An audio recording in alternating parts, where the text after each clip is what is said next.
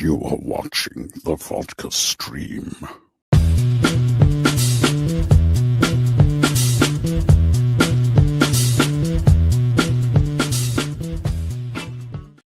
What is happening, everybody? Welcome to the Vodka stream. Oh, man, we got a Cinemacon discussion tonight. That's for damn sure. Jeez, this Cinemacon was probably one of the most fun Cinemacons out there. I mean, my God. They have to, you know. I remember when, when people are talking about Cinemacon, it's usually just like, they might do this, they might do that, but who the F knows? So, but anyways, what's happening? Welcome to the Vodka stream. We made it through the week. We had some fun this week when it came to Cinemacon and what was all shown and everything. Let's put on a little music right there. All right. How's it going, guys? Cheers. If you have a drink, there you go. Clink. I'm a little vodka soda pop. Not pop, but, soda water. Anyways, what's happening, guys? Talk to me. How we doing out there? Let's see. We got Monique right here. Happy Fantastic Friday to you as well. It's apricot preserve braised beef ribs. Wow. And you bring it. You bring it when it comes to your meals. I tell you, Mike. Salt crusted baked potatoes and butter and crema salvadorian. God damn. I mean, that just all sounds very complicated. Sounds very complicated.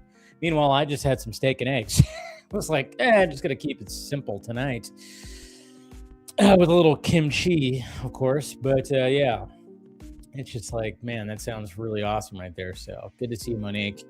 We got Ghoul right there. Hey, Dave, did you hear the rumor saying the Doomsday trailer is playing before Devil Wears Prada 2? Don't know how true it is. I didn't hear that. I mean, I wouldn't be surprised, I guess. I don't know. I mean, it'll be online. I assume it'll be online before that because I think I watched the first Devil Wears Prada a long time ago, but it's not a movie for me. Not a movie for me. But, and then when it comes to the sequel, I don't know if I'm going to go see the sequel. So I'm sure it'll be online. But I mean, that makes sense. That does make sense. So yeah, it does make sense. It's probably not. I mean, it could be true because I wouldn't be surprised. What's going on, Mr. Dell? Good to see you, my friend. All right. So you're having a good Friday. I'm having a good Friday because right before started the stream, like literally probably 10 minutes, my Giants beat the Nationals 10-5. So that's good. They won yesterday, too, so a lot of fire in the Giants right now, which they freaking need badly. What's going on, Axel? Mr. Droga, good to see you. We got Ryan right here. GTIF, yeah. What's going on, Zachy Poo? Good to see you. Good to see you, man. Doing pretty good. Can't complain. Can't complain. Like I said, end of the week, good week. Not really doing anything this weekend, so I'll be posting videos and doing all that stuff as I do, getting some work done. Hopefully you guys got your taxes done. I got an extension. I'm lazy. What could I say? I'm lazy. Max Wolf, Night Danger, what's happening? Hey, Dave, what up? I'm doing good, man. Cinemacon was crazy, but there is no Avengers Doomsday trailer, and some people are waiting for the trailer. Yeah. And I can't even tell, like, I've gone, on Twitter, and people have sent me links for, like, threads and stuff, which I'm not on threads. They said, like, there has been leaks, but I really haven't seen leaks. I've seen AI where I just look at things and I go, is that AI or not? I mean, that's where we're at right now. Anytime I see something, I'm like, hey, that's fucking AI.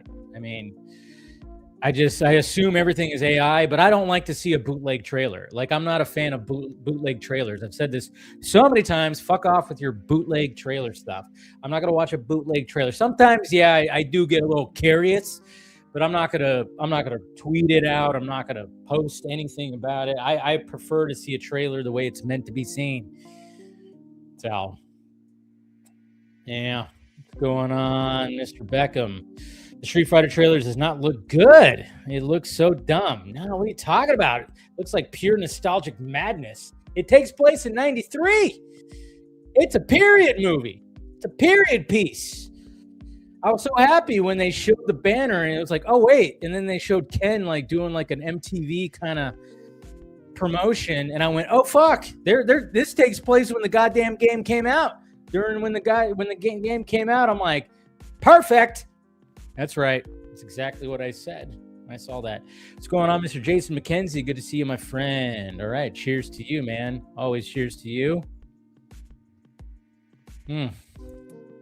Balga's here. Yes. Good to see you, too. Of course, Mr. Balga will be joining tonight. Cinemacon, where studios and production companies say they love theaters and while cutting the window shorter, it's streaming. Yeah.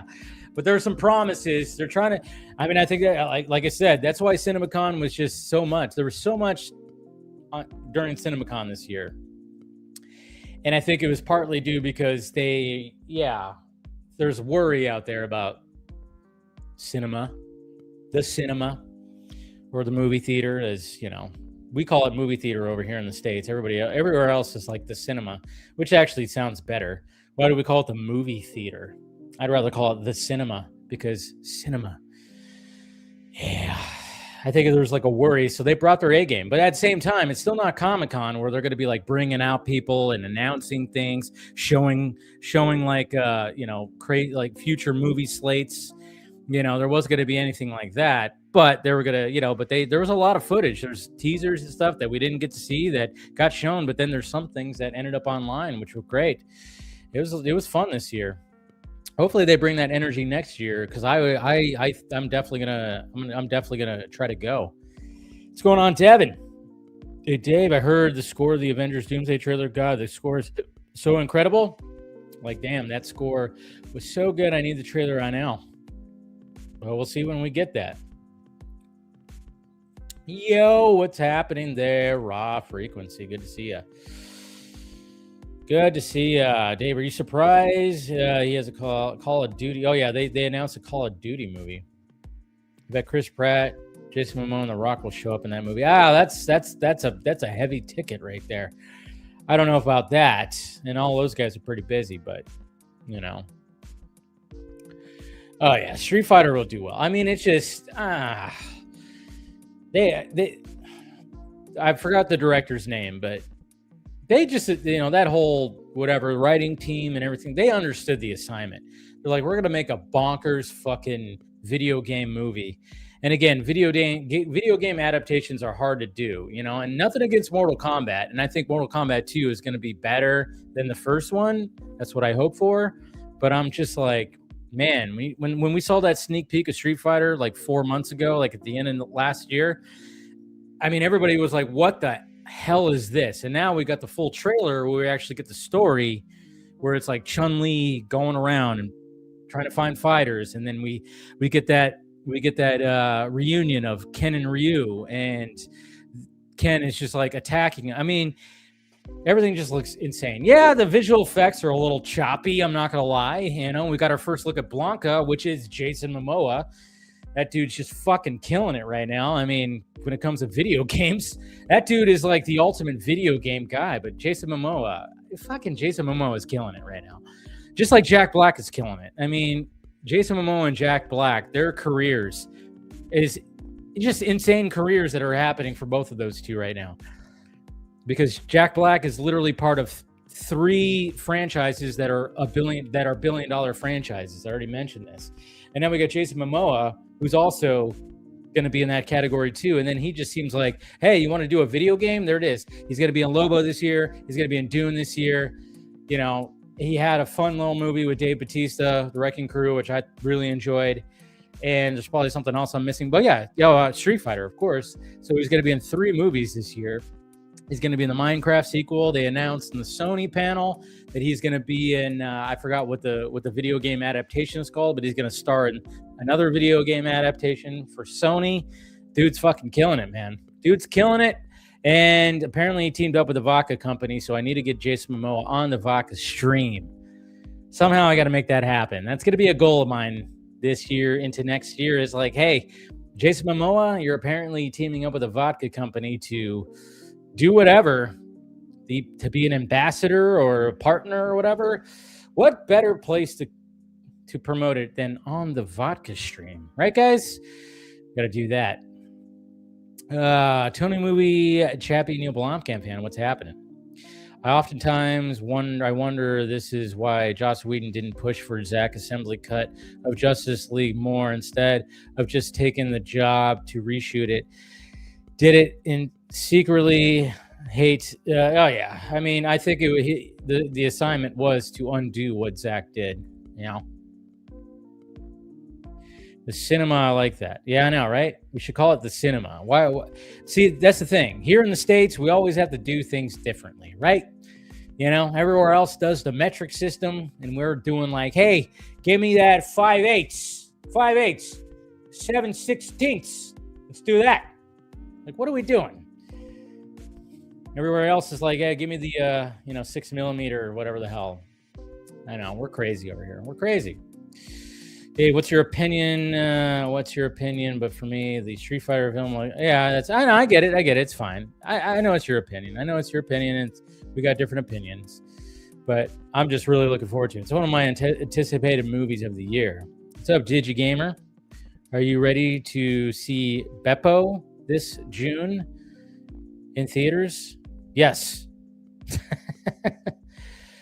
Yes, I am. We got Jam's Fun right here.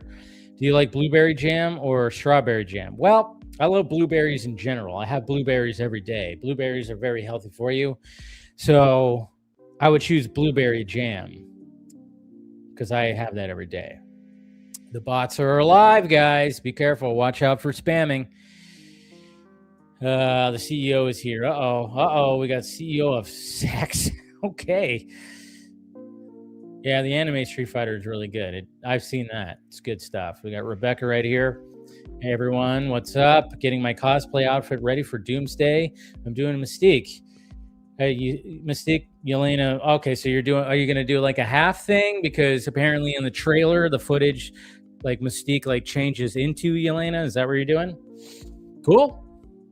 Dave, are you surprised that Paramount just announced a G.I. Joe? Oh no, I'm not surprised. That was already out there, pretty much. Antonio Baker, what's happening? I don't know if they're gonna be good because Transformers stopped being good after the third one. In my opinion, I grew up with a Transformers fan in G.I. Joe. They fucked that shit up. Yeah, hopefully. I don't know.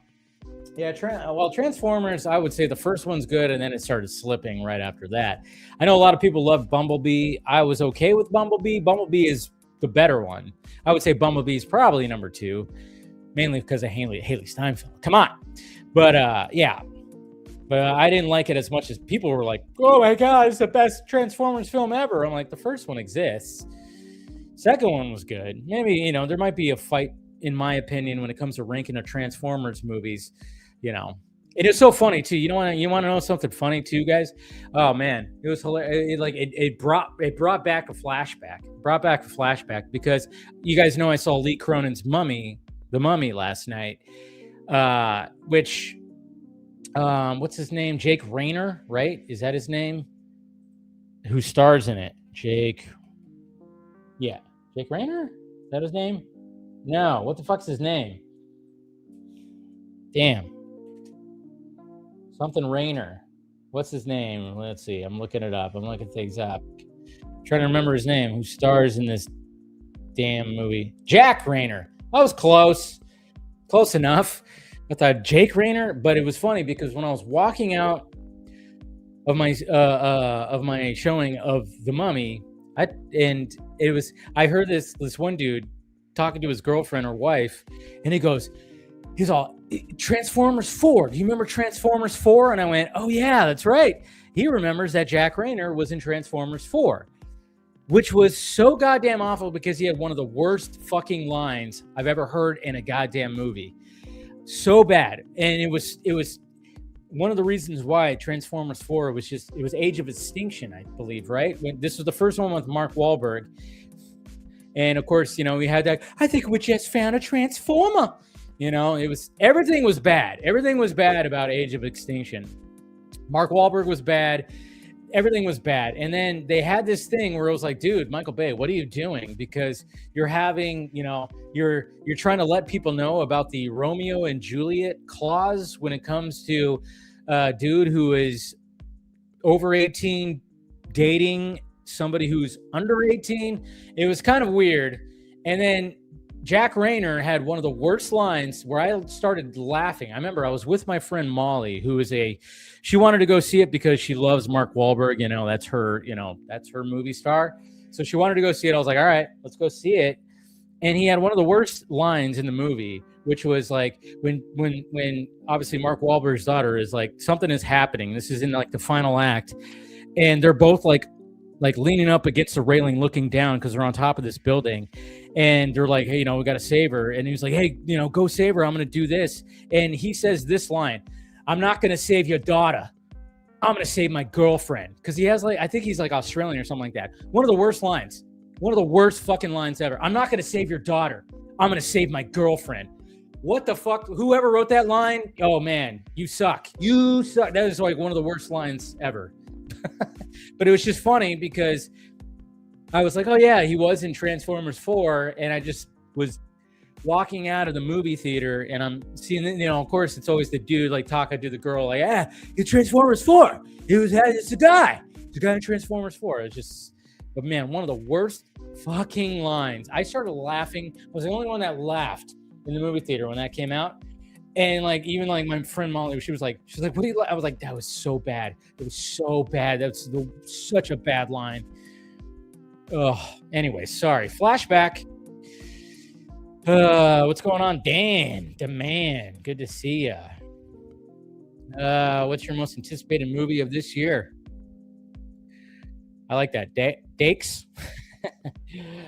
Disclosure Day is pretty much. I'm a UFO alien fanatic, so that's pretty much. I'm so looking forward to that.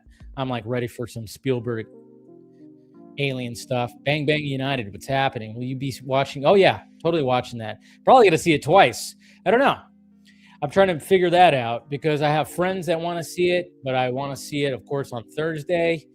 Because, I want to just but yeah, I'm definitely going to see that next week. So the Yelena costume from Thunderbolts, blonde wig, and painting myself blue with, okay, cool. I dig it. If they would have took a gamble and killed Optimus in the third film and killed Megatron in the third film, and we would have gotten Galvatron and Hot Rod, I think that would have, yeah. I mean, they could have done whatever, Mark Wahlberg always looked confused with his tiny face. His tiny face. Dog snatch? Nice. Superman freak. Dark of the Moon is my favorite Transformers movie. Yeah, some people don't like that, though. Yeah. They're doing 2 parts. Yeah, I know. I think they that was the rumor that they filmed basically 2 movies, and yeah, and I think they finally announced that, oh yeah, this one's called Michael, the next one's going to be called Jackson. I think that was always in the cards, and they shot so much footage, and then they're like, all right, we're gonna do the rest, and they're probably going to film a little bit more too, I would imagine. Favorite Transformers movie is the animated one. I actually like the other animated one that came out like a couple of years ago. I actually thought Transformers Prime or whatever. I don't know. I actually liked that one. I was okay with that one, to be honest. I was actually pretty okay with that. So pretty okay with that. So, anyways, all right. So yeah, go ahead and ask some more questions and whatnot. So cheers, guys. Let's go ahead and Transformers 1. I thought it was Transformers Prime. Transformers 1. I actually enjoy. I was pleasantly surprised by that movie. It came out 2 years ago, 3 years ago. I can't even remember. I was pleasantly surprised about that movie. I thought it was actually pretty damn good. But it didn't do well at the box office. So then they're like, well, we're not going to do that. I'm like, all right. Sucks, but whatever. Anyways, so let's talk about Lee Cronin's The Mummy. Oh, this movie. All right. So if you guys saw my first reaction, I enjoyed this Mummy movie. I enjoyed Lee Cronin's The Mummy movie. Why do they put his name in front of it? Well, it's because of the other franchise, the Brendan Fraser, Stephen Sommers Mummy, which is going to be coming back. What is Stephen Sommers even doing now? Is he still making movies, or did he retire? I don't know. That's a question. But yeah, I actually enjoyed this movie. Just because it was like a decent fucking horror. I mean, it could very well, like I said, I mean, Lee Cronin did he did Evil Dead Rise, which was great. And you guys know I'm a Deadhead. I'm an Evil Dead fan. I've watched everything when it comes to the Evil Dead. Ash vs. the Evil Dead, all the Evil Dead movies. Can't wait for Evil Dead Burn. Did not get the trailer in front of this. Some people did. I did not. I'm like, damn it. I didn't get the Evil Dead Burn trailer in front of my showing of The Mummy. That always tends to happen. Everybody's like, oh yeah, this trailer. And then we're finding out that Sam Raimi, possibly during CinemaCon, they said Sam Raimi possibly might have made Evil Dead Wrath, but it wasn't really like fully confirmed that he directed it, or is he just producing it? I don't know. I think he's probably just producing it. That's my guess. But Sam Raimi is definitely going to have his name on an Evil Dead movie, and that's coming out next year. But this movie felt like an Evil Dead movie. It did, and I think that's why I liked it. But the thing is, when we were hearing all the bad stuff about it, and then of course having the IP of The Mummy, Universal, The Mummy, that kind of thing. I mean, obviously this is Lionsgate and Warner Brothers. No, this is New Line and Warner Brothers. So obviously they had to put Lee Cronin's name in front of it, just to not be like, okay, we're not taking away from this over here. And a lot of people were casting it out already when we were hearing the test screenings that people walked out. And I even said in my first reaction, I think the reason why people walked out is because, holy shit, this is one of the goriest movies you're ever gonna fuck. I mean, there was one in particular scene, it's just, even thinking about it right now, I'm getting the heebs and the jeebs. Like I went, oh no. I was like, oh fuck. I was like, no, oh no. It's the gross out factor in this movie is up there.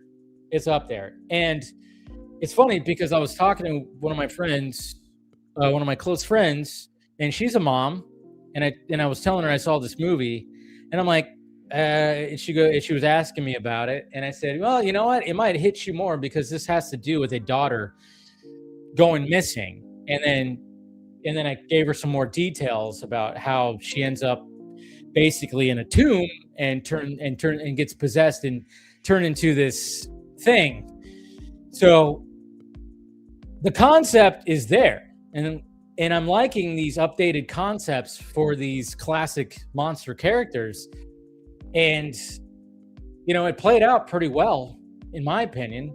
There's some scenes that are not great. It's not edited. Sometimes there's some edits where I'm like, what the fuck? And there's some takes where I go, really? You could have, that was a bad take. You should have, is there another one you could do? Like some of the acting is a little, but overall I was like pleasantly, I mean, the gore factor is top notch. And that's where Lee Cronin really shines. The gore factor is just, if you're squeamish about gore, this movie is definitely not for you. But yeah, but I actually enjoyed it. I enjoyed it. Like I did. So I was worried that I wasn't going to.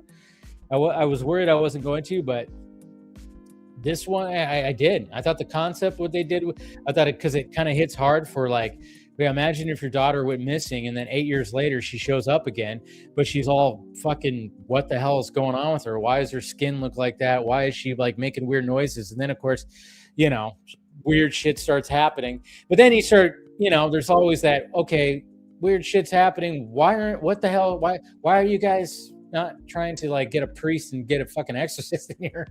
There's a lot of like questionable things, obviously, when it comes, but that's every horror movie. But anyways, there you go. The Mummy, like I said, if you are a horror movie fan, you like the Evil Dead movies, you like a gore fest, and you like a little, demon kind of stuff like that, you're probably going to enjoy Lee Cronin's The Mummy. I'm just saying. So cheers. Now time for the ranting part of the stream. Oh, you guys know I love to continue after I do my review of whatever that I'm gonna like rant off about things. And of course I have something to rant off about, because being in this space, being in the superhero space, in the comic book movie space, and being a DC fan, being a Snyder fan, being a Gunn fan, being like kind of middle of the road when it comes to all this, yeah, naturally I have to comment about the stupidity out there, and it's just the way things are. And we've got a couple of things here where I'm just like, oh man, I mean,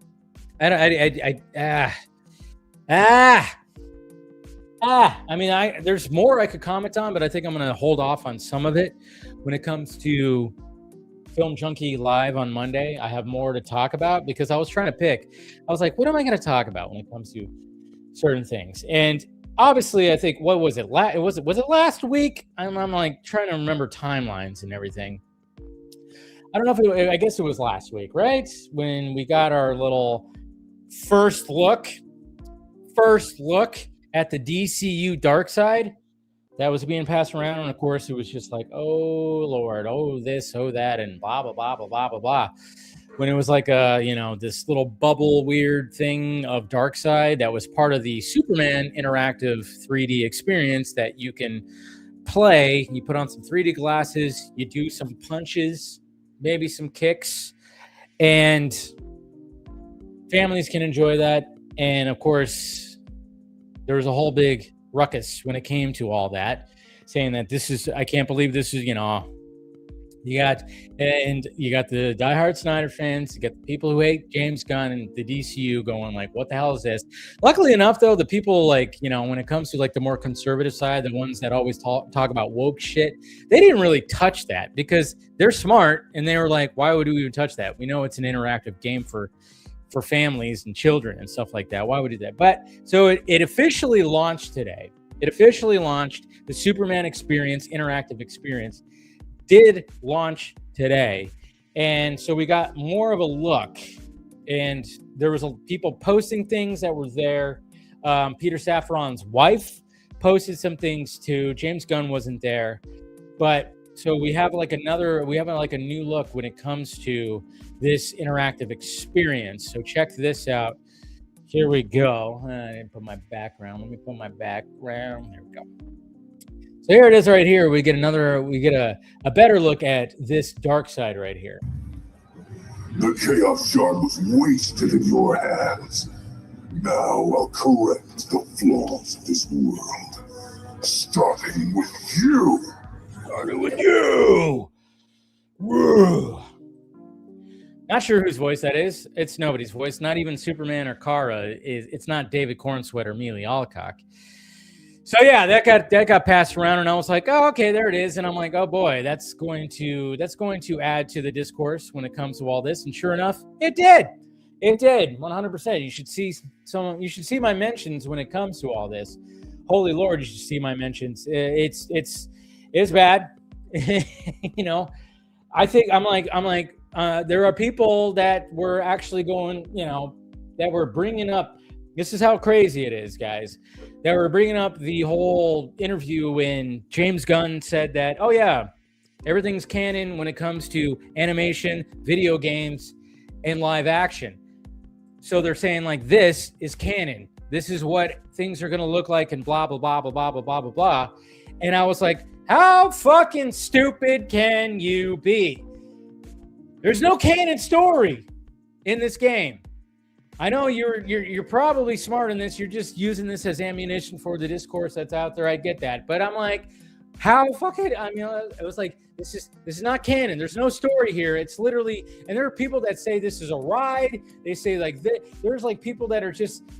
I'm like one of the things that I even got recently, like, man, if Universal or Disney had this as their ride, they'd be ashamed. I'm like, it's not a ride. It's not even a ride. It's like, after you go to the Warner Brothers tour, there's probably like in the DC section, you could walk up to it and it's probably just projected onto the wall. Yeah, they didn't spend a bunch of money on it.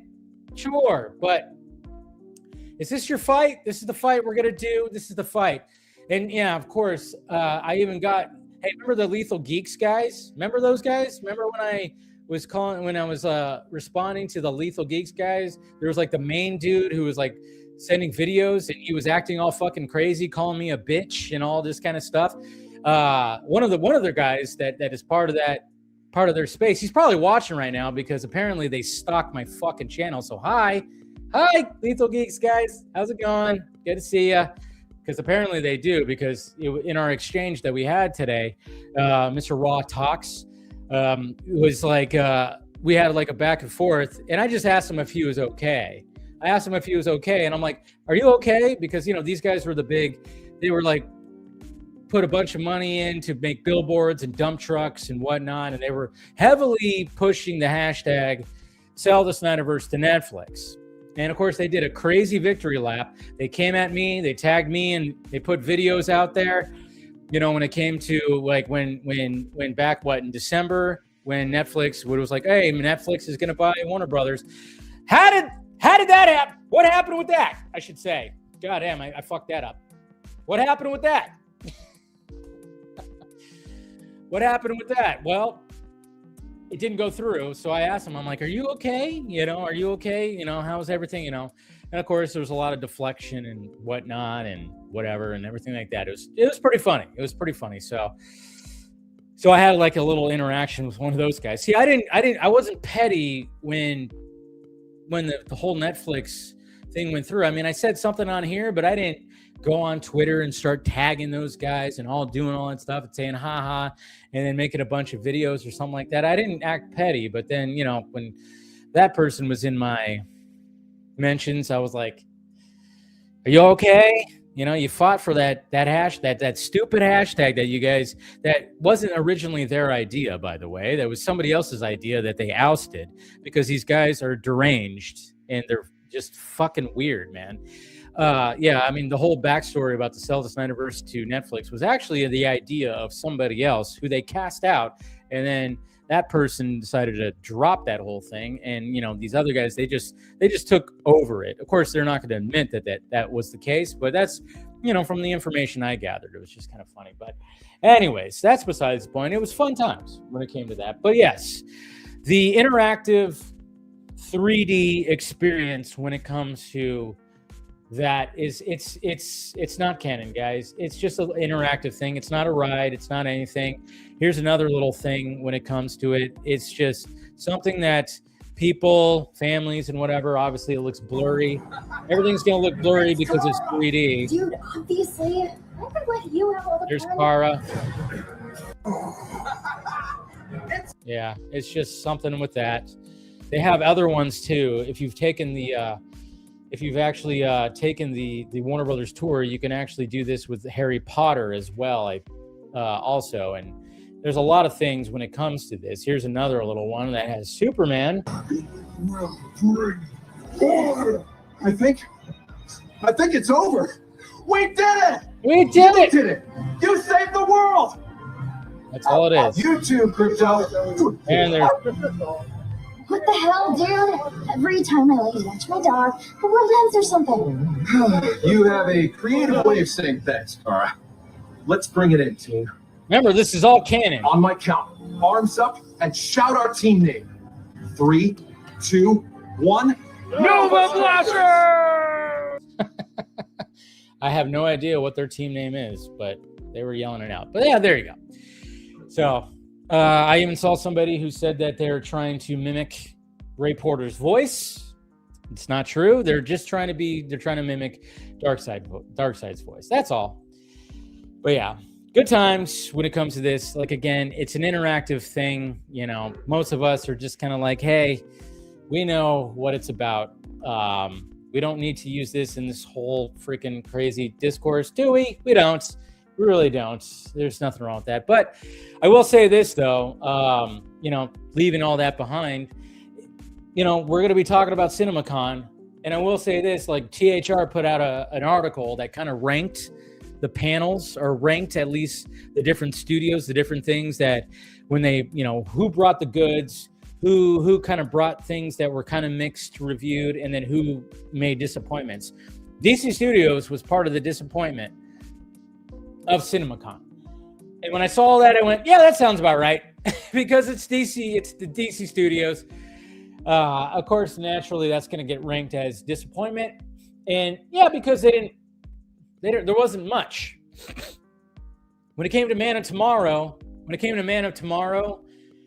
and even the Batman Part 2, the Batman Part 2 was barely mentioned. Man of Tomorrow, they had like a little video with Corin Sweat, with Gunn, with Nicholas Hoult, and they kind of just briefly talked about it because they're about to film it right now.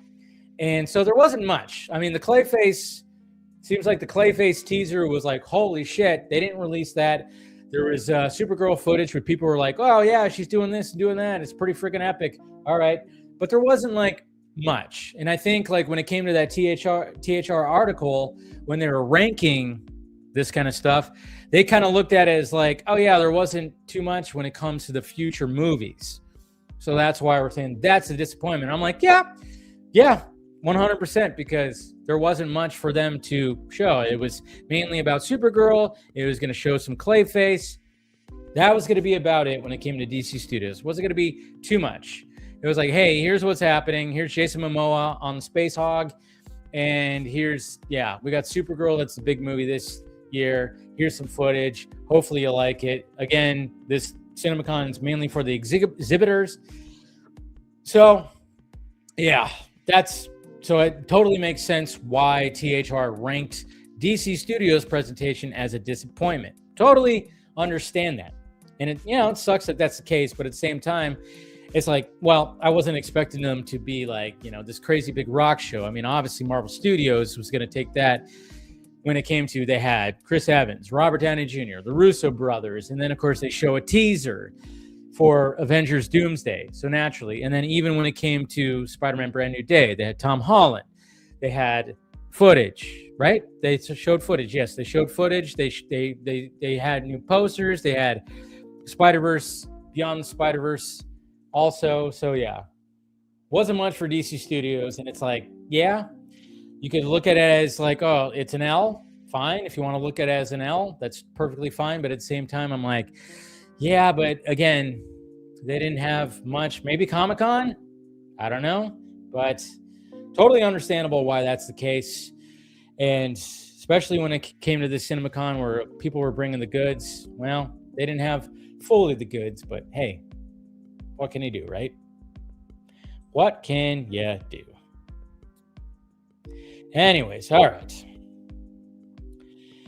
That's pretty much it when it comes to ranting off and everything like that. So,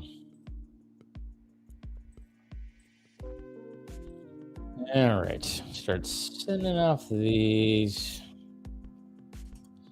But yeah, we should have some fun. I'm gonna try to go into the order of things that happen at CinemaCon. Like, hey, CinemaCon, start with the Sony one. Just having some conversations. What the hell? All right, all right. So we'll have some good conversations when it comes to that. All right. What else do I have? Sorry, I'm just sending out some invitations. Not that. Jeez, hit the wrong button. That's not it either. What are we doing here? Jeez. Nope. Yeah. No. Yeah. Go ahead and ask a question. Don't be afraid. I'll go through some of your questions. All right.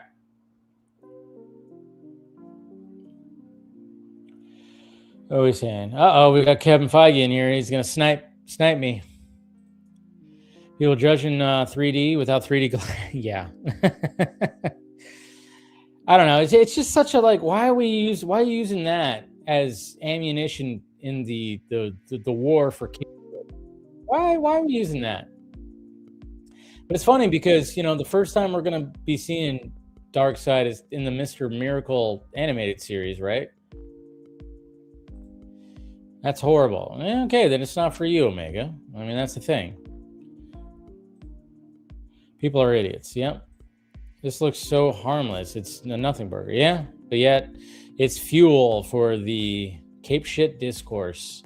James Gunn is, He killed Doomsday. He ruined Doomsday.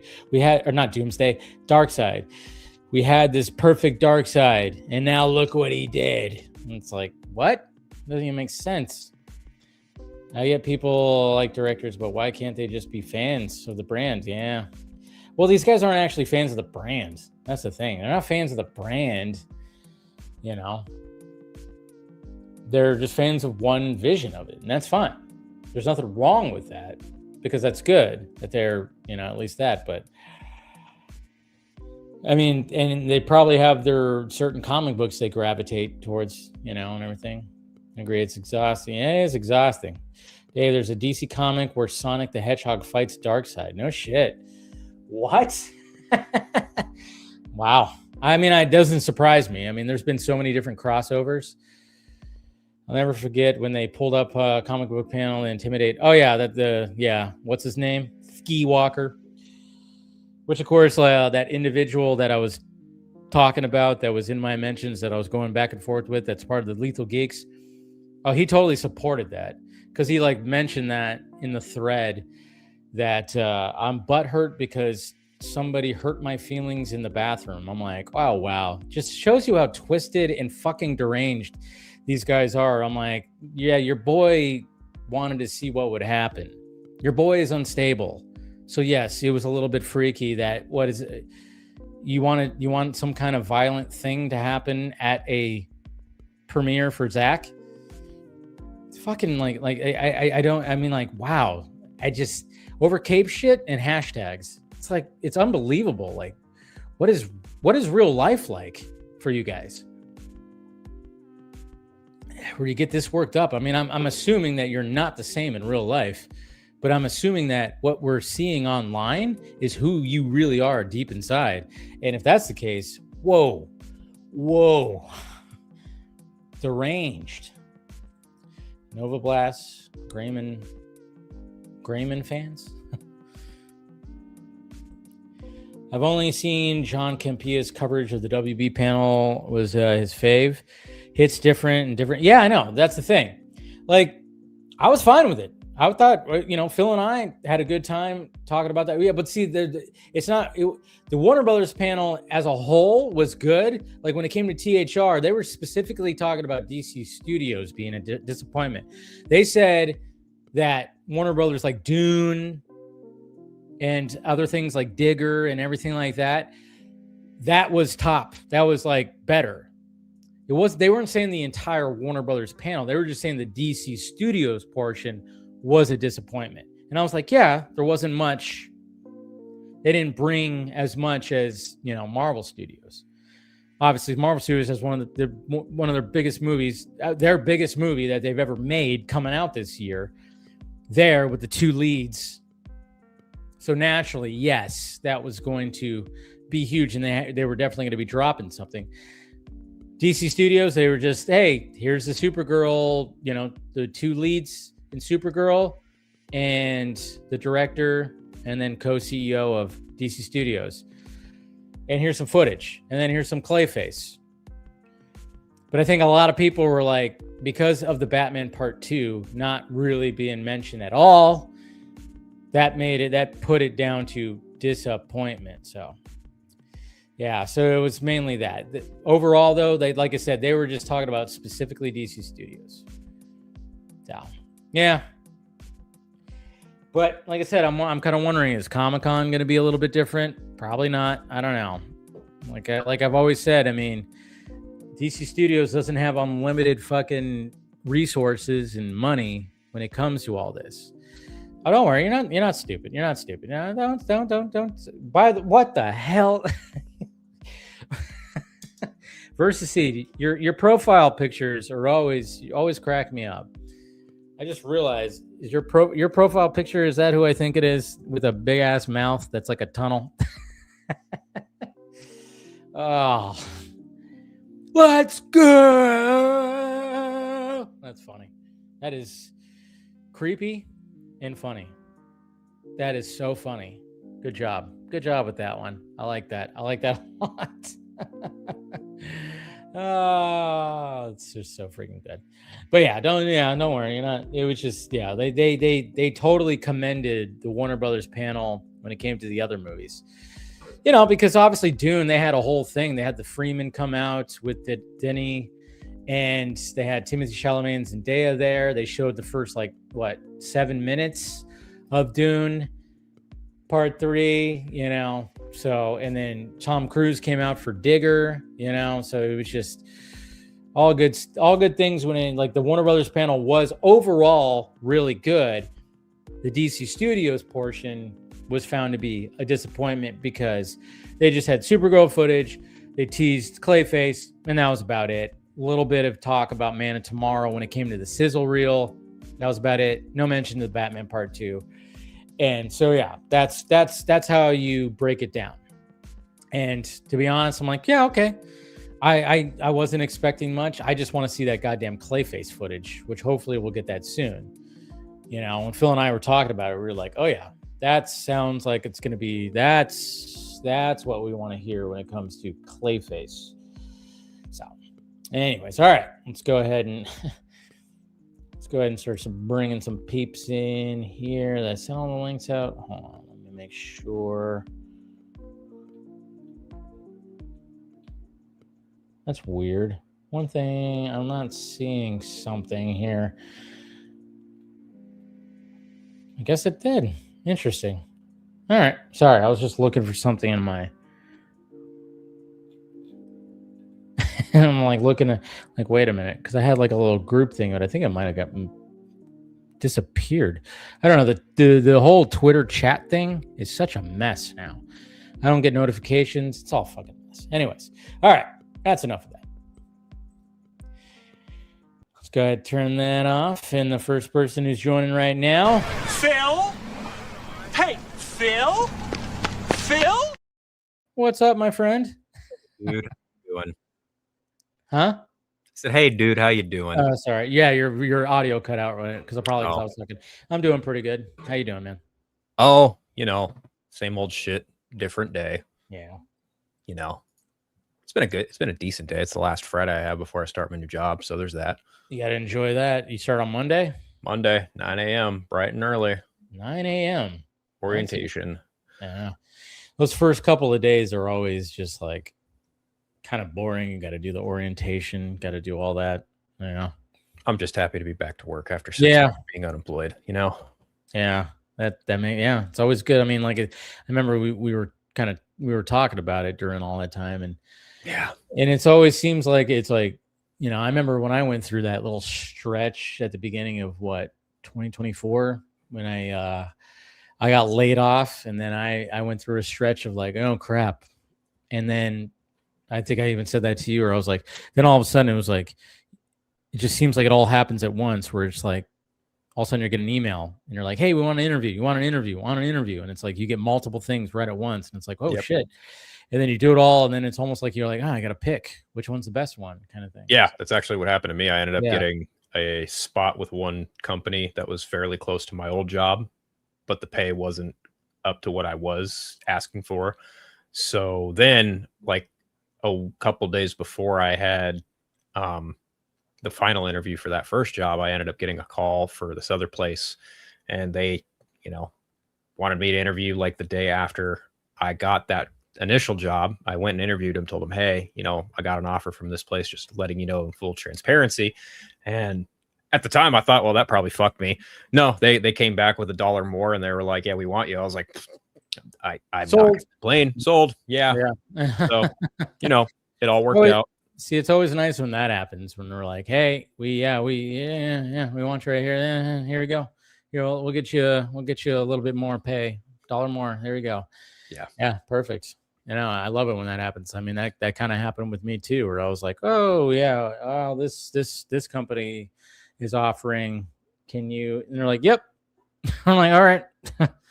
Thank you. And then you always have that little awkward thing where you got to tell the other ones sorry. I had to do it over email. They weren't answering their phones. I was like, well, sorry. It's always a weird thing too, because there's sometimes where one will maybe offer first, and it's well, okay, you want to say yes because they're offering, and it's like, oh yeah, sweet, I got a job offer. And then you're like, and then maybe like a day or two later, another one offers, and you're like, and it's better, and you're like, shit. Yeah. It's like one of those things where it's like, and you're like, sorry, but you have to do what's right. But at the same time, it's like, and I remember like that happened to me like, what was it, 7 years ago when I was looking for a place. Mm-hmm. I was wanting to get this apartment that is in the town I grew up in. I really wanted it. But then I was like that because the place where I was at, I needed to get out by a certain time. I was like under the clock.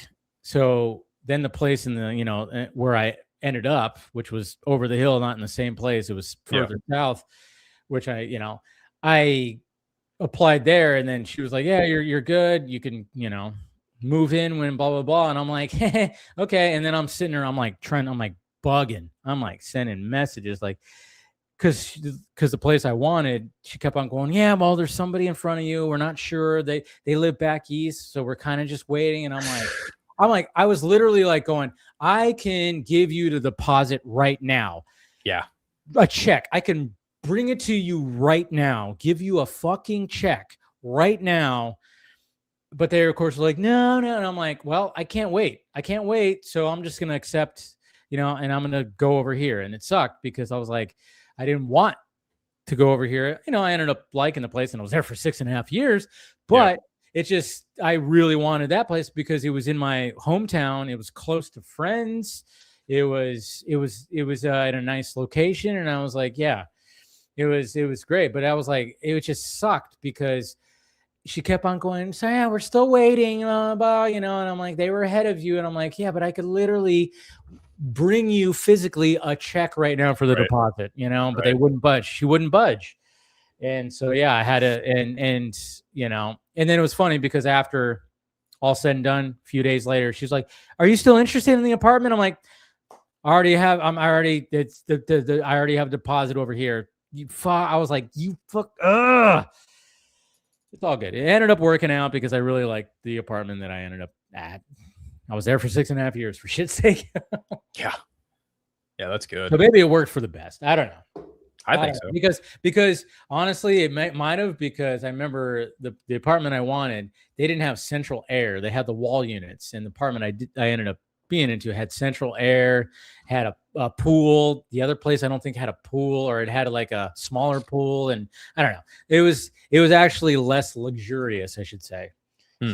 So maybe it ended up working out for the best. Who knows? I would say yes.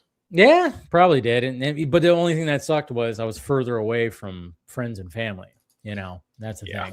So it was a little bit more of a drive, but like I said, it ended up working out. So anyways, that's our job apartment talk of the Vodka Street.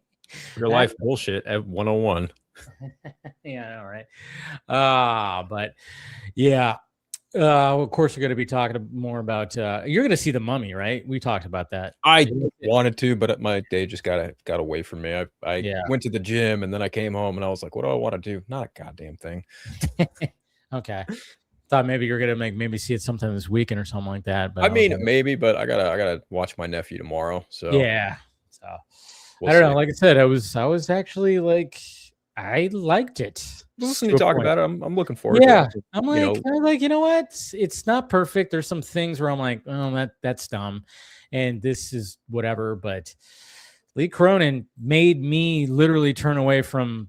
I went like this. I was like, no, can't watch that gnarly, huh? Oh, there's just one in particular, and I won't say it until you actually see it, where it was just something where it's just like, oh.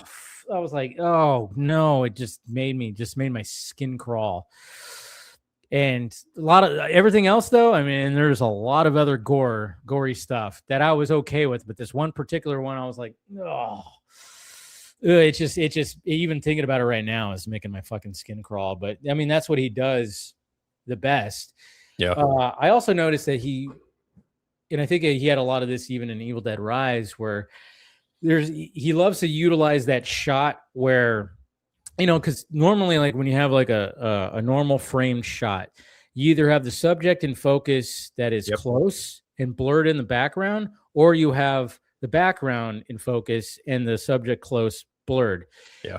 He loves to do. I forgot what that shot is called. I meant to look it up. But you know when they actually have both the subjects, the background and the subject both clear, so it has this like cool little like 3D effect almost. Yes. He likes to utilize those shots, and there's a lot of those in this movie, and they look really good, especially because he'll have it like tilted and just the way like things are, and I'm like, yeah, there's something that adds to it, and I love that effect. I've always loved that kind of effect where both things it almost makes it look 3D without being 3D. So expect a lot of those shots when you watch it for sure. Yeah.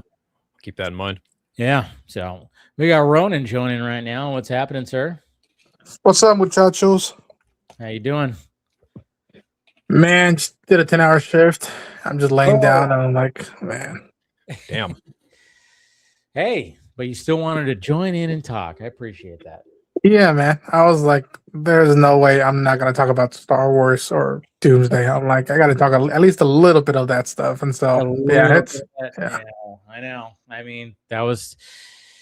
when it came to the Avengers Doomsday trailer, I was like, they're not going to release this, and sure enough, they didn't. But I was like, kind of, and it was funny because I posted my video about it, and then I had to get ready to go to the movies because I had a 6 o'clock showing, and then I kept refreshing, and then when I pulled into the parking lot of the movie theater, I'm looking, and then even when I was like in the movie theater, I was like, I kept going, are they going to drop it or did they drop it? And they didn't. I'm like, they ain't fucking dropping this thing, are they? You know, but when it came to the Mandalorian and Grogu trailer, they dropped that shit instantly with a poster and everything. And good trailer. I was telling my brother he hadn't seen it yet. And I was like, best trailer of all the trailers they released, for sure. You get a sense of it. Everything feels a little bit more cinematic than the other ones. The other ones still felt like, hey, this is season whatever. But this one felt like, this feels actually cinematic.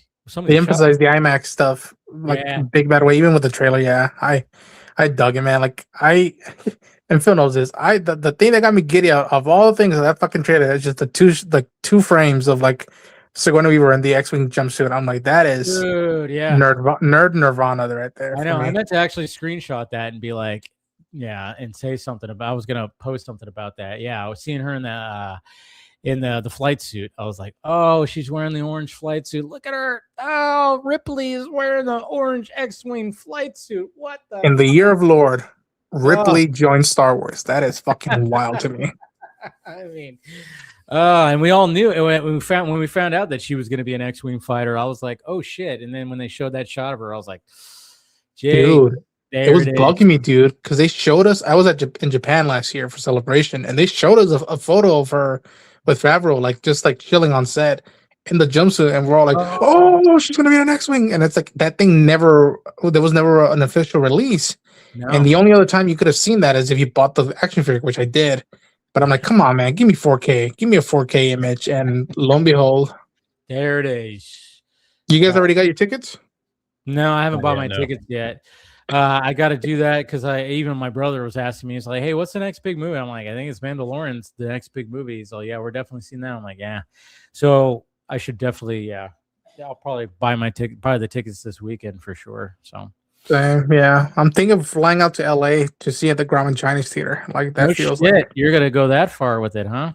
The last time I was in that theater was for Rise of Skywalker, and it's like, I think it's apropos. The like 7 years later, which is fucking wild to me to think that number. I saw Force Awakens in 3D.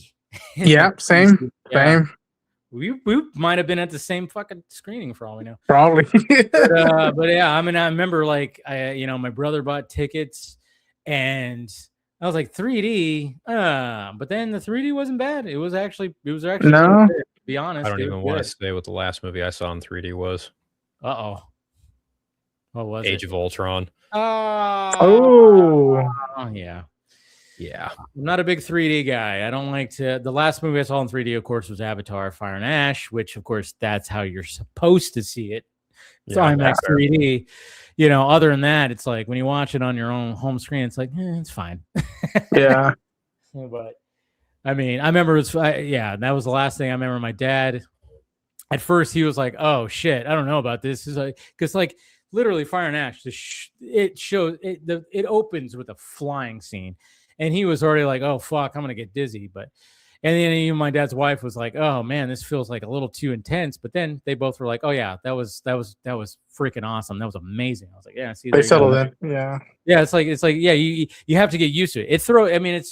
It throws you off at first, and then it sucks because I have glasses, so I have to put the glasses over my glasses. Yeah, in the ass, But luckily they're big enough where it's not too uncomfortable. But yeah, I'm not a fan of I know they. Even at CinemaCon, they announced which movies are going to be out in 3D. Supergirl being one of them. I'm like, I ain't seeing it in fucking 3D. No fucking way. Sorry.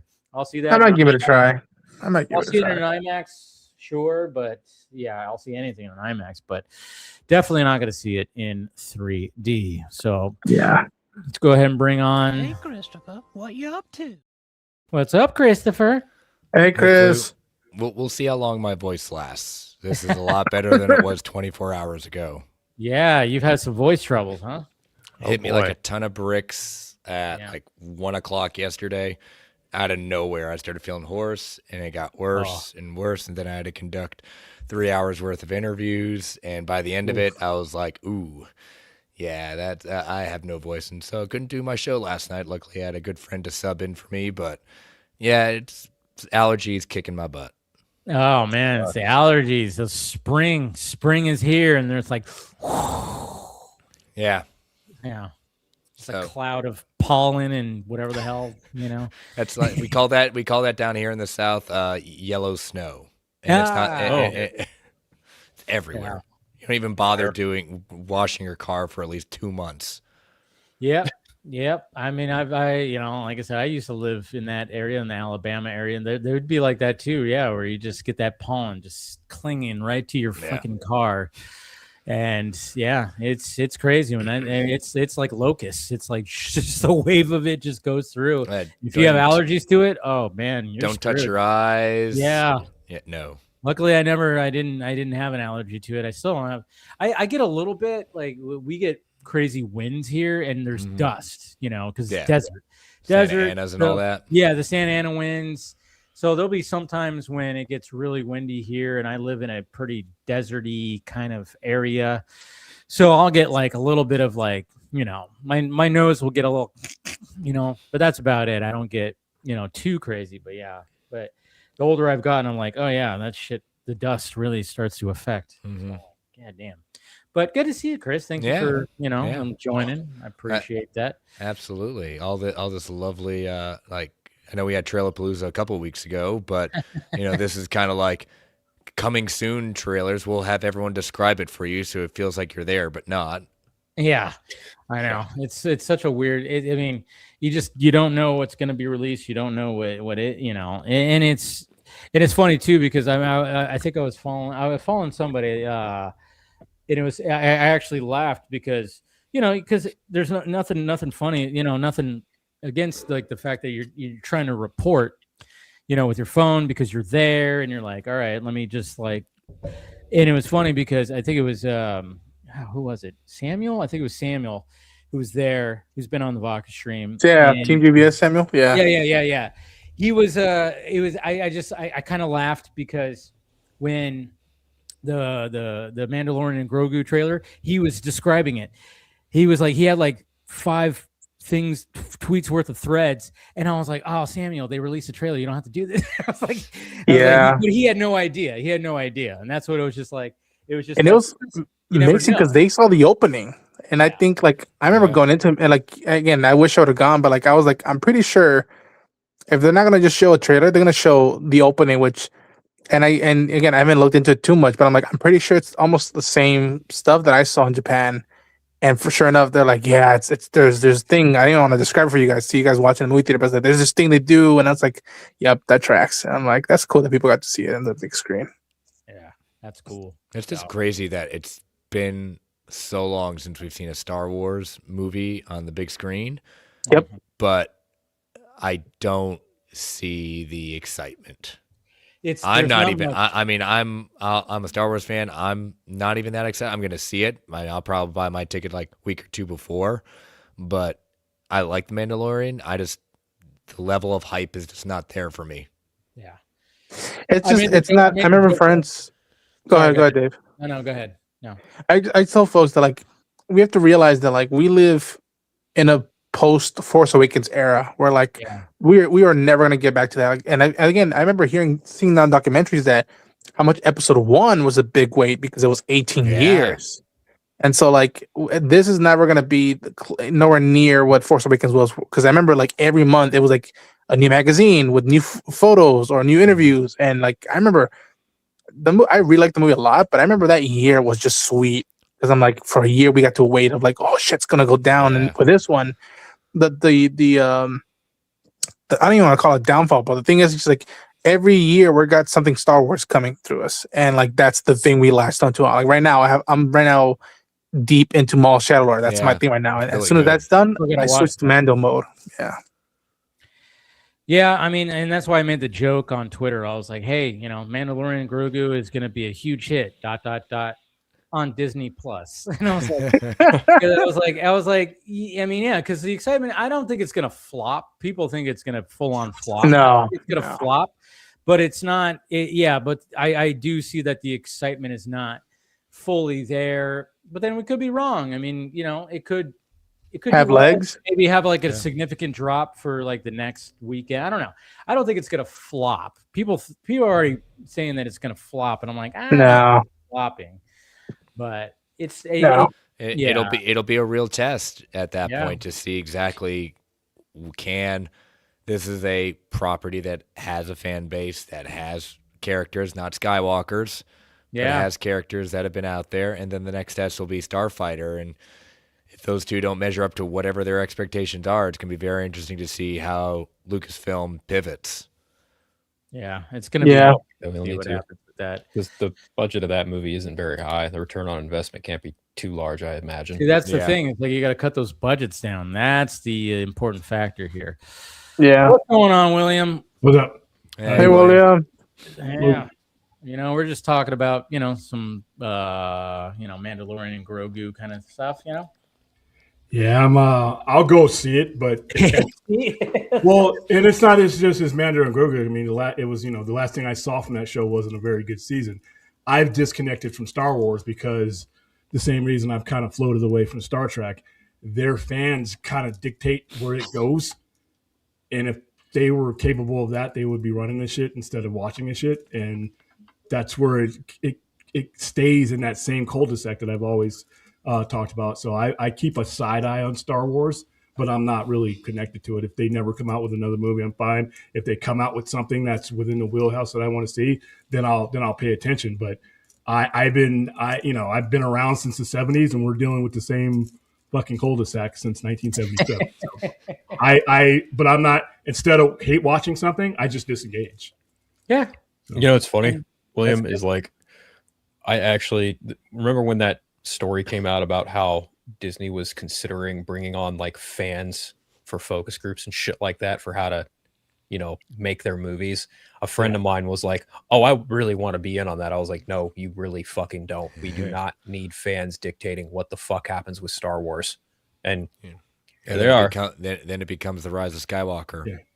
Well, and that's when you lose your spine and replace it with a fan's spine, it's not the same thing. It's just really, and that's why I don't do fan-made trailers, fan-made movies.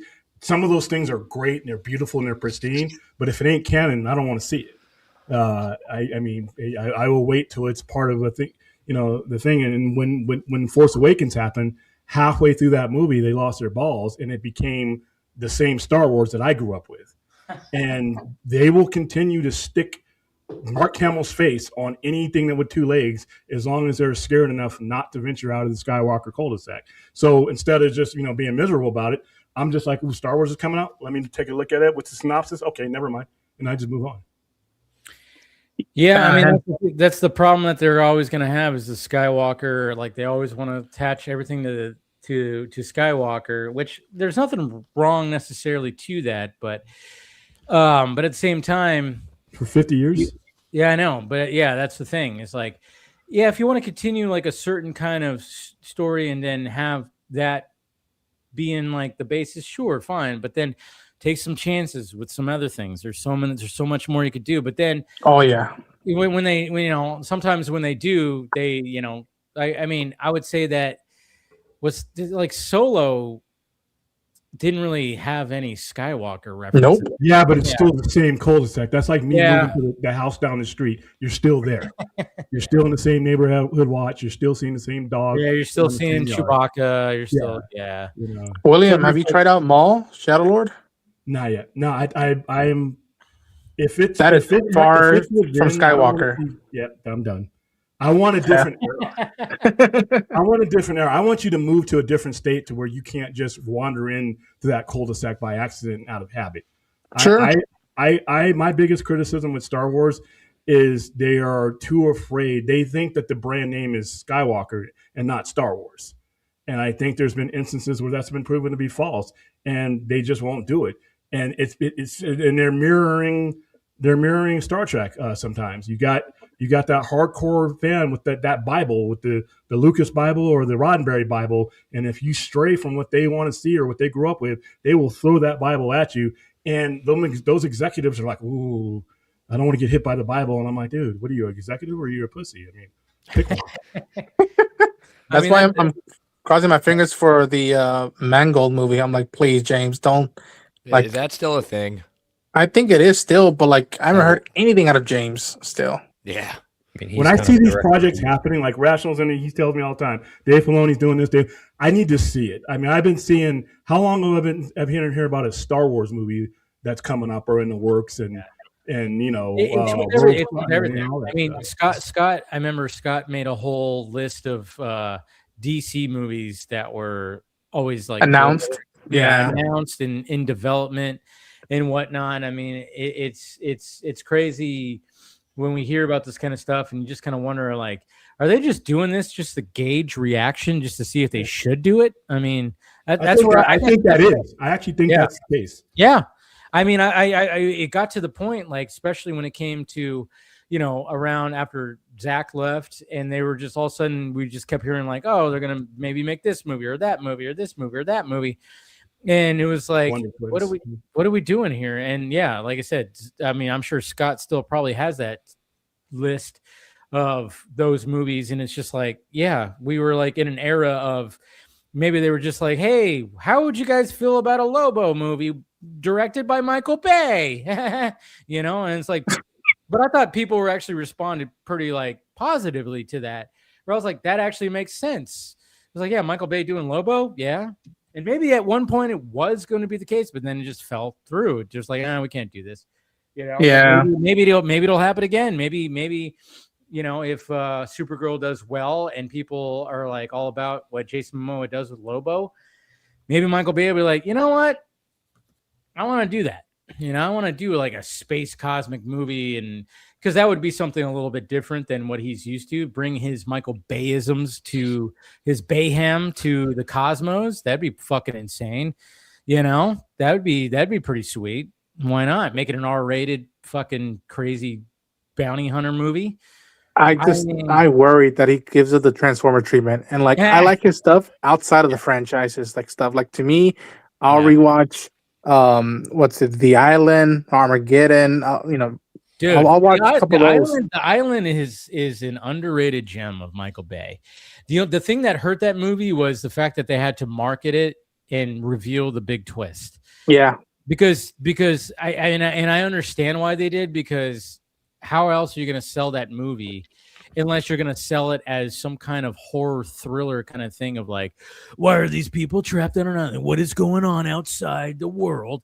There's only so much you could do. So they had to sell, oh yeah, these are clones and they're trying to escape this island because, they're going to get disposed or whatever. They're being basically harvested for organs and body parts for the people who paid for the clone, which is a very cool concept. Everything about, I actually really like that movie. I'll watch it whenever. I was in deployment when that movie came out. I watched it on one of those bootleg DVDs that were all over. That was actually the first movie when we touched down, because for a while, when you first get there, you're sitting around waiting for the people to move out that you got to move in and replace. So you're just laying around in a tent, and we watched about 1,000 movies. That was the very first one of those movies, and it's like 10 movies on a disc, and it was like crystal clear. And I'm like, wow, this thing's been out for like a couple of days, because I flew out the day that came out, and these fools over 10,000 miles away had a crystal clear copy of it. We watched it. It would be crazy when sometimes those bootlegs, because my mom, she mom a film junkie. During that time, she would bring home. She was like, "Hey, I have this movie." I remember she brought home Phantom Menace as a bootleg on a DVD, and I was like, "It's probably gonna look like crap." And then I put it on. It was really decent. I was like, "Oh shit!" So we watched that thing like crazy until the fucking DVD fully came out. It was a pretty decent copy, because I think like there's the bootlegs where you have a camera, with the guy standing up. But then there was bootlegs where they actually had a copy and they transferred a copy onto a burned DVD or whatever the hell, and the copy just sucked, but it was clear enough where it wasn't like you're not gonna see somebody fucking walking in front, like, yeah, I gotta take a piss, or something like that. You're not getting that, and you actually have pretty good sound, not quality sound, but good sound. So yeah, there was, and I remember she would bring home because where her job, there was somebody that she worked with who, I guess, for a little side gig was, selling little bootleg DVDs. But I remember she would bring home some of them. Some of them I just was like, this sucks, I'm not going to watch this. But some of them were good.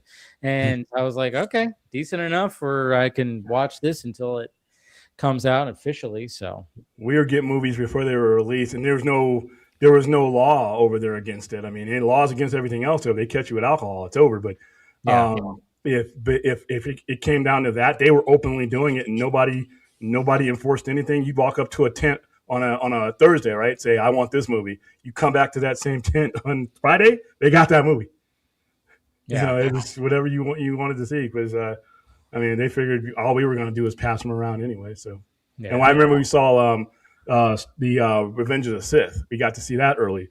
They put us in an airplane hangar, and they put up a screen, and we were able to watch Revenge of the Sith about 2 weeks later. We had to promise not to, we had to sign some stuff, make sure that we didn't say anything. But yeah, we got to watch that right before it came out. It's kind of cool. Yeah, gnarly. Yeah. So let's kind of just Cinemacon.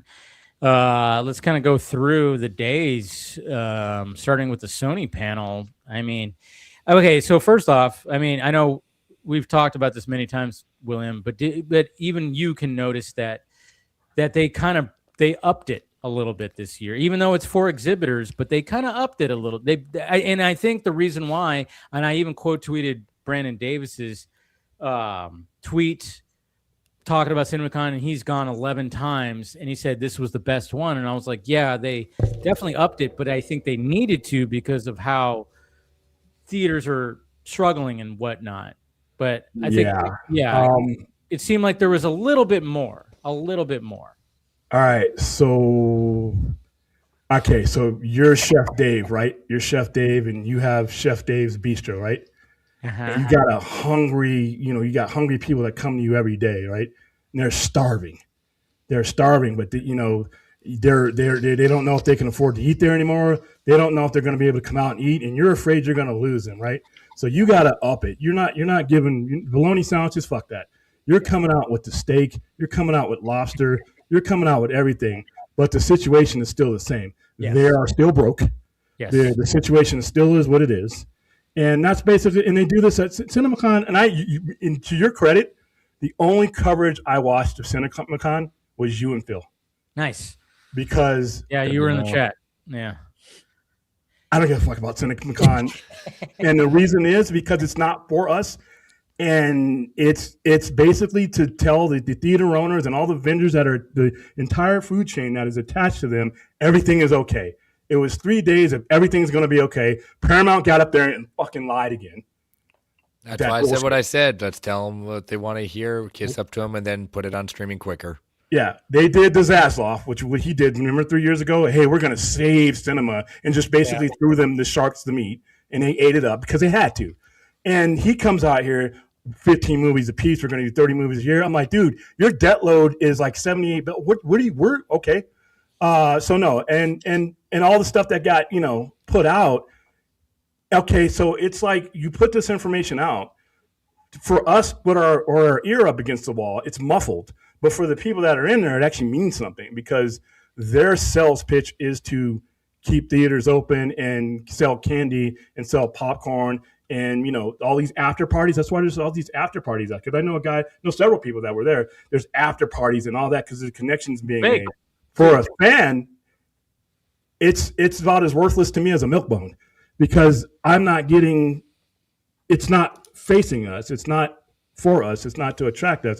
And the news that we get out of CinemaCon is basically it's not leaks because they are presenting it to people, but it's out of context because I'm not sitting there next to the theater chain that I need to talk to. But at the same time, I mean, like for instance, when it came to the Sony one, I mean, they did they released the Insidious trailer. I mean, they did release trailers as they were announcing them. And then, of course, when it came to Spider-Man Brand New Day, they released posters. Yeah, we didn't get to see the footage that they shown. And then, of course, when it came to Beyond the Spider-Verse, it was nice to get an update on that. And then we got some, arts. We got some images from that. And, so at least they were trying to be like, hey, here's a little bit of something.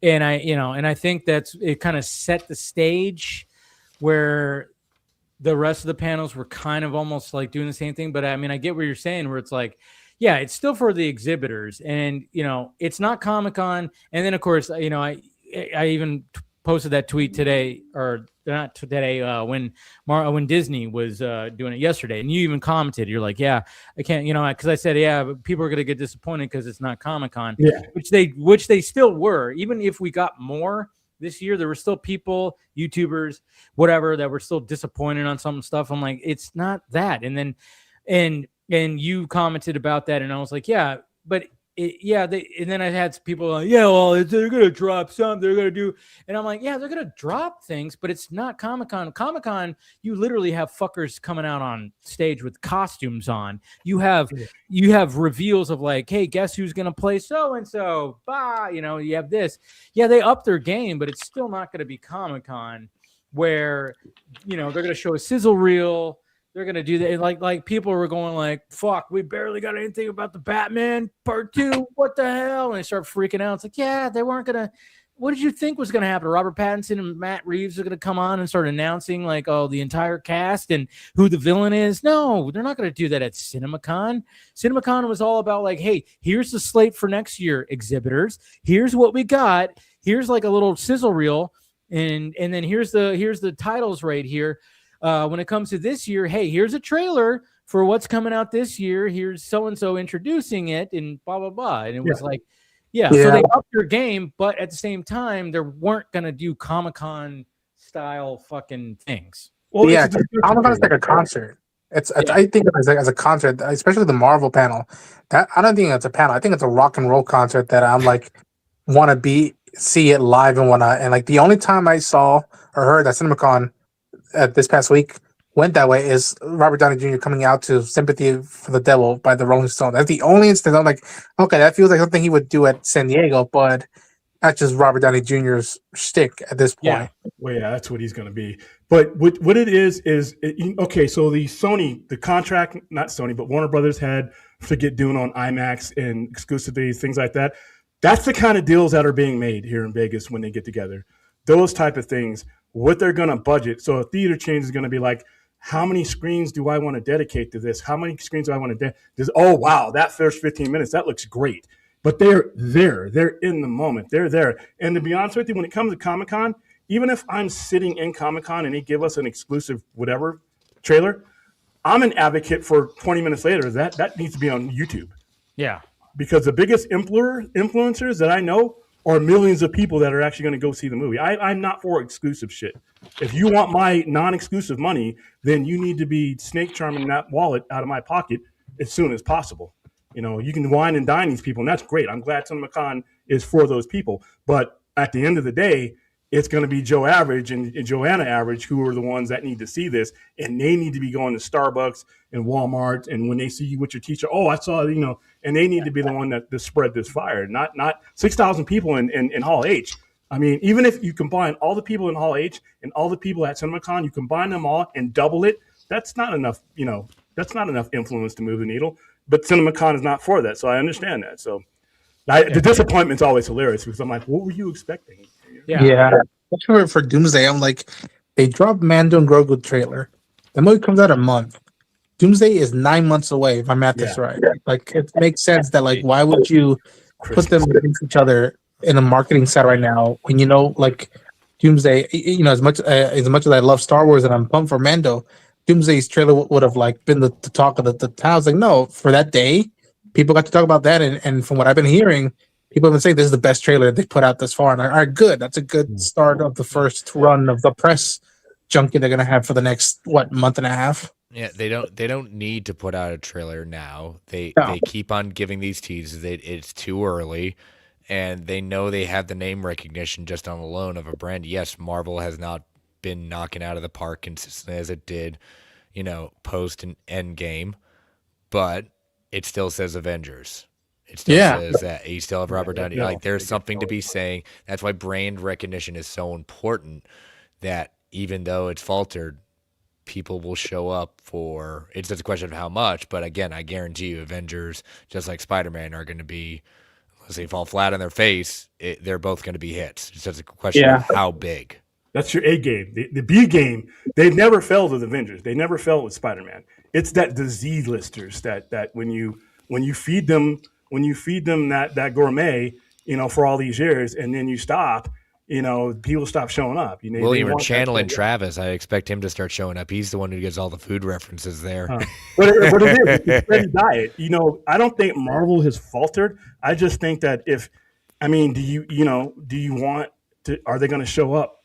Yeah, for the Z-list, and then people always thought, well, Guardians of the Galaxy. Guardians of the Galaxy was the 9th film of a machine that had already been rolling with the Avengers, so they want that A-list. I don't think there's anything. I don't think there's any going back.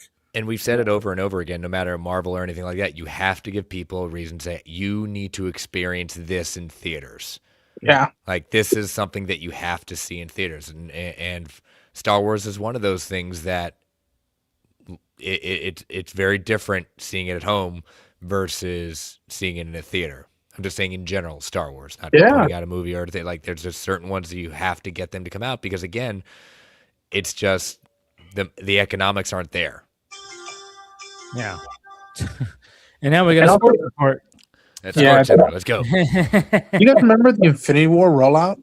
Like the way they did it? I remember vividly being like, D23 happened either a week or two before San Diego, and the D23 audience got to see the footage of Infinity War. Yeah. And then if you were lucky to be in Hall H in San Diego, you saw Thanos pulling that moon and throwing it in one shot, and people were freaking out. And then what happened? They didn't put out a trailer at all. It didn't come out.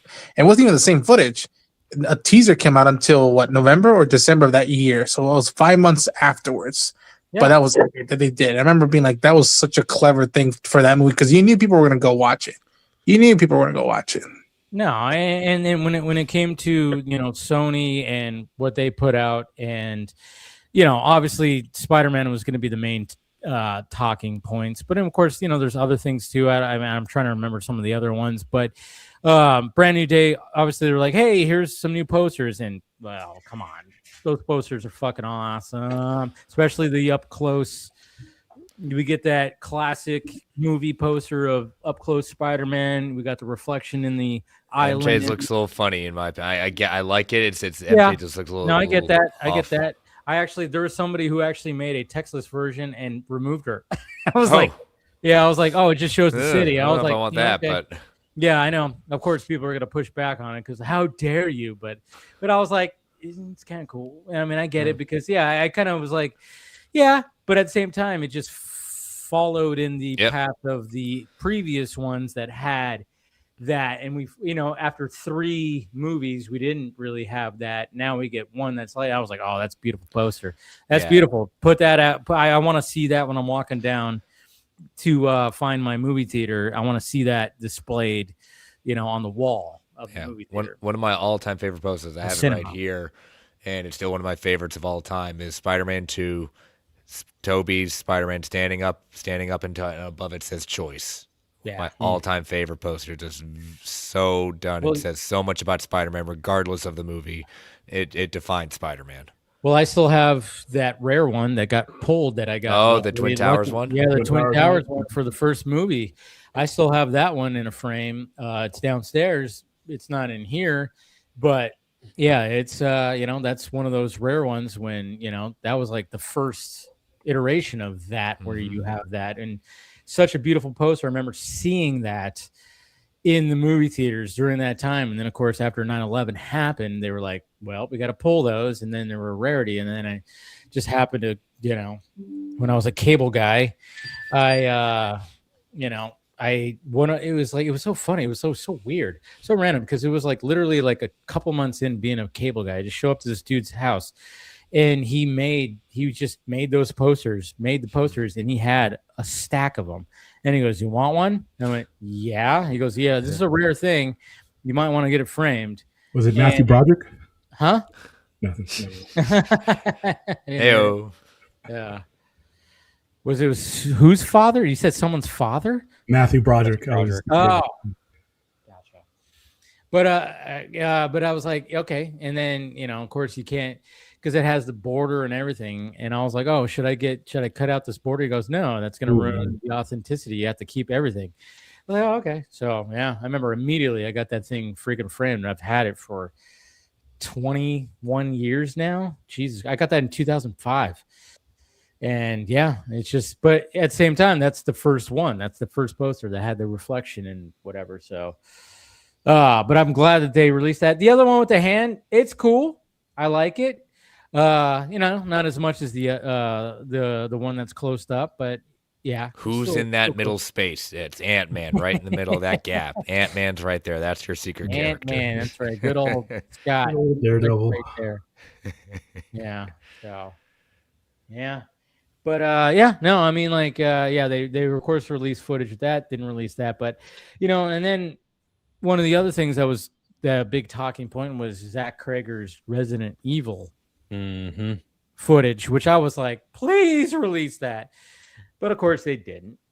So we're gonna have to wait a little bit for that because it's fine. But at the same time, the description, I'm going, the fact that there was like before Cinemacon, I think it was a couple of weeks ago or maybe even a week ago, I can't remember, there was like, oh yeah, somebody said, oh yeah, basically Zach Krager's Resident Evil movie is like Mad Max Fury Road. It's 90 minutes of just trying to get somewhere, and it's just pure madness the entire time. And I'm like, good, I'm set. I'm not one of these diehard Resident Evil people. I played the game with my cousin many times. And the first game, maybe the second, I don't know. But I wasn't not an avid player. So I'm not one of these people that are like, yeah, because when I posted the description, I posted clips on YouTube and TikTok, and you get people like, why can't they just follow the game? I'm like, they've been trying. I think Phil and we even talked about that. It's like they've tried how many times to try to be like, hey, we're trying to follow the game, and then it just doesn't work. And so why not just have a different perspective and try, a different filmmaker and somebody who knows the games very well, but yeah, I don't know. It sounds good. Like the description sounds awesome. It does. I'm looking forward to it. I mean, Krager hasn't made a bad movie in my opinion. So I'll be there day one. Rumor is they're supposed to drop that trailer next week. We'll see. Really? Yeah, I didn't hear about that. I've seen it online. I've seen it on threads. People are theorizing. Usually Resident Evil.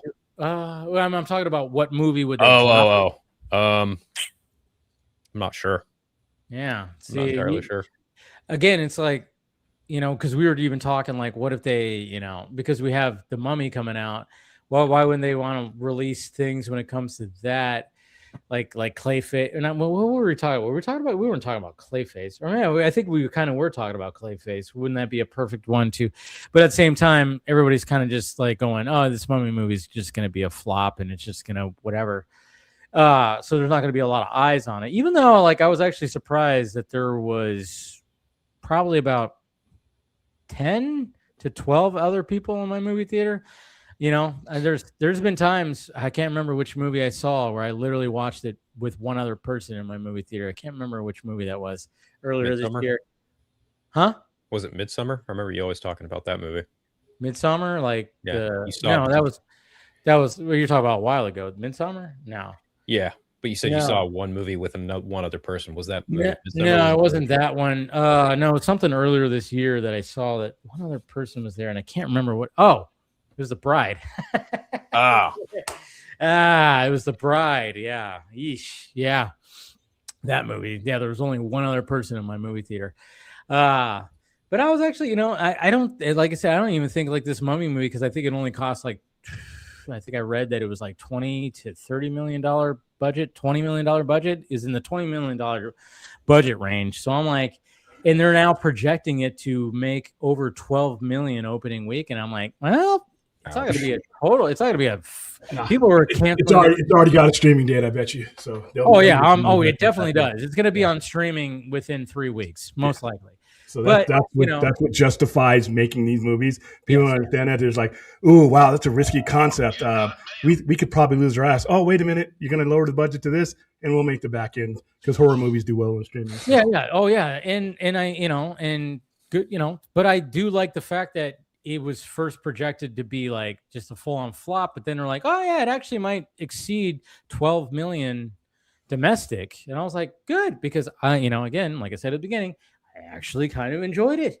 It wasn't like a masterpiece or anything like that, but Lee Cronin really knows how to do the gore factor, and he brought the Mummy concept into like an Evil Dead kind of concept, and I was like, I dug it. There's just certain things that I was like, oh yeah, that right there, no. But at the same time, I'm like, I think what also helps that Mummy movie is the fact of, like I said, I was talking to my friend who has a daughter. It has to do with a daughter being kidnapped and put into a tomb, and then you actually see what happens to her. It's very unsettling, and that's the thing. And I think people might get curious with that when it comes to it being on streaming. It's like, well, I got to see what happens here, even if it's going to make my skin crawl or whatever the hell. And it's definitely going to make anybody's skin crawl, especially there's one scene. Oh, I don't even want to say what it is, but it fucking, I had to look away. Anyways. But yeah, Resident Evil, that description sounded pretty cool. But before we get started more, we got Paul. There you are. Hey guys. Hey. Hey, Paul. What's happening, bud? What's up? Not much. I had a interesting week, I guess. I went to Casa Bonita, so that was fun. You went where? Casa Bonita? Oh my god. Yeah. In Denver, Colorado. Yeah. Casa Bonita. Heard of this place? Yes. That's Trey Parker and yes, they own that. Yes. Yeah. So good thing you're not there now, because Colorado's getting slammed with snow right now. There's like a winter storm that's happening in Colorado right now. That's crazy, because when I was there, it was like 75 or 70 degrees. So, dude, like, because the only reason why I know this is because the Dodgers and the Rockies are playing, and they're playing in Colorado, and the whole field was covered in snow. So I was like, holy, and I live, obviously we live in California. It was 76 degrees here. Like, it's just, see, like right here, like, we got a Dodger fan in the crowd right there. Yeah, and getting slammed with snow. Yeah, slammed by the Dodgers. Nice. But I'm just saying, like, it's I saw on my feed that the Colorado was getting slammed with a snowstorm. I was like, what the fuck? Even like people that I follow that live in Colorado, they're like, California and Texas have like 80-degree weather. Meanwhile here, and they showed like their deck, and it was like covered in snow. I was like, what the fuck? Yeah. So you missed, you got out in time. I guess so. Yeah. I was only there for about a day. So it was really funny. So I got in early with the reservations and stuff. And if you signed up early and stuff, and they they make you part of like the Founders Club, which isn't really that big of a deal. You basically just get early access to reservations and you get a discount at like the gift store, essentially. So I had reserved, I picked a random day in like April, and I was just like, yeah, that's cool. And this was like, it was months ago when I made the reservation, maybe even a year, a full like year. And I had kind of forgotten, because they give you like updates, or they, will like remind you if it's getting close and stuff like that. Meanwhile, at the same time, I had friends of mine who were going to have a wedding in Cancun, like in December. And then they realized that it was being a huge destination wedding, that only a small number of people were going to be able to actually make that wedding. So they ended up canceling it, and they moved their wedding up so that more people could basically attend. We still had a very small wedding, but then they were like, yeah, our wedding is April 13th. And my brain clicked, and I was like, that date sounds like really familiar. So I looked it up in my thing, and I was like, oh, it looks like Casa Bonita reservation is April 11th. So so I messaged my friend and was like, yeah, I made a reservation for Casa Bonita for like April 11th, and rescheduling it is going to be kind of tough. And they were like, well, you're going to have to make a choice. I said, no. I said, there's enough time in between. I'm going to go to both.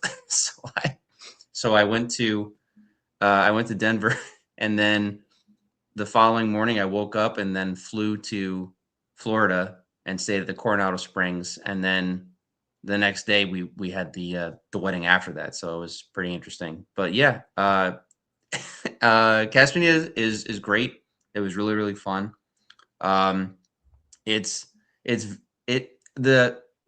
version that's in South Park is a little exaggerated. No, of course. Like there isn't like an actual huge cliff that these cliff divers are going off of. That being said, there is a giant waterfall in the restaurant and a giant pool of water that the cliff divers do dive into. So that was true. It's amazing, dude. I heard of this place because of a YouTube channel I used to watch back in the day, and they lived in Colorado. And I was like, what the fuck is this place? And then I heard that the South Park creators bought it because they're from Colorado and they grew up with it.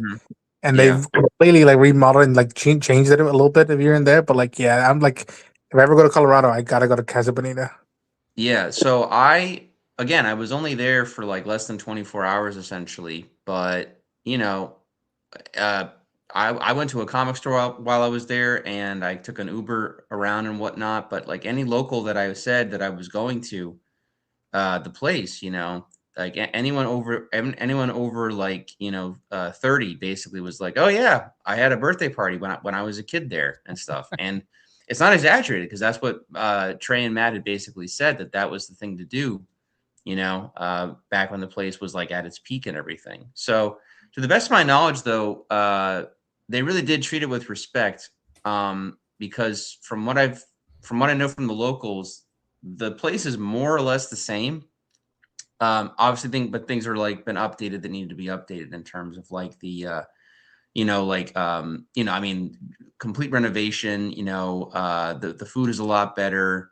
Because like when they bought it, it was like, I mean, it had gone out of business. The pandemic had been the final nail in the coffin.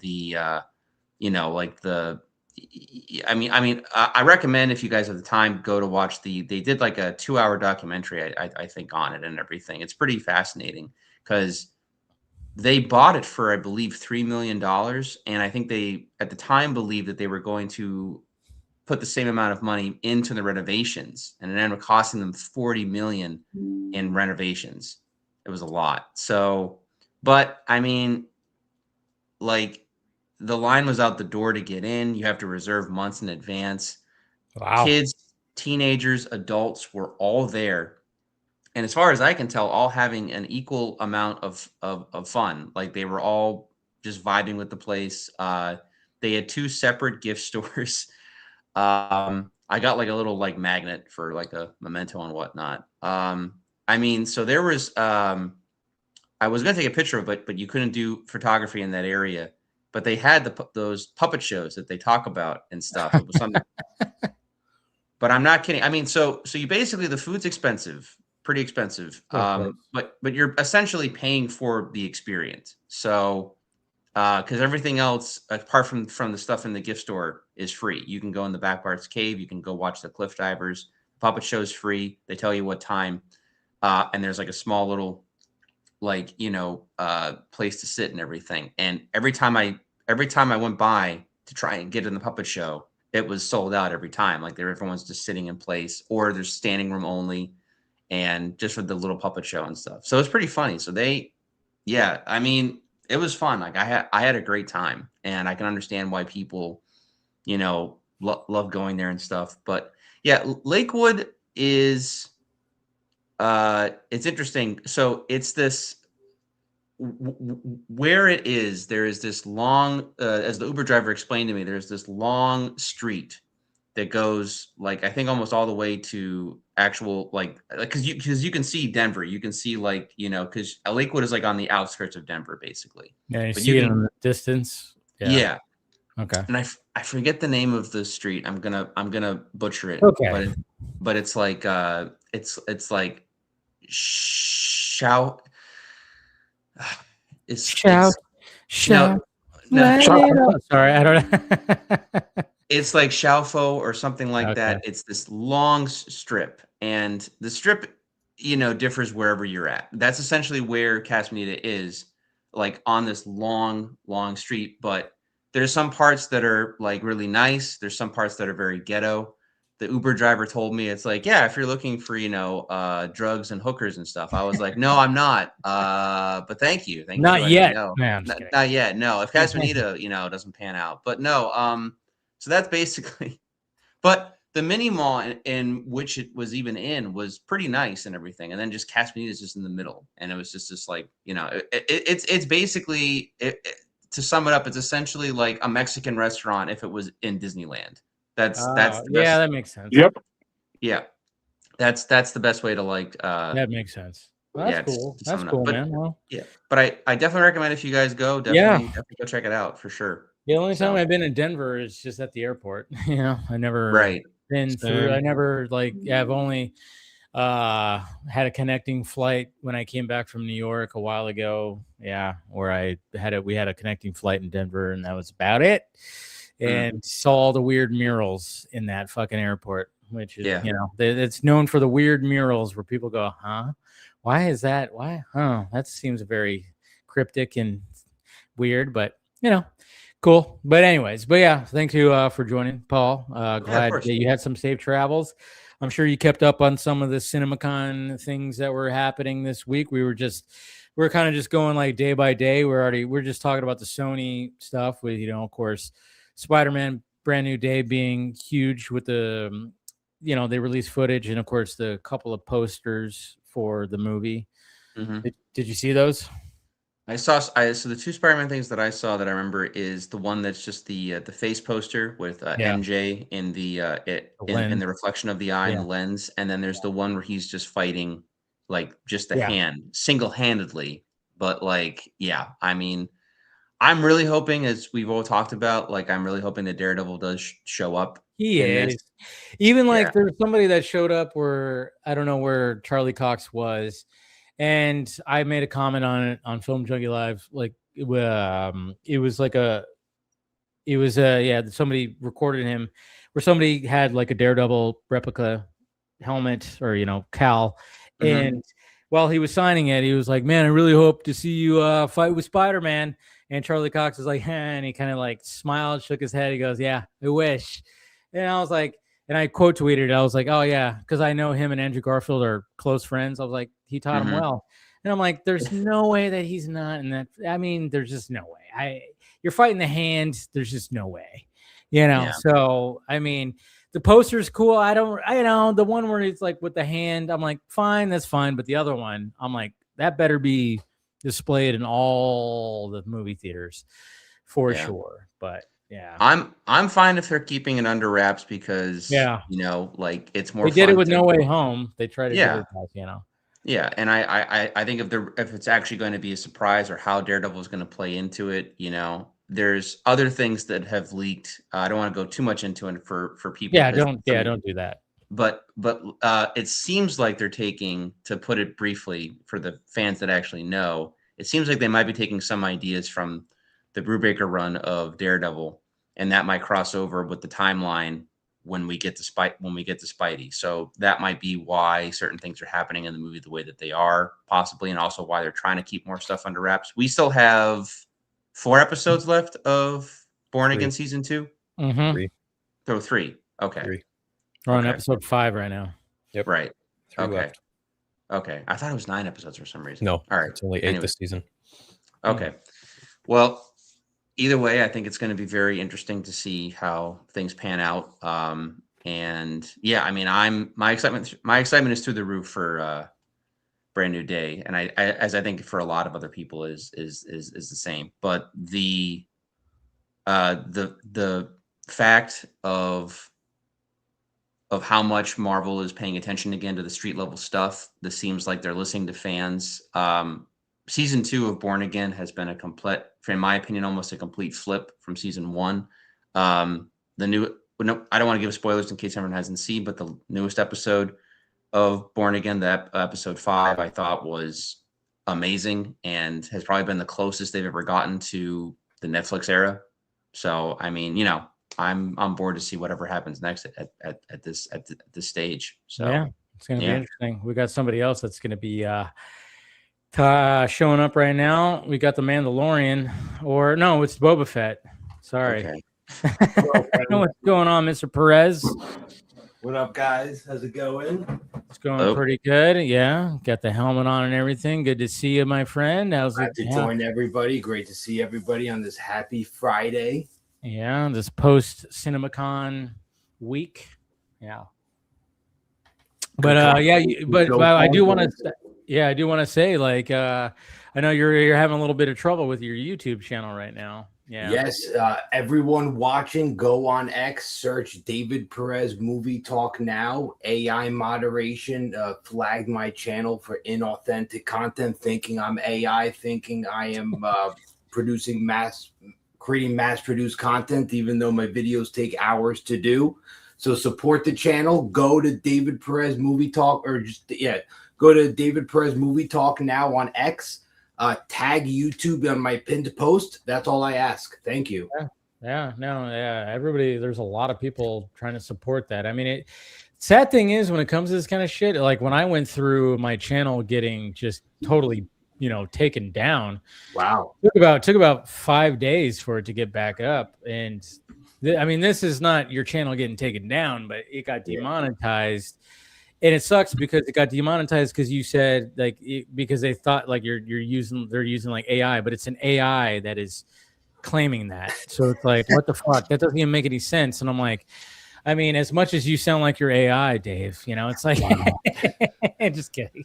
But yeah, I mean, you do have like 7 fingers on one hand and 10 on Show your the other. hands. Show your hands. It's true. Sometimes they just appear out of nowhere, and I don't know what is going on, some kind of cosmic disturbance. But it's really unfortunate. AI is just going rampant, and I understand because, guys, I don't know if you guys know this, but there's literally creators out there that educate people on how to mass produce content. And some creators are literally uploading thousands of videos a day.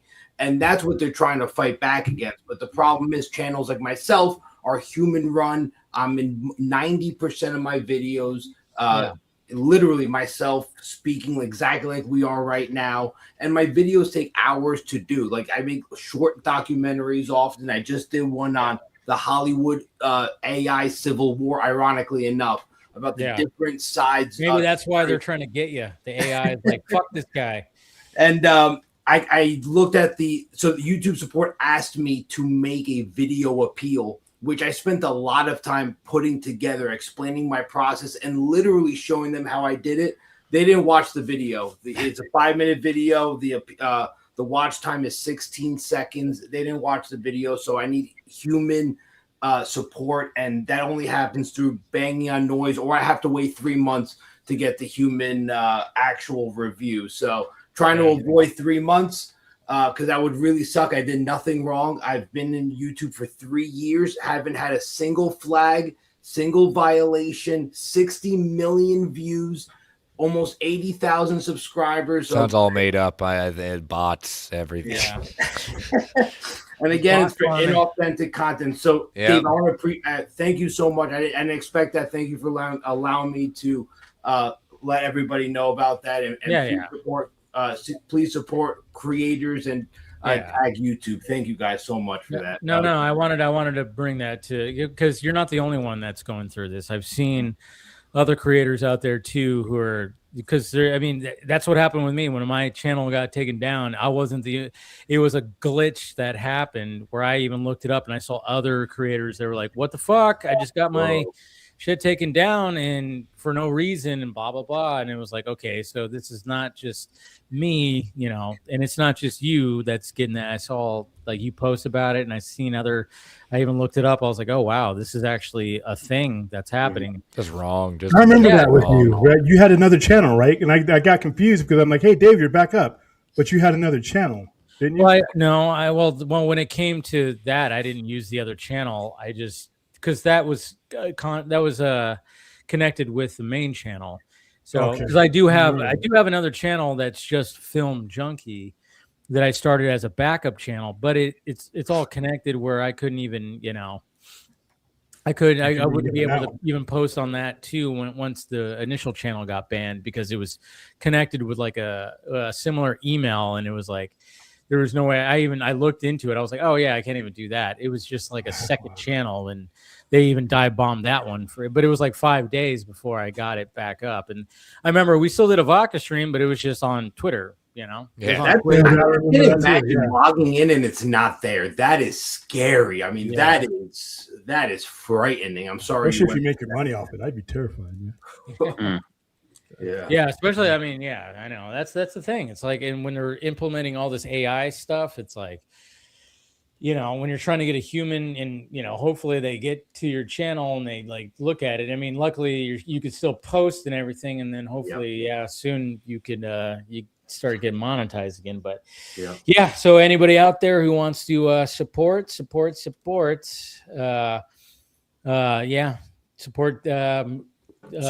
creators. That's what it comes down to. Support human creators. That's what it comes down to. Yeah, I know. When I come across some of the AI stuff where it's just like the voice and everything, all you see is AI, and I'm like, I don't want to watch this video, because I'm like, come on, there's nothing in here. Anyways, we'll continue talking. But Phil, I know you got an early day tomorrow and you're tired, so I also took my mom to the hospital yesterday at like 1 o'clock, and it really fucked with my sleep. So I'm sorry. Is she okay? Is she doing okay? Yeah, she's now? fine. She's totally fine. It's all good. It was thought she had a heart attack, but she's fine. Oh my God. Really, I'm really tired. Just wish I could stay longer, but I'm trying not to like fall asleep on the street. Yeah, no problem, man. Go ahead, take off, promote whatever you got to promote. Actually, I did just drop a new episode of The Eternal Night with my buddy Chris Evans, talking about Absolute Batman, Absolute Superman, the Lego Batman stuff. I was with you the other day doing CinemaCon, Warner Brothers stuff. If you guys want to hear us talk about that, and that's pretty much it. I got a couple reactions up yesterday actually. So and I start my new job on Monday. So I'll catch you guys later. Congrats. Very good. Nice. Congrats, man. All right. Hey, Phil. We're just talking about day one Sony panel. And we were talking about some Spider-Man Brand New Day. I think we were kind of like talking about that. But now that David and Paul are here, like, how are we feeling about Resident Evil, Zach Krager? Did you hear about that and everything? I'm always on the fence with Resident Evil. That's what it comes down to. That's kind of why having Zach Krager come in and kind of do something different. Like, hey, it's not following characters from the actual story, but it takes place in Raccoon City, and kind of like it's in a world of that. Is that the best way? And look, if it's good, it could lead up to those characters, which will be a really cool build-up, and it could be really epic. We want it. We want the world. The world is awesome. We want it actually fleshed out, and if it can do a good job, this could be the start of a beautiful franchise that could have movies and shows. Yeah. Paul, what are your thoughts? Did you hear about like the description and stuff? Yeah. So, I'm a huge fan of Zach Krager. I've been a Whitest Kids You Know fan for a very long time. Yeah, we must remember that Krager came from like he's a comedy background, big time. Mm-hmm. Yeah, he was always one of the ones that stuck out in that group too. I mean, I've been watching Whitest Kids You Know since like 2008. That was one of my what a reference. Yeah, but no, I missed Barbarian when it was in theaters, but then I'd heard about it because I was a fan of his, and then I checked it out later, like on streaming or video and stuff. I liked it. I thought it was pretty cool, and I was there like day one for Weapons. I was a huge fan of that movie. It was one of my favorites of the year and stuff. So, yeah. So as far as Resident Evil goes, I'm not like a super hardcore fan of the franchise, or I should say at least the video games and stuff. Like the movies I've seen bits and pieces of. I think that it's just like fun schlock, but it's just like, over the top films and whatnot. But I think it's smart though, to a degree, with Zach just following kind of like a nobody, because he doesn't have to have the weight of having to adapt, say like Leon or Joe Valentine or some other big like character within the franchise, and then maybe not meeting expectations or something like that. So instead, just kind of existing in that like world and whatnot. So and what you could do is very limited, because people have those expectations, they have those backstories. Change it at all, it's going to infuriate fans, and they have a story, and people are going to want. So all of a sudden, you are pigeonholed into a very narrow fork in the road. Seems like a very smart move. Yeah, and I honestly wouldn't know how to approach the adapting Resident Evil, because the whole, at least from the best of my knowledge, because again, I've very, very, very like minimally played the games at all. Like I've seen my friends play the games and talk about them, but to the best of my knowledge, Resident Evil even started out as a satire / like parody of like Night of the Living Dead, things like that. I think they even wanted George Romero to do the original first Resident Evil movie, but that fell through basically, right? So they got Paul W.S. Anderson. Yeah. And again, like those movies seem to have their own fan base and their own thing. They do. But a lot of like fans, hardcore fans of the games are kind of like, it didn't really do this or that. I think the TV show fell like hardcore the same way. Like it was supposed to do. That's what I heard. Yeah. Yeah. It didn't. The only thing I knew about the TV show was that that terrific actor, Lance, who's also in yes, and he's also in John Wick. He was like the best thing about it, but even then it kind of like fell flat and stuff. So so funny enough, there is a Whitest Kids You Know skit where someone is calling in to 911, and you're just seeing it's like you're watching like Unsolved Mysteries. You're just seeing like that it's a 911 call. There's like a background of like a tape being like recorded, because like the 911 calls are recorded and stuff, and you're seeing the words go across the screen, and the guy who's like like having all these horrible things happen around him is like, listen, like this is happening and this is happening, and the 911 operator is like, sir, this sounds strangely like the plot and the events of Terminator 2. And the person is like, listen, I know. Yeah, I remember this. Yeah. Yes, I know this sounds a lot like 1991 classic film Terminator 2 Judgment Day. But I assure you, whatever is happening right now, it is happening in the middle of Chicago. Where are the police? Why is no one covering this? I remember this. Yeah. And the operator goes, sir, I'm pretty sure you'll be fine. I'm pretty sure that the better Terminator will show up and defeat the evil Terminator and save you from any disaster. I'm not the kid. And like, I'm an innocent bystander. Do you know how many innocent bystanders died in that movie? So yeah, so that's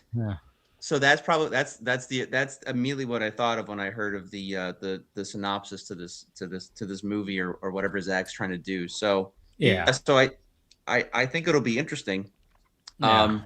So he's got an eye for like tension and hooking and the way that he presents like how he unravels his stories. Like when it comes to Barbarian and then Weapons, Barbarian was just such a, both movies that he's done, like they have such good hooks when it comes.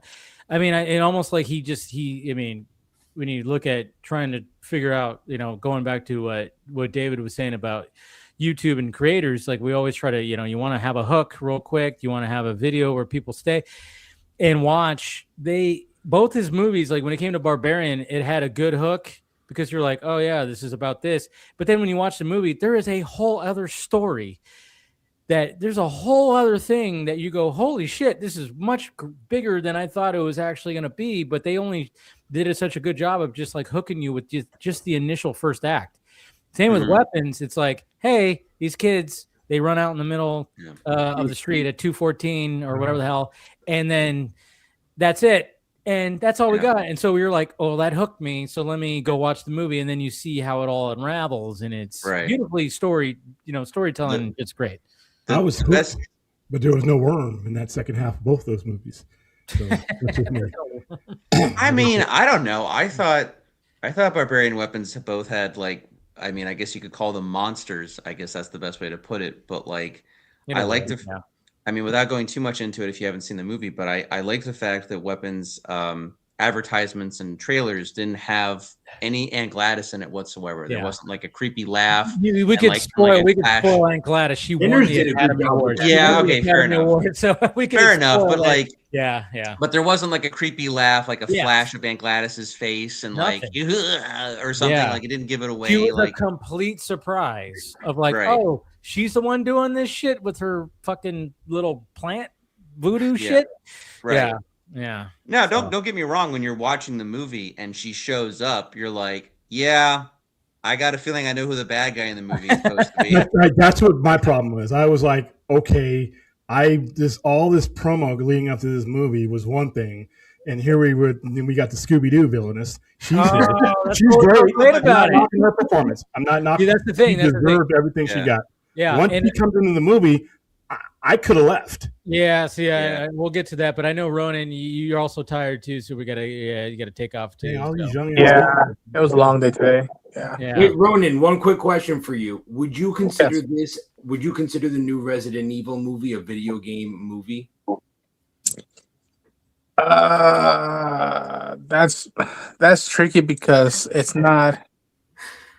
It's another alternative thing because again, he's not using any of the characters from the game.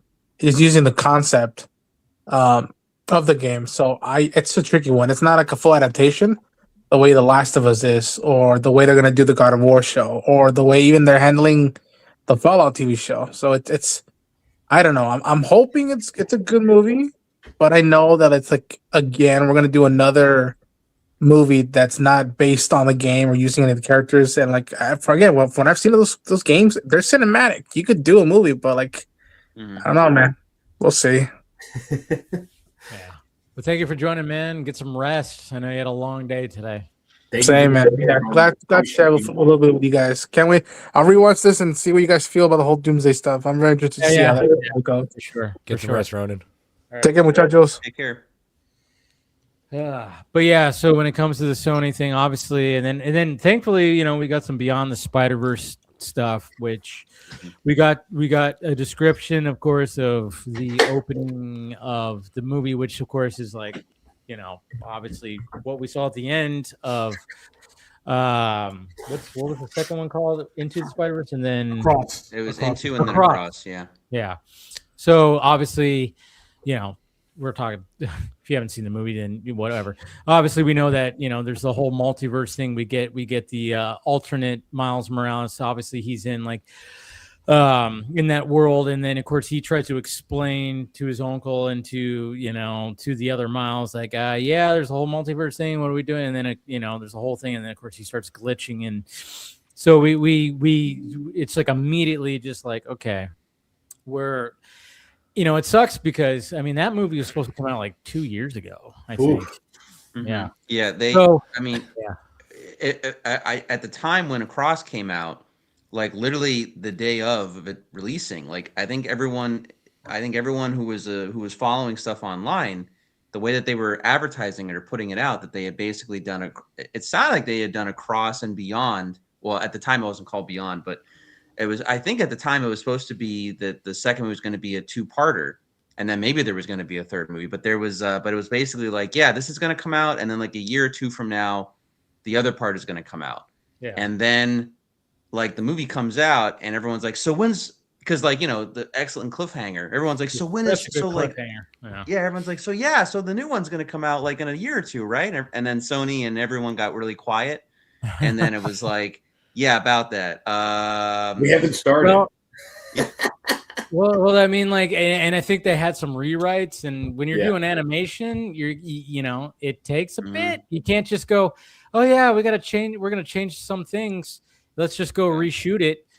And then that's it. No, you have some complex animation that they're doing. So yeah, and we kept on hearing like, oh yeah, delay, and it was like and almost. Then we hear like some behind the scenes of not treating your animators right. Yeah, we were hearing about that. Yeah, so thankfully though there was something there, because I remember even before CinemaCon, people were like, hey, are we going to get something? And Phil Lord was like, he responded to somebody putting like an emoji or something like that. I forgot what emoji he put. And it was like, oh, thank God we're going to get something. And sure enough, we did. So, yeah. Well, keep in mind one spoiler based on no source. Japanese Spider-Man is going to come in, save the day with Leo Pardon. It's going to be epic. Can't wait. With a Zord. He needs to bring the Zord out. Wait, is Japanese Spider-Man the same one with the machine gun? Yes. Okay. All right. Just double checking on that one. Stanley approved, by the way. Stanley loved him. Stanley would have approved anything if he got a small cut of it. I mean, let's be honest. Paul's not wrong. Paul's definitely not wrong. That's true. I mean, he's out of line, but he's not wrong. I met Stanley. All due respect, very nice guy, but like, come on. I mean, he was in the business. He was in the business of business. In the business of business. So yeah, I mean the Sony one. I mean, I'm trying to. Oh yeah, they had Jumanji, which I'm like thinking about Jumanji. Yeah, I like. It was funny because I was doing Film Junkie Live, and the panel was at 6:30 my time, and I thought, okay, good. I'll save that for the last topic and see what's all shown up. And it's obviously these panels always start like 15-20 minutes late, and then they do a lot of obviously they're talking about all their movies that's coming out. And so when I started talking about it at about 7:30, I was like, oh shit, they're not even talking about like all the crazy. And then once it got to Jumanji, I don't know, I liked the first Jumanji with with Dwayne Johnson and Jack Black and all them. Me too. It was good. And then the second one, I was like, okay, here we are again. And now I'm like going third one with this. Yeah. I'm like, I don't hate the new movies. No. Obviously I prefer the original vibe of the Joe Johnston movie and Robin Williams. And I don't even think the first movie is like perfect. But there's certain vibes, certain nostalgia that I have with it. It's a little bit of a darker tone and all that. It is pretty dark. Like it's very dark and in the idea of the consequences of. I mean, I think it helps too that Alan Parrish is a vital part of that town. So him being gone does have like a George Bailey effect on a lot of the rest of how that town makes their like how everything turns out. So there is that. But the only real issue I have with the later movies is one, you can tell it's a little bit like more cheaply done in some ways, in terms of like the more practical effects of the original and stuff like that. Also, the lore is a little bit all over the map. Like I understand that the game has to adapt to being a video game as opposed to a board game because of it wants to keep itself alive. Those types of things. They didn't even think. You could tell that Sony execs didn't even think the first movie was going to be as big as it was because of the way that certain things happened at the end of that movie. And then how Sony of them to misjudge. It was cool that they acknowledged the original, though. I do think that was nice. Yeah, they did a good job of doing that. And apparently, there's like some Robin Williams Easter egg in this new one. Yeah, well, there's a Robin Williams Easter egg, I think, in the original. The tree had his writing. Yeah. Yeah, they had that, but apparently there's like something more in this one. That's where they're emphasizing, like, oh yeah, we're showing love to Robin Williams. The only thing that I don't buy with it being connected to the original, I almost kind of wish that it had just kind of been its own thing to a degree too, because now granted it might change depending on the player. It could very well be the case, but they're in the jungle now. Like that's like the running joke with these next two movies that they did. And like when Robin Williams is telling the children about the jungle that he was stuck in for like almost 30 years, this is not the jungle that I pictured. Like the way that he goes on about like, you know, basically being in survival horror for what sounds like, you know, he has massive PTSD, you know, coming out of that place in that board game, so that you're actually scared for what next. I mean, again, it's a kid's movie, but I generally got afraid of that movie when I was a kid. I rented it on video. Yeah. And we had to turn it off. Like, and I didn't even make it that far in the film. Freaky things in that original one, man. Are you talking? Yeah, it's a freaky fucking movie. When the boy becomes a monkey, things get scary. It's like, holy shit, there's stakes here. The kid is evolving. So in the first original movie, Alan Parrish leaves the town. The town goes into essentially what looks like an economic, like, you know, like I mean, the whole town is supported by the shoe factory. When the shoe factory goes under, the whole town goes with it. The bats, the lion, the mosquitoes right off the bat are terrifying. Oh yeah. The kid gets turned into a monkey, and then you have to wonder if those other monkeys are like other past players that cheated the game and like never got to. Oh, that's a cool dark twist. That'd be good. I think Kristen Dunst even dies in that timeline because she gets shot by the flowers. But because of all of the reverse and everything, like, I mean, it's messed up. It's a dark movie. That is messed up. Yeah. Goodness. Yeah. So it can be a dark movie. I don't feel. I mean, don't get me wrong. I don't hate the new movies. I think they're fine as they are. You know, they just but they don't embrace that darkness of the original one. I don't feel like the stakes. Now, don't get me wrong. They're fun comedies. It's either the first one or the second one. I think it is the first one. Kevin Hart's character has because you see like the likes and dislikes or like, you know, strengths and weaknesses, and it says his is cake. Yeah, and then the first one.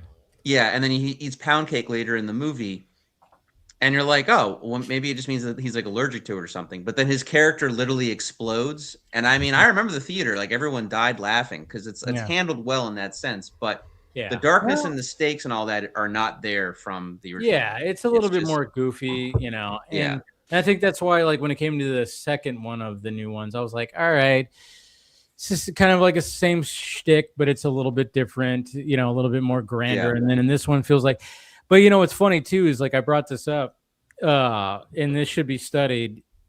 You realize that Jack Black has totally just capitalized on being in game movies that are all billion-dollar franchises.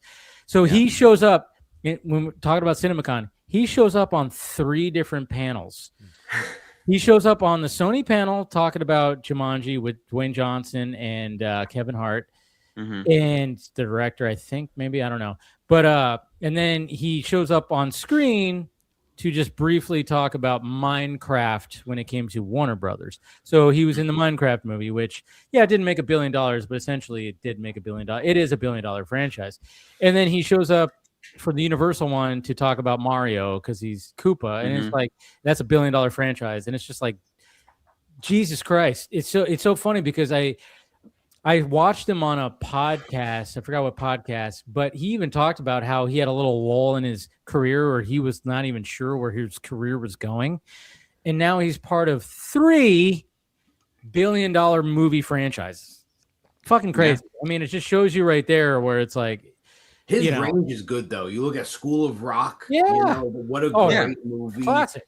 You look he was like a character actor in the late 90s, early 2000s. He just popped up in random movies. Nacho and then all Libre. of a sudden, Nacho Libre. I fucking love that movie. That's my favorite Jack Black movie. I mean, I wish they did a sequel. Of course, they probably cancel it now because he's not, he's not Mexican and whatever the fuck. And it's like that's what made it funny was that whole concept was it was so over the top and ridiculous. Me and my buddy Kyle, we can quote the shit out of that movie because we watched that so much. We fucking love that movie. Hey, take it easy. You know, it's like, you know, save me a piece of that corn for later. I mean, just shit like that. I mean, so many quotable lines. I wish they made a sequel, but at the same time, I actually appreciate that they didn't because it just makes that special. But yeah, he had like a little movie. Huh? That was a Nickelodeon movie. Yeah. Really? And it was made by the director of Napoleon Dynamite. that doesn't shock me at all. And then, funny enough, Napoleon Dynamite director would go on to do Minecraft. So exactly. for Jack And Black. there you go. I forgot what his name is. I forgot what his name is. But Jared Hess, I think. Yes, there you go. You're right. Yeah. Yes. Yeah. No, I love. Yeah. I loved Napoleon Dynamite. That was one of those because that was. I wouldn't say one of the last ones, but that was one of those movies that just like word of mouth got out everywhere, and then everyone was quoting it, and I was like, "What is this movie?" And then I finally like saw that Vote for Pedro movie. Yes, that's the one. Yes. Yeah, it's probably not your type of movie, William, but it is that. I saw it. Yeah, yeah. One of those movies, the deployment movies, where you just. It was one of those. It was just one of those phenomenons where it got great word of mouth, and I remember I didn't even see it right away. I saw it like a month or so after. I remember. It took my girlfriend at the time because this was like 2004. Wow. She wanted to see it, and I was like, oh yeah, okay, let's go see this. And I wasn't sure about it. I'm like, I saw the trailer. I'm like, what the fuck is this movie? And then when we watched it, we fucking laughed our asses off because it was so dry and so like, what the hell is this? You know? So and it's just it was one of those just. And I'm actually glad that didn't get a sequel either because it's just like.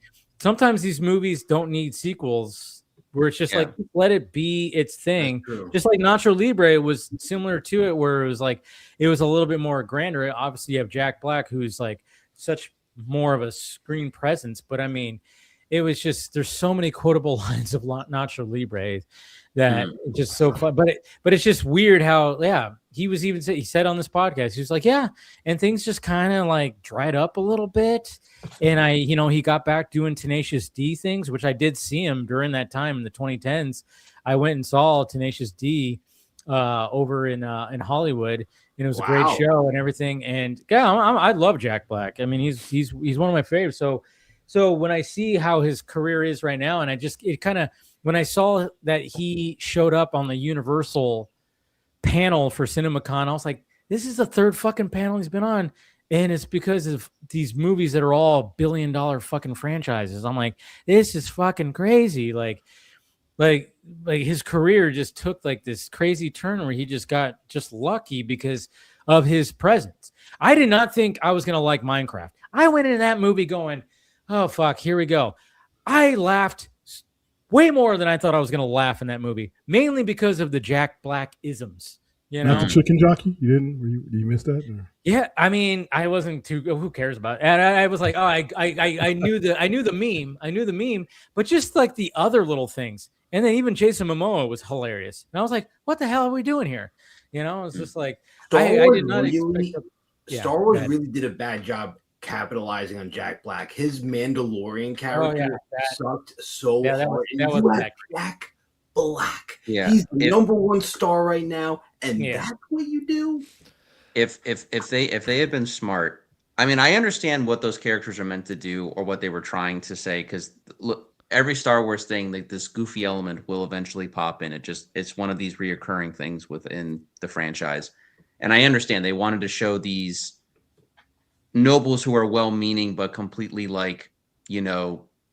Okay, I remember that episode. Yeah. I remember everyone complained about it when it happened, and for good reason, because it just the tone of it is completely like out of, you know. And the thing was, is a lot of the first two seasons relied more on character actors and character work. Like Bill Burr showing up in Mandalorian was kind of a shock, but he actually ended up. He was awesome. He ended up being like a very interesting and like three-dimensional character as that time went on and everything. But in that one episode, you had Jack Black, Lizzo, and then eventually Christopher Lloyd showed up, which was almost its own joke because it was like the man in the DeLorean is now in the Mandalorian and stuff like that. So that's I don't know. So, but Jack's character was supposed to be this noble who's well-meaning, but clearly is like not of the common common people, and so like kind of like out of their depth, so to speak. But I think if they had been smart, I think they should have had Jack Black play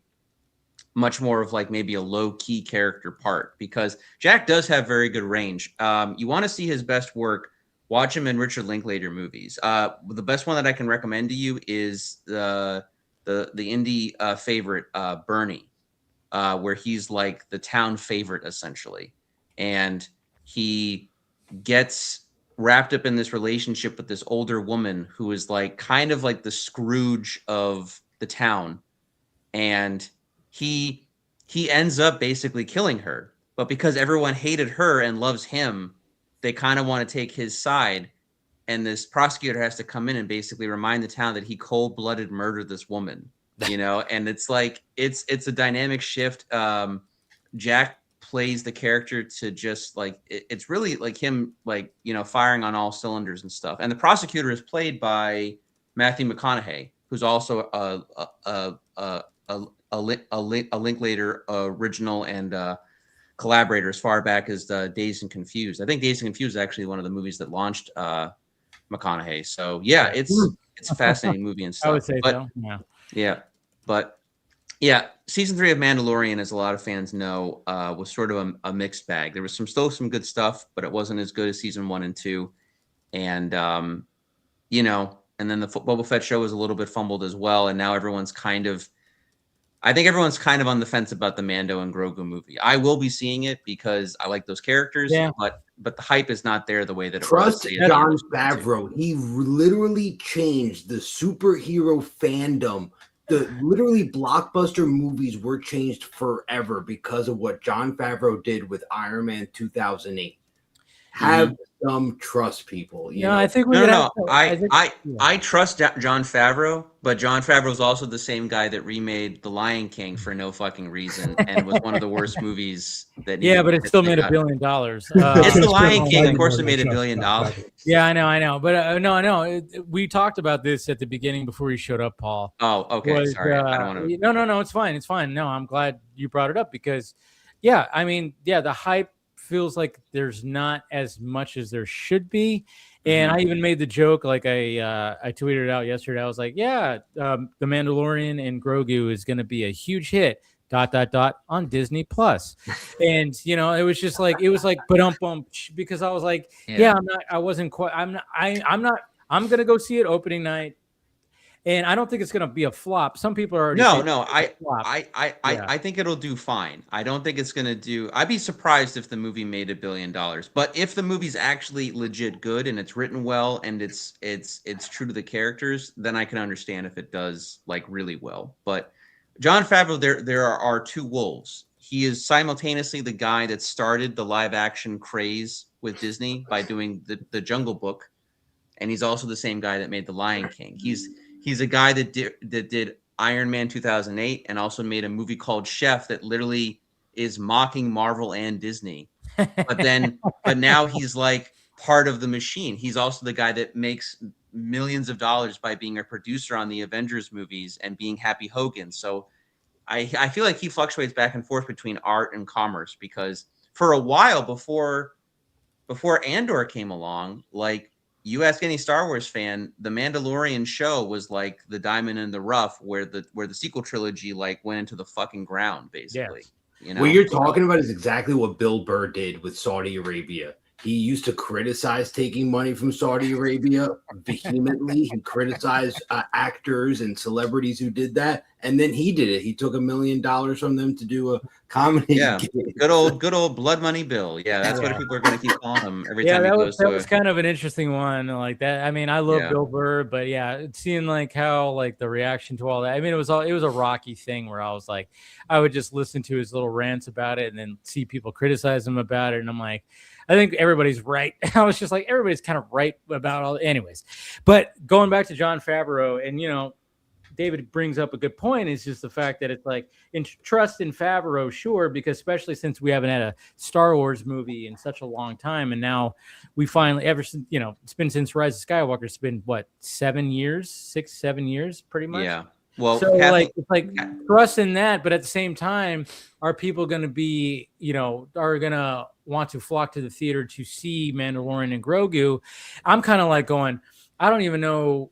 I know like my dad would want to go see a Star Wars movie, but then I'm going, if I go, hey, do you want to go see Mandalorian and Grogu? And he's probably going to be like, oh, I haven't watched the series. I only watched season 1. And he might just be hesitant because he hasn't caught up on all the seasons. And he's thinking that he needs to see the whole. So I'm kind of wondering that maybe like when it comes to this movie, they probably should do something in the marketing where they can reassure people that, hey, even if you haven't really seen all the seasons of Mandalorian Grogu, you're gonna be okay. And I'm kind of wondering if, because that's the risk that you have to take when it comes to something like this, where you have how many seasons? 3, 4? No, it's three seasons. 3 seasons. I think even they were going back and forth because I think they wanted to do a 4th season or something like that, and I think they were trying to hedge their bets. I think Mando Grogu is one of the last things that Kathleen Kennedy greenlit, because I think even she knew, okay, this will be a hit. This will be like, money in the bag, basically. Because I think she was, especially after Solo and Rise of Skywalker, I think she was just really hesitant to make anything into an actual like movie again. Because with streaming, you can hide the results a lot easier. If something doesn't go over well, you just have to deal with like the fan response essentially. But with a movie, everything is crystal like clear cut. Like, this movie only made this much amount of money. This is how it did in this market and this market and this market. So, that's also why. I mean, also on top of the fact that the Disney streaming was like a thing and everyone wanted to get their products out that way for a while. And I don't know. I mean, I think Kathleen Kennedy, I think she's going to go down still as one of the greatest producers of all time. She was involved with so many George Lucas and Steven Spielberg projects, but I think when it came to Lucasfilm, she was out of her depth, because I think she loves Star Wars in her own way, but I don't think she knew it the way that a lot of other fans knew it. But I still think she still did a good job with some of it, Oh, no. Maybe not some of the latest stuff when they were like trying to pivot. Yeah. And try to take some chances, and they went too much like this way, where it's like, hey, what about this? And then it was like, no, that didn't work. And then, hey, let's have Book of Boba Fett. And it was like, okay, you bringing it back to this character that is beloved. But I think the reason why that character was beloved was the mystery of the character. And then once we actually saw who the character was, it was like, oh, this kind of sucks. Well, first off, I think the biggest problem with, and I don't want to get too much on individually critiquing every single Star Wars thing. With my biggest problem with the Boba Fett show is two major factors. One, the first half is actually very solid. I like the idea of Boba communing and connecting with the Sand People or the Tuskens. No, I like the fact that we've got him, out of the little pit, whatever the hell that monster thing. Like he blasts his way out of that. That was cool. So his resurrection, the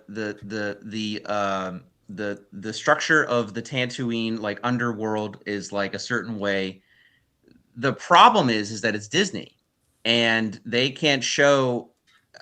They want Boba to be more of like this reformed character, and I'm understanding to a degree about that, as far as him not wanting to be a gun for hire, because he's seen where that leads him. It leads him to the Sarlacc pit. Makes total sense. But he's Boba Fett. He is a killer by nature, and he's not all of a sudden going to be more diplomatic. And I was like, no. Half of the bullshit that happens in the Boba Fett show. Now, granted, maybe he could have like a compromise, or with Shang there, his second in command, and they could have like a dispute on certain things. But the Boba Fett that I grew up with, that I know as a character, would just kill people left and right the second there's any resistance. Like that whole stupid chase with the guy in town with and then the biker kids come in. Like, no, he would have just shot that guy immediately. Like, there would have been no chase scene, like any of that crap. So that was the problem. But Kathleen, in my opinion, I agree with you. It's really more of a mixed bag, because on one hand, the sequel trilogy ended up being kind of garbage, or I mean, it kind of just pivoted down. But you also have Andor. You have the Acolyte, but you also have the Like Mandalorian Andor. show. So it's kind of just, also, also look at the amount of money box office that, I mean, still successful. Yeah. Yes. I mean, the sequel trilogy still made a lot of money, but I also leave that up to kind of, I mean, I would say it's less so Kathleen with that and more so, oh, it's the return of Luke Skywalker, Han Solo, and Princess Leia. Like, everyone's going to show up for that. You know, like, that's not a, those movies were going to make money. Safety blanket. Yeah, it's a safety blanket. I mean, those movies were going to make money regardless. But then you go with Solo, and it's not Harrison Ford, and that didn't, you know, that did not work. I liked the movie, but the way that it's structured and when they put it out and everything else, I think it just, you know, it fell flat. But let me ask you guys, if Mandalorian and Grogu, let's say it bombs in the box office, but the merchandise goes through the roof, it sells everything, and it's massively profitable, would you consider that a success? Yeah. I mean, it depends. Yeah, I mean, I guess it depends what your definition of like bomb is, because, you know, I mean, let's say critically received well, but the performance means that it did not make a profit based on the theatrical release independently. But when you look at the ancillary, it's massively profitable because of the merchandise. Yeah. I would be really surprised if it like flat out bombs. I think it will make a profit. It just depends if it'll be a huge profit or a small profit. I think that'll just depend, because I do feel that like people are still going to go see it regardless, because people do like Mando and people do like Grogu, and they like that time period between the original trilogy and the sequel trilogy and trying to figure out more of like what's going on there. But if that movie bombs, that's going to be a huge hit to I guarantee they will shove the blame on to Kathleen Kennedy for sure. But yeah, I mean, it could still, I mean, the Star Wars merchandise still sells pretty much regardless. Oh yeah.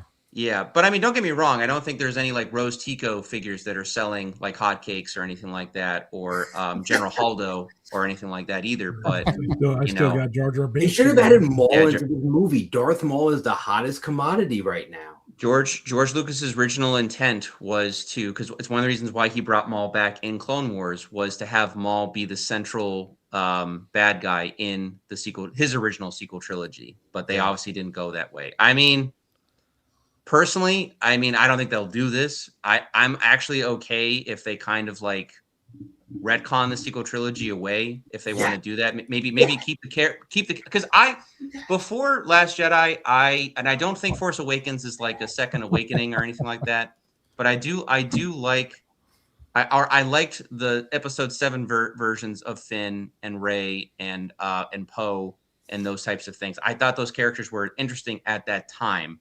Yeah. And then of course, you know, the later movies happened and like everything kind of fell through basically. So Force Awakens by extension now it doesn't work anywhere near as well as it originally even did. So, you know, I mean, it's only just now too, if we're talking just on a merchandising level. I think I saw a post recently because I've been going to Galaxy's Edge the last couple of years. It's been great at Disney, you know, but they've been very sequel trilogy focused because they want to keep those movies in the consciousness. But only now are they having Han Solo and Princess Leia and Chewbacca really make more of a presence like they were from the original movies. And I was kind of more scratching my head because even at the beginning, I was like, why aren't they? Like Luke Skywalker only recently just came into play there. It's like that should have been a thing from like day one. I mean, depending on what version you want to go with the character, is it like, you know, New Hope Luke Skywalker? Is it Return of the Jedi Luke Skywalker? Is it old man die in a cave Luke Skywalker? You know, like whatever variation you want to go with. But like, you know, the biggest problem with Disney is wanting to do synergy and promote their own products while not necessarily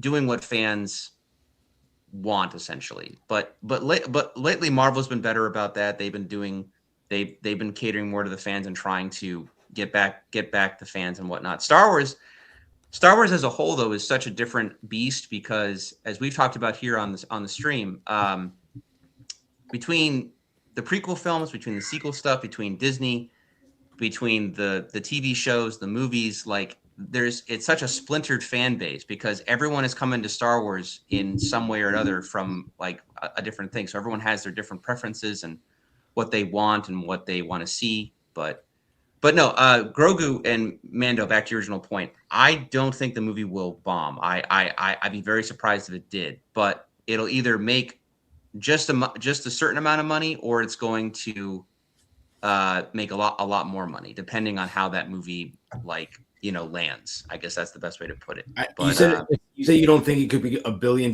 movie. I think the only way that happens is somehow Pedro Pascal dies and major news. That's the only way. That out there. It depends what they want to do, because the biggest thing right now, at least with that era of Star Wars or that realm of Star Wars, is their season 1 and 2. There felt like there were like real stakes, and there felt like there were real consequences. And then season 3 and Boba Fett happened, and almost all the cool things that they had done with seasons 1 and 2 were kind of undercut, and it took away a lot of that suspense and feeling. The other thing too is like Grogu. I mean, I like Grogu. I think he's fine. Like I'm not annoyed by him in any way, but like he's not anywhere near as special as he used to be, where he was this cool. Yeah. They've got him at fucking the Academy Awards show, like where Conan's telling him to clap. It's not. He's a whole. It's a whole thing now. Yeah. I get what you're saying. I get what you're saying. But yeah, I don't know. It is going to be kind of interesting to see how did we get to this point right here. That's what I'm trying to like. I'm like, wait a minute. We were talking about Sony. We were talking about Sony, and then somehow we got onto. But no. I mean, but I totally get what you're saying when it comes to all that. But that's what's going to be very interesting about. In about a month, right? Memorial Day weekend. I mean, that's the thing. They got Memorial Day weekend as well, so it might, it's gonna. It will have Star Wars in the name. It will have Star Wars in the name. It's like we already have people that are already saying this movie is going to flop. I even saw it when the new trailer came about, which the latest trailer was the best trailer of all the trailers. It showed a lot.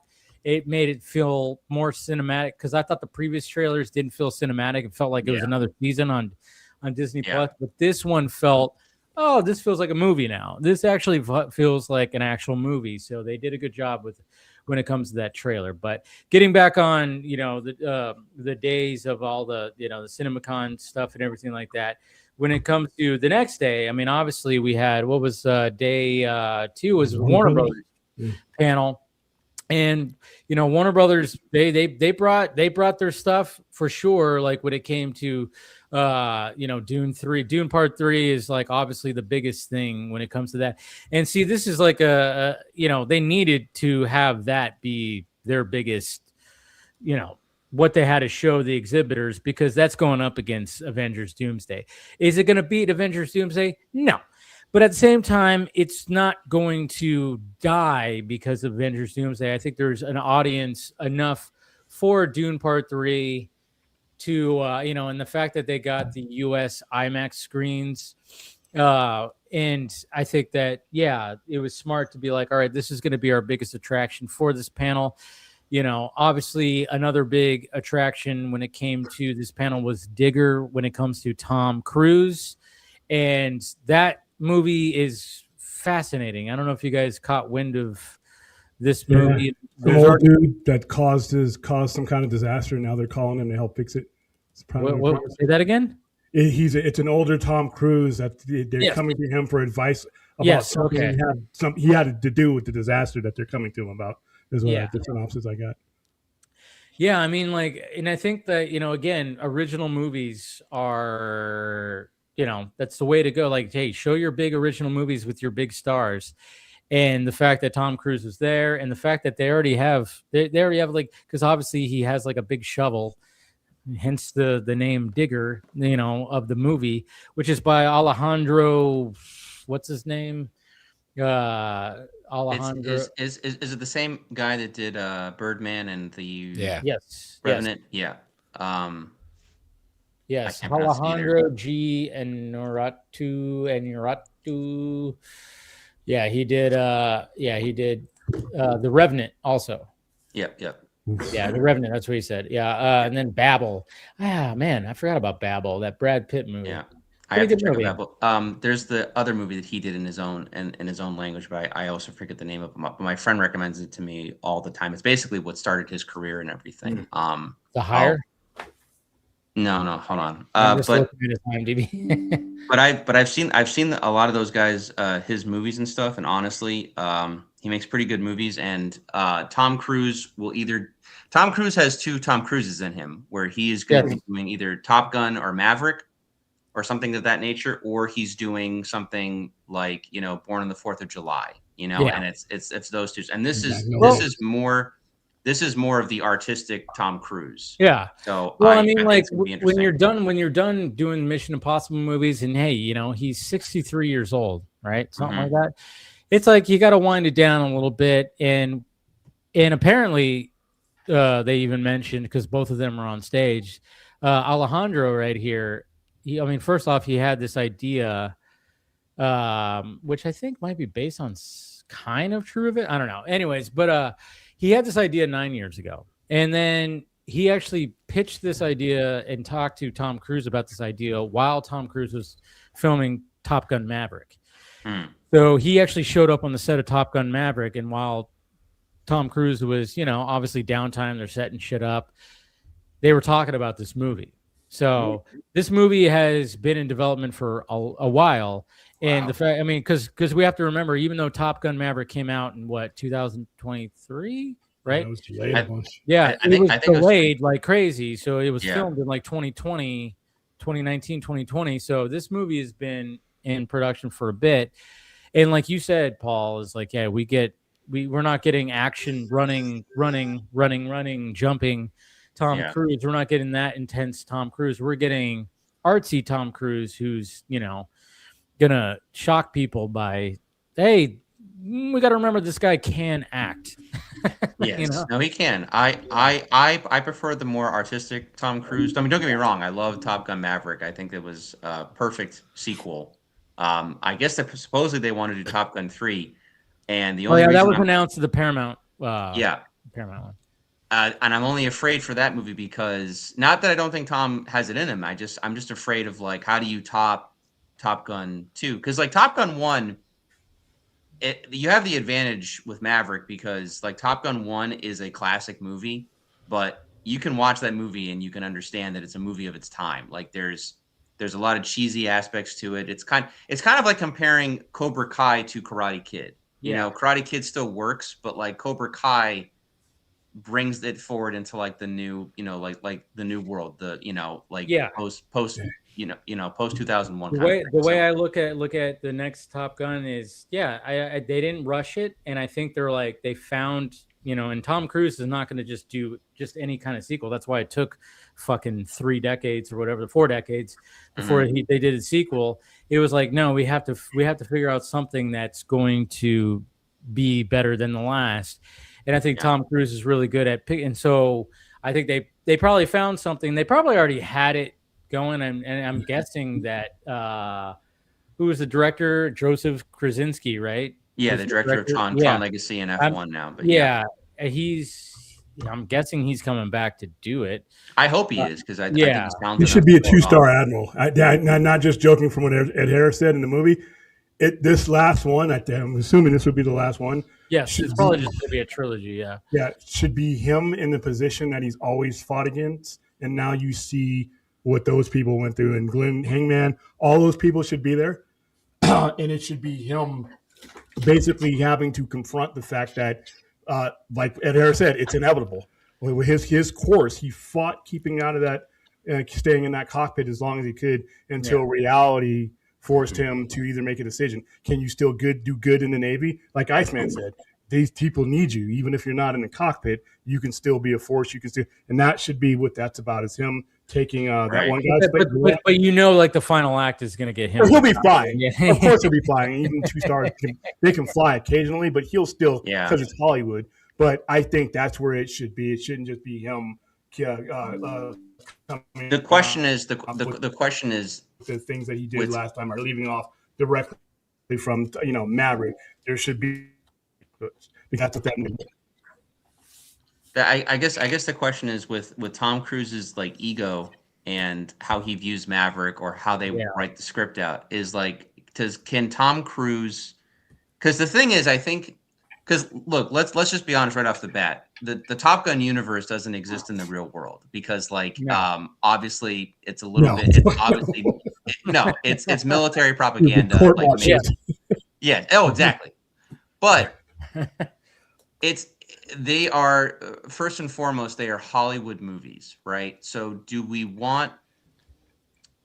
I mean, the way that Tom's going to go out with this, the way that the Top Gun franchise can go, it's like, do you end the movie with, Maverick going into the sunset again, basically, like with, whoever he loves or whatever the case is? Can you realistically end a Top Gun movie with an old Maverick sitting behind a desk and smiling like out a window, basically? No, he's the air boss. He wouldn't be behind a desk. As the air boss, he would be out there with them. He'd be running Top Gun. Are you as the air boss or is it because that guy? Okay, so you had both. You had the 3-star, right? John Hamm? Right. He was the air boss, and then you had the guy that was sitting next to him that whole time. That guy runs Top Gun. Okay. So that guy can go wherever he wants to. He can be sitting at Miramar, on the flight deck if he wants to. He can fly if he wants to. In my opinion, he goes out in a blaze of glory and he just and that's the thing too. It's like, do we want to sacrifices himself? We already almost saw that in Top Gun Maverick where he almost he's flying the F-14 against a Generation 5, which would have lasted 30 seconds. But it's like, do we end that? Do we end that and have Maverick go out in a blaze of glory, or do we allow Maverick to have a good ending or a happy ending? I'd say happy ending because it's a whole saga, especially after how they handled Top Gun Maverick. It was him having to confront these ghosts and move on to something better. And that he sabotaged his own career. He did the whole point of that, the fact that he's just a captain, that's because of his own will. I mean, he would have been up there with everybody else. His identity was tied to being a fighter pilot. And the third one should be about him evolving into something else as he watches these people that he's mentoring go through what he went through. I think it would be, I could fill 2 hours with that. And I would love to ask you guys a quick question. Is Tom Cruise the last movie star in the sense that no. You know who is now? Movie to see him. You know who it is now? Ryan Gosling. Ryan Gosling. He's the new movie star. After Project Hail Mary, I guess he's new. I knew once you said that, I was like, no, because because Project Hail Mary and I'm not saying that Ryan Gosling is always going to drive. It's just for some reason, like after watching Project Hail Mary, I'm like, he's just the guy now. He's just he's the movie star now, where it's like he's so likable, he's charming, he's cares, it's just. And that's why, like, even people are going, like, if the Mandalorian and Grogu movie doesn't do well, Starfighter is next year, and it's got Ryan Gosling. And people are already going, it's got Ryan Gosling. That's what I'm seeing. So that's why immediately I just was like, no, it's Ryan Gosling now. You have Timothée Chalamet as well. I mean, you have Timothée Chalamet is getting there, but he's not. But he has more of a ceiling than Ryan Gosling does at 50. James Gunn needs to hire him then quickly. My answer to that would be that basically I think Tom Cruise might be the last traditional old school, old school, the Steve McQueen type.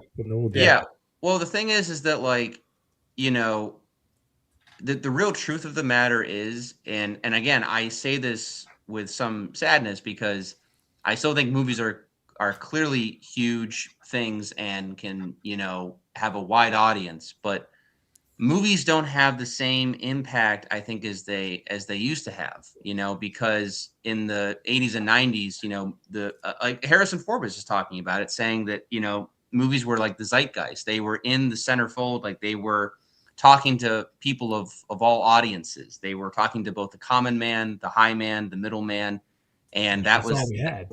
Yeah. But now, because of YouTube and all these other types of forms of entertainment, people can become famous in many different ways. But the voices are all a lot more spread out, and there's a lot more of a large variety of how a message can get out for one, and how people can become famous, basically, in terms of being a movie star. So because back in the day, you had 2 ways to get that out. And it was TV and it was movies. And it got to the point where movies was secondary. Tom Selleck would turn down or not be allowed to because his contract with Magnum PI was bigger than what Harrison Ford's role would take over. Same thing with Remington Steele. Right. It was big, and we only had 3 channels back then. I know people can't really. We had 3 channels, and we had whatever movie we could afford to go to that week. That's it. Right. That's it. Here's the real truth, though. If you're talking about widespread zeitgeist or reaching everybody. My friend told me this years ago because he's a huge video game guy, and I kind of believed it, but kind of didn't. But video games, I think, are the new hierarchy. They're the things that reach everybody. Because GTA 6 will literally create jobs. We'll have its own economy. So 100%. Yeah. Well, the best example that I can give, at least as a comic book guy, is the MCU.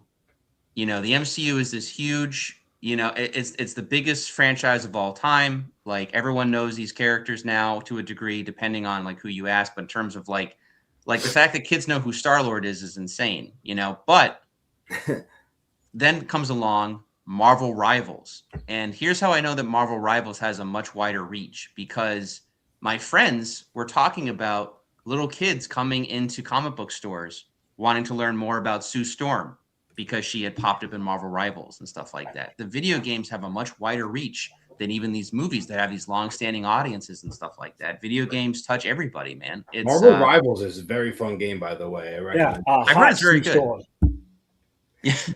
Oh, is that the 90s where she's got the boob window? Oh yeah, and the fetish gear and stuff. Yeah. No, this is Marvel Rivals.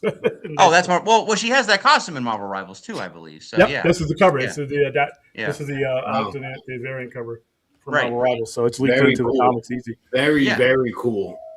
Yep. Meanwhile, J. Scott Campbell, by the way, great job. Yeah, J. Scott Campbell does great work. Meanwhile, Charlie Cox and Vincent D'Onofrio are promoting Daredevil, and sooner or later, what are they doing? They're promoting Marvel Rivals because Daredevil is now in Marvel Rivals. Wow, that's interesting. Yeah. And it was really funny because I forgot that Elsa Bloodstone is also in Marvel Rivals, and they say to Charlie Cox, like, "Oh, there's Elsa." And because he's thinking Disney, he's like, "Wait, the Frozen characters are in this?" And they're like, No, Charlie, it's everyone else. That's so innocent. Yeah. This is Kingdom Hearts. What is going on? Yeah. I mean, who knows? I mean, there's so many crossovers with things anyway. Like, I understand his thought process. But yeah, like, video games are the new thing. So, but yes, Tom Cruise is the last traditional movie star. I don't disagree with Dave, though. I think Ryan Gosling he's become sort of the it man.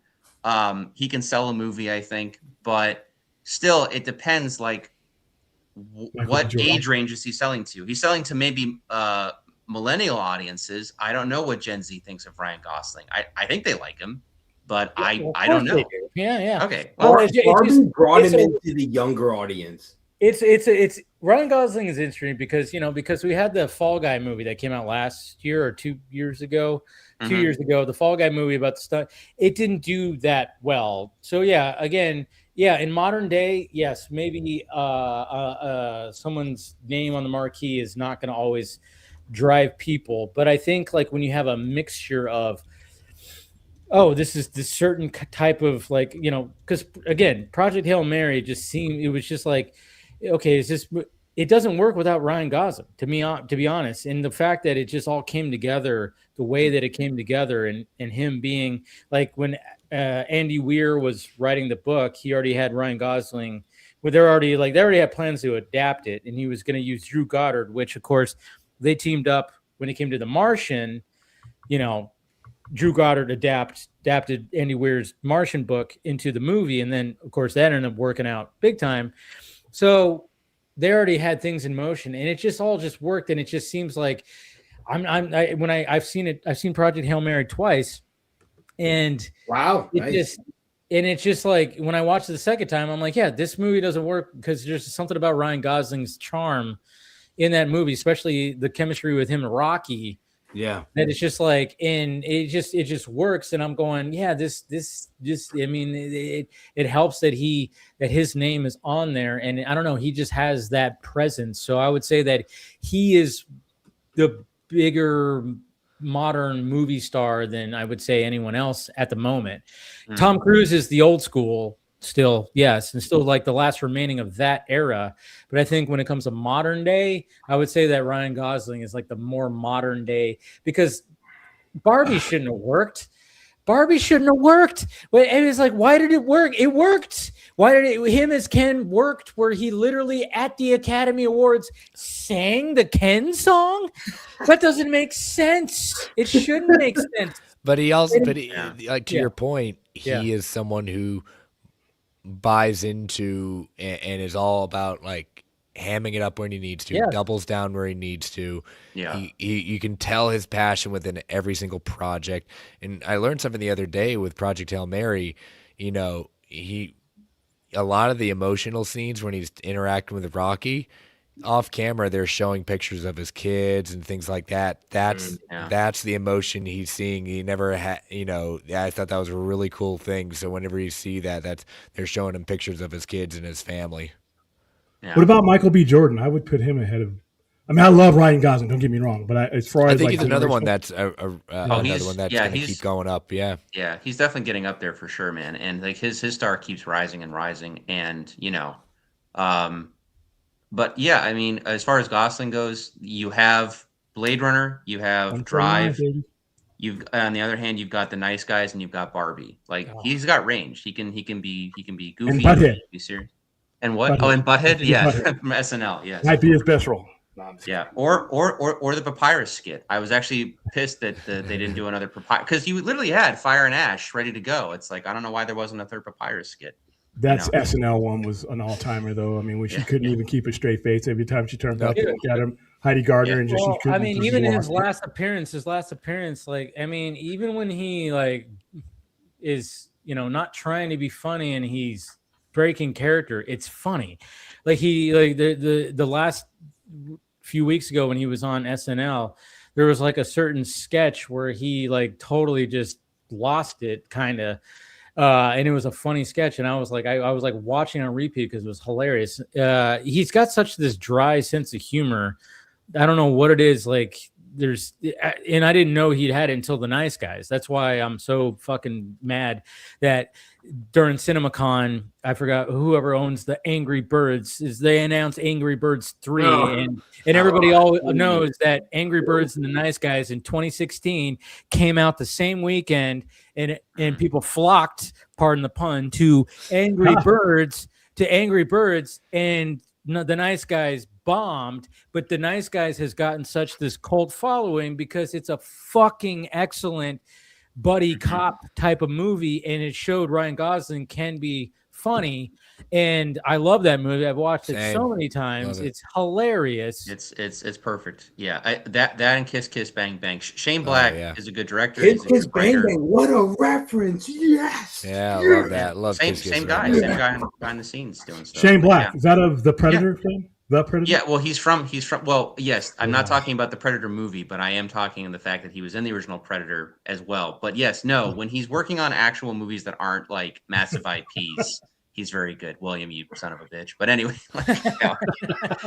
no, Nice Guys, Kiss Kiss Bang Bang. I know I'm forgetting one. Oh yeah, he didn't direct it, but he wrote it. Very, very good buddy cop movie. The Last Boy Scout. Also directed by Tony Scott. Very, very funny movie. Mm-hmm. That's a great movie.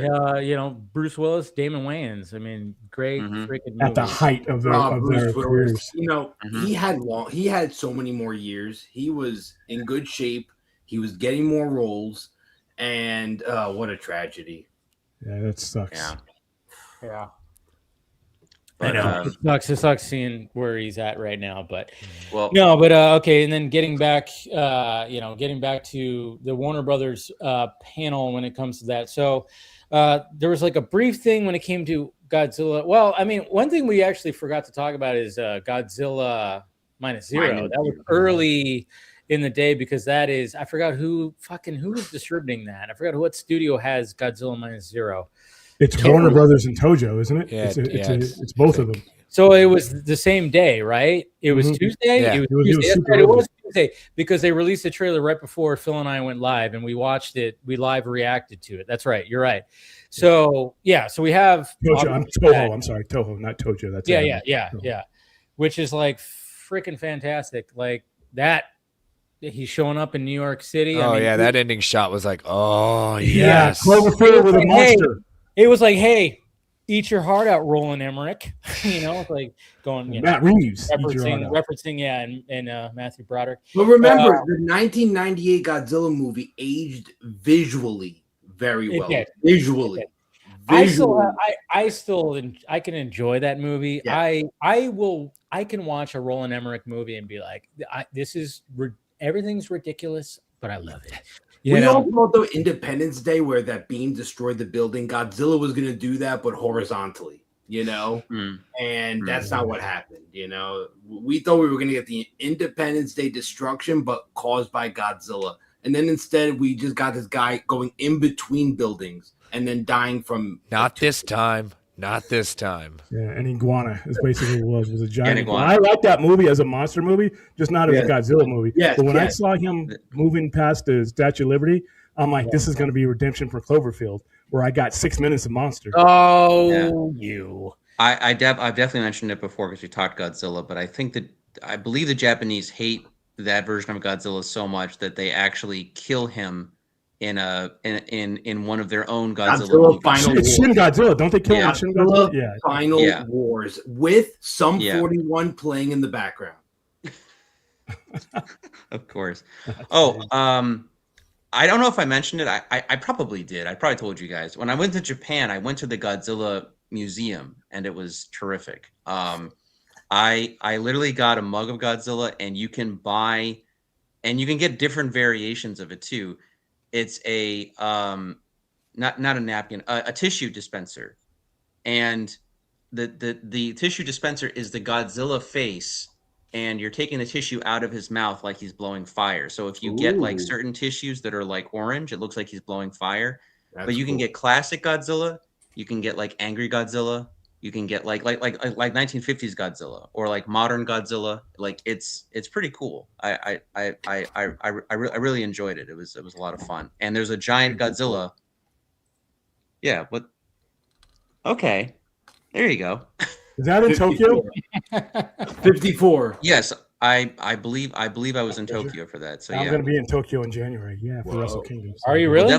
Yeah. Wow. Well, there you go. I finally definitely recommend trying to get to Tokyo my entire life because the army won't send you to a beautiful place like Tokyo. They'll send you to an armpit somewhere. So now I'm going to go. I'm going to go as a tourist. Are you telling me that those commercials lied to me when I was in the theaters growing up? Yeah. Be all you can be. Yeah. You'll see the world. The Army version of the world, not the Navy version, not the Air Force version. They're going to find you a big plot of land that's unrecognizable as the country you're in, and that's where you're going. And you're going to stay there. Yeah. Sounds You're awesome. Stay there.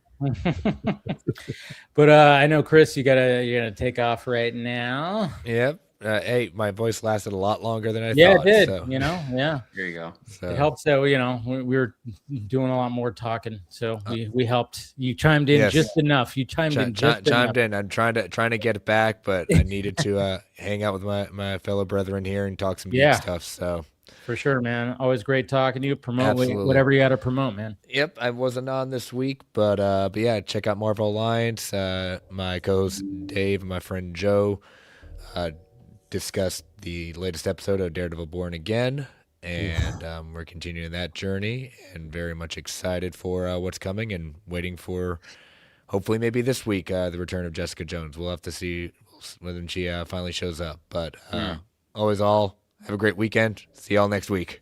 Take it easy, man. All right. Later. Take care, Chris. And then, of course, they did. It's so funny because they had like their list. They had like the New Line stuff, which is, there's Evil Dead Burn. And that was pretty much it, right? There was not much that came out with Evil Dead Burn, but they did mention that there's Evil Dead Wrath that's coming out next year. And they said that Sam Raimi is back, but I don't know if he's directing or he's just producing. They didn't clarify it. So the fact that they didn't clarify it, it just leads me to believe that he's just producing it.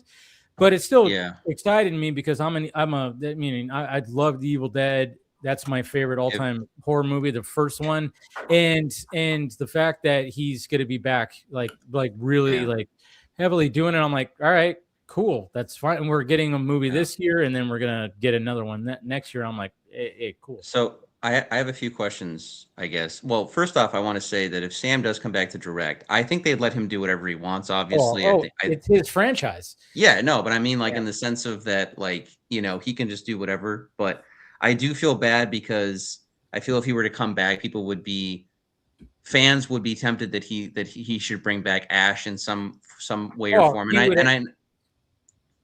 I know that Bruce Campbell obviously is going through a lot right now, and I wouldn't. Yeah, he's got cancer. Yeah.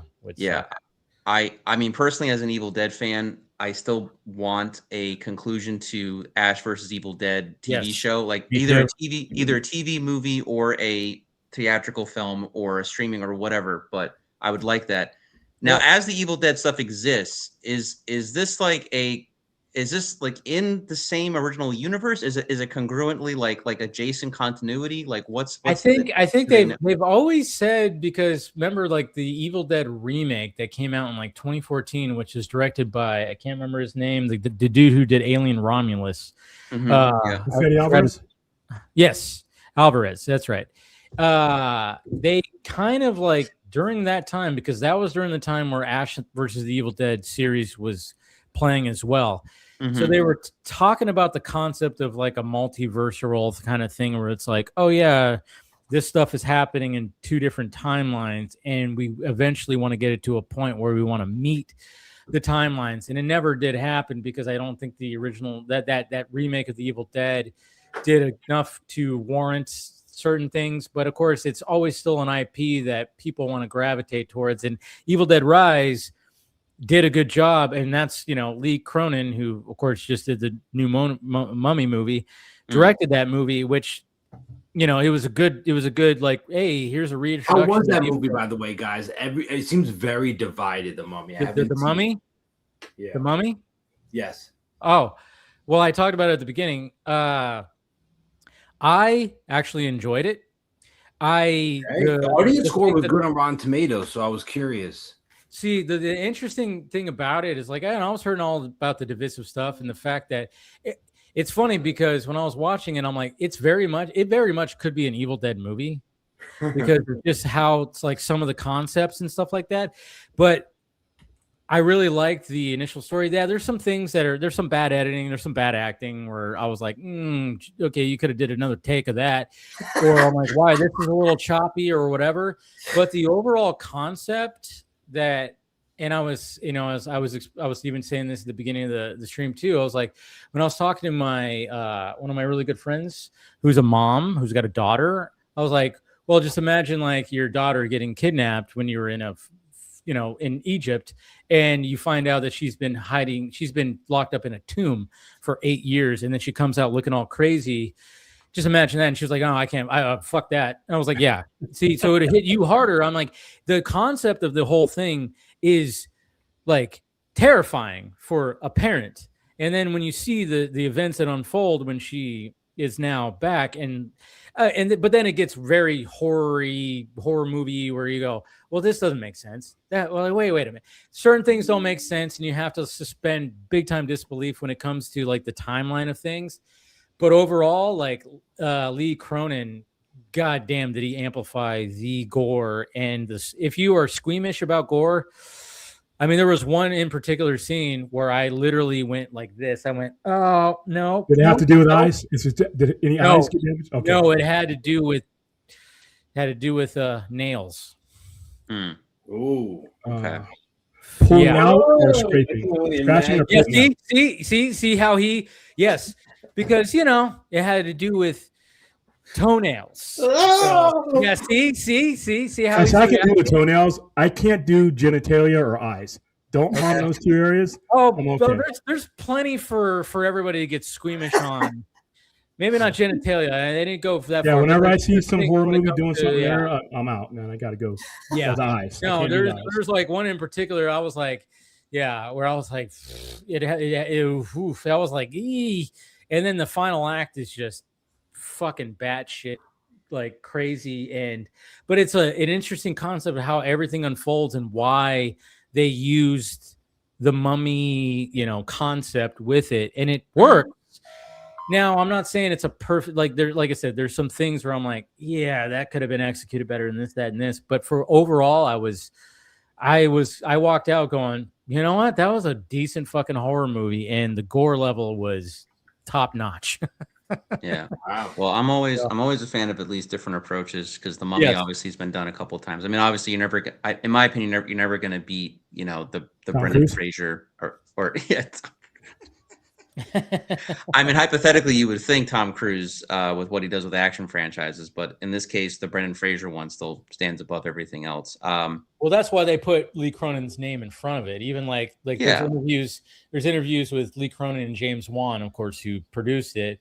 Mm-hmm. They're like, why'd you put his name in front of it? And like, well, there's this Mummy movie that everybody loves, and we didn't want to, and this is not Universal, obviously, because they own those types of, so it was like, so we wanted to kind of, obviously we needed to change it up a little bit, and but yeah, like I said, it's there was even like I saw on Twitter there was like a viral tweet that was going around where this lady who saw a poster at like a bus station of the Mummy, and it's literally a child who looks all and she wanted to complain. She was like, this is disturbing. I can't believe this is a child in this poster and blah, blah, blah. And people were like, it's a fucking movie. But it just kind of shows you right there that they didn't hold back, where it literally is like a child that is this mummy demon thing. And it's, like I said, there's sounds fun to me. Dude, I'm saying if you're a fan of horror and some gore fest where you're gonna go, where your shoulders go up and your skin crawls. I mean, there's plenty of moments where you go, Jesus, so.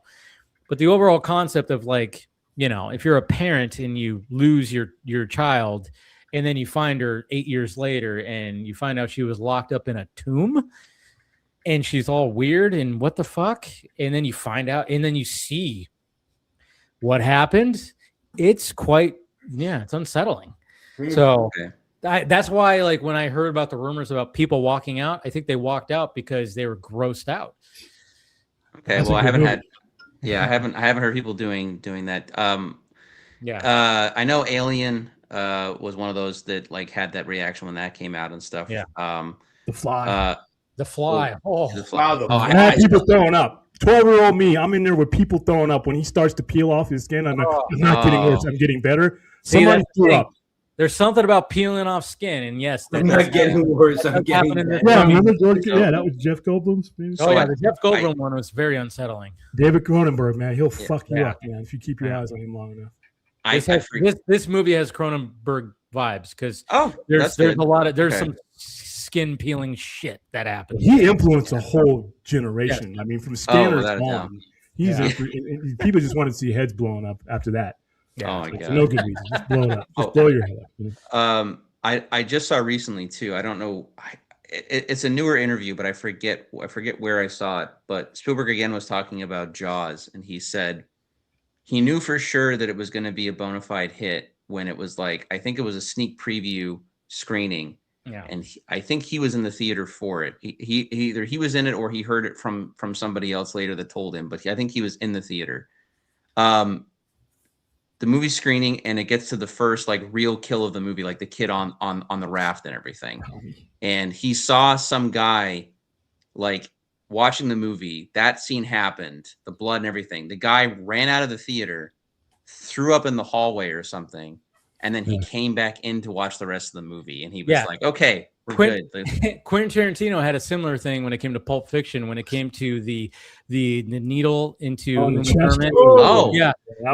was a tough so basically on a test screening, somebody passed out in like the front row when that happened. Like there's a lady like that was in there, she just freaking keeled over. And of course, Quentin Tarantino, being the crazy son of a bitch that he is, when he was interviewed being asked, he goes, yeah, when I heard about this, I was like, wow, this fucking works. This movie fucking works. I was like, good impression. I know. The funniest thing you've ever done. The funniest thing about Pulp Fiction is that like he knew a lot of other guys in the industry at that time because Reservoir Dogs and everything else. Yeah. And it's the same thing as like what happened with Star Wars. Like all of them watched Pulp Fiction, and they were like, Quentin, like this doesn't really work, but it's your second movie and everything, and like I'm gonna talk to you about all these things afterwards when the movie comes out, and we'll go over stuff and blah blah blah. And then the movie comes out and it's a huge success. And then that same director was like, "Hey, fuck me, I don't know what I'm talking about." Like you seem that's to. the thing, you never know. And you want an Oscar for like, that. Even going back to like the that scene where they have to put the adrenaline shot into.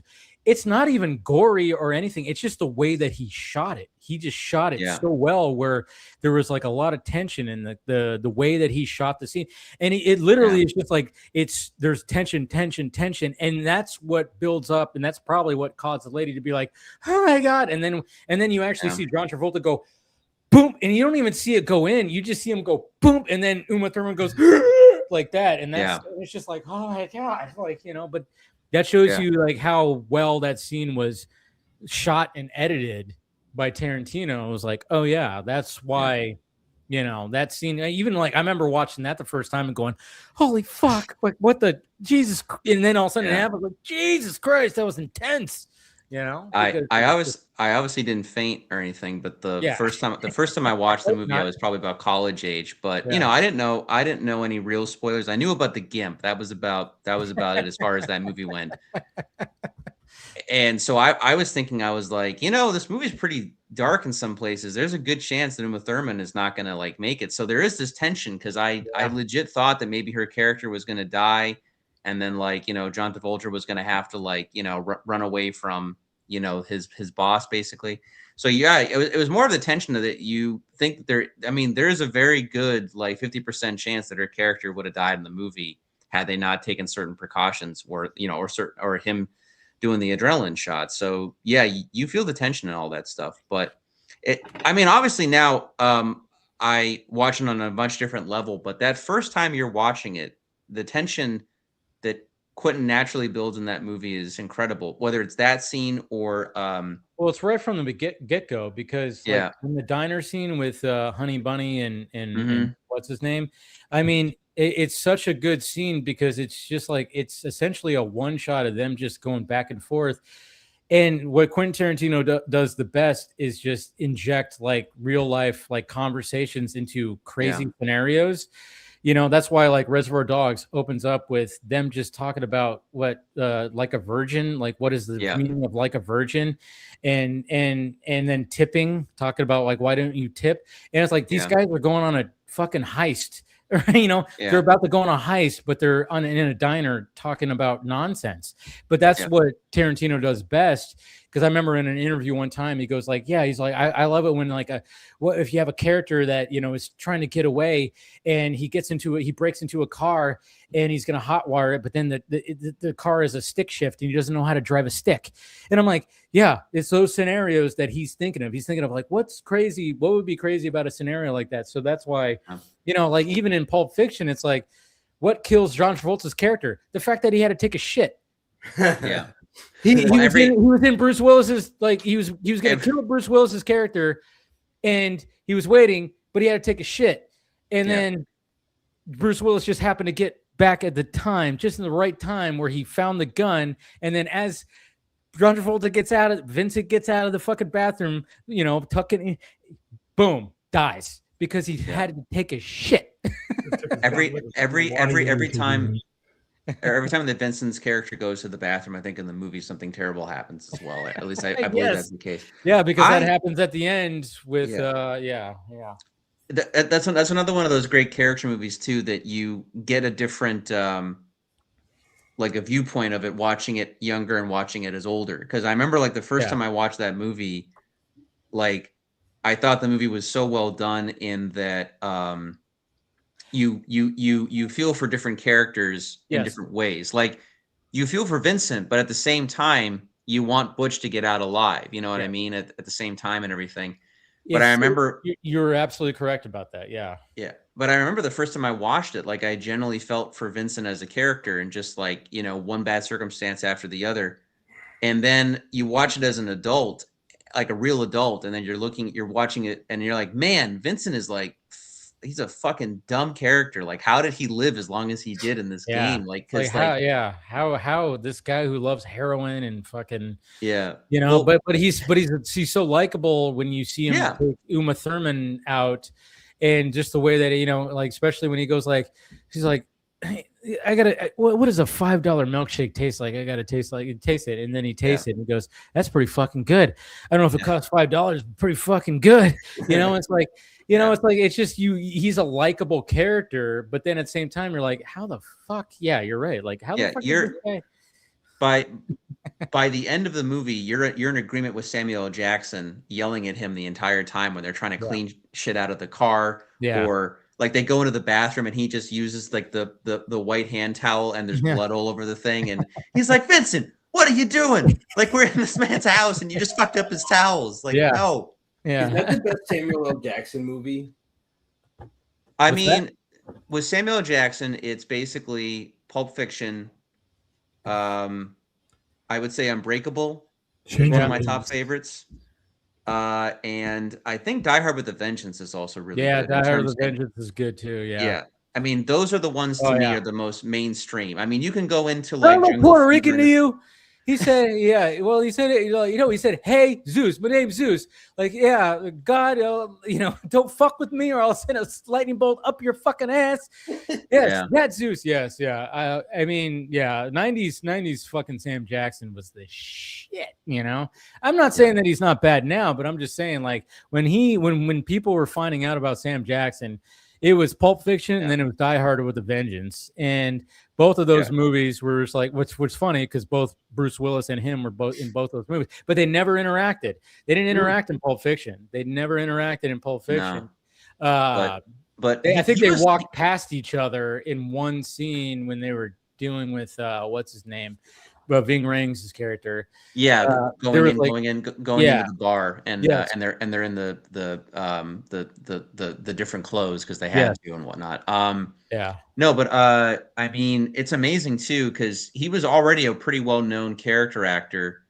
Pulp Fiction changed his whole life because I mean, in 1993 he was a character actor in Jurassic Park, and then by 95 he's co-starring in a movie with, you know, in Die Hard 3. So I mean, you know, you ever seen Changing Lanes? Yeah, with Ben Affleck. That's underrated. I know about it, but that's a good gem. That's an underrated gem. It's a very intense movie. Him and Ben Affleck, right? Ben over Affleck, a car, cutting each other off, and then they just completely destroy each other's lives and their own. The Negotiator was also a pretty decent one too, with Kevin Spacey. You know, however you feel about him, still Kevin Spacey had some good roles. We can separate artist and person. The good thing about Kevin Spacey, at least, is as far as acting wise, is that most characters that he played in those movies were not great people. So they were all dicks. Yeah, they're mainly dickheads. So he just played a good fucking asshole.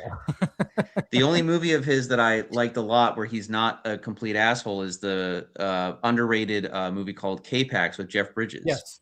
That was a fun movie where he's like the alien and like the alien. We don't know if he's an alien or not, kind of thing until like the end when you know, it's like, oh yeah, that was a good movie. And then most of the time Kevin Spacey is always kind of playing like, even if it's like he's not a dick, he's a dick. It's weird. He always kind of played it's almost like the real him was shining through the whole time. But it was like, oh yeah, he does always kind of play that character where it's like you like him, but he's a fucking douchebag. Like, what the hell? Yeah. So, but you know, like Robert De Niro in everything he's in. Yeah, kind of, yeah.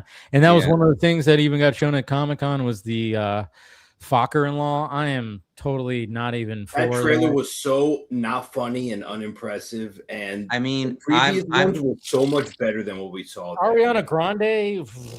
I'm one of those guys that never liked Meet the Parents. Like, I mean, I didn't hate it. Fockers. Yeah. Meet the Parents, Meet the Fockers were good, and then Little Fockers was okay. I was like, all right, you got you have a trilogy, cool. But now we got Fokker-in-law with, and now he's okay with the new family member. Because she might be. They strap her up to the. I'm like, what do we? I'm like, I don't even. I saw. I was like, no. I mean, I'll probably see it just to see it because I see everything. But, huh? In theaters? Maybe. Wow. If something else. Well, if something else is opening that I would rather see more, then I probably will see that. But if not, I will go see it. Wow. I do that. I saw Snow White when I knew this movie was going to be a shit sandwich. You know, I went there by myself with families. That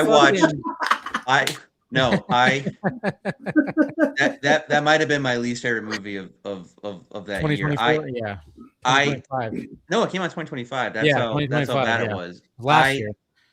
So my friends have Disney Plus. I was at their place for the summer. My buddy's girlfriend, now wife, I wanted to bond with her a little bit more because, you know, we're friends, but we have like a brother sister. Huh? Are you a bull? Am I a bull? You know, someone who gets involved as a third person in a No, not really. Like, no. I mean, my friend's wife is basically, you know, she's basically like a little sister to me. So, but we bicker back and forth all the time. So I wanted to bond with her more because she loves Disney stuff, and even she knew you that brought up the Snow White quartering movie- drama right now. Oh my god! Oh man, that's hilarious. All right, we both knew the Snow White movie wasn't going to be terrible, so we decided to get drunk and watch Snow White together. And that movie was so bad, like it was just every decision you could make that was bad was made with that movie. It was. It was I don't know. rough. I don't know one good thing that was about that movie. Like every choice of actor playing the roles, the CGI dwarfs, everything was just like, yeah. But like I said, I will fucking, you know, I'll go. I was like, you know what? This is the movie. I know. I'm like, I'm gonna try to find the good in this, and I could not find the good. In that movie, I was the whole time. I was like, "Oh my god, let it end!" And I was have you ever walked out of a movie before it was over? No. Yes. Oh yeah, I have. I have. Dudes, where's my car? Okay. Dude, where's my car?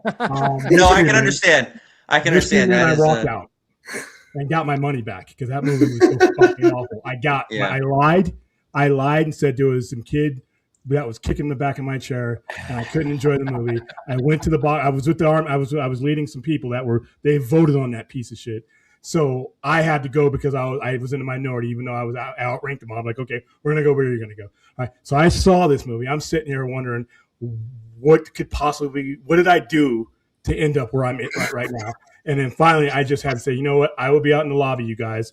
I had to get out of that movie. I had to get out of that situation. And I got my money back. I'm like, kicking my thing, give me that cash back.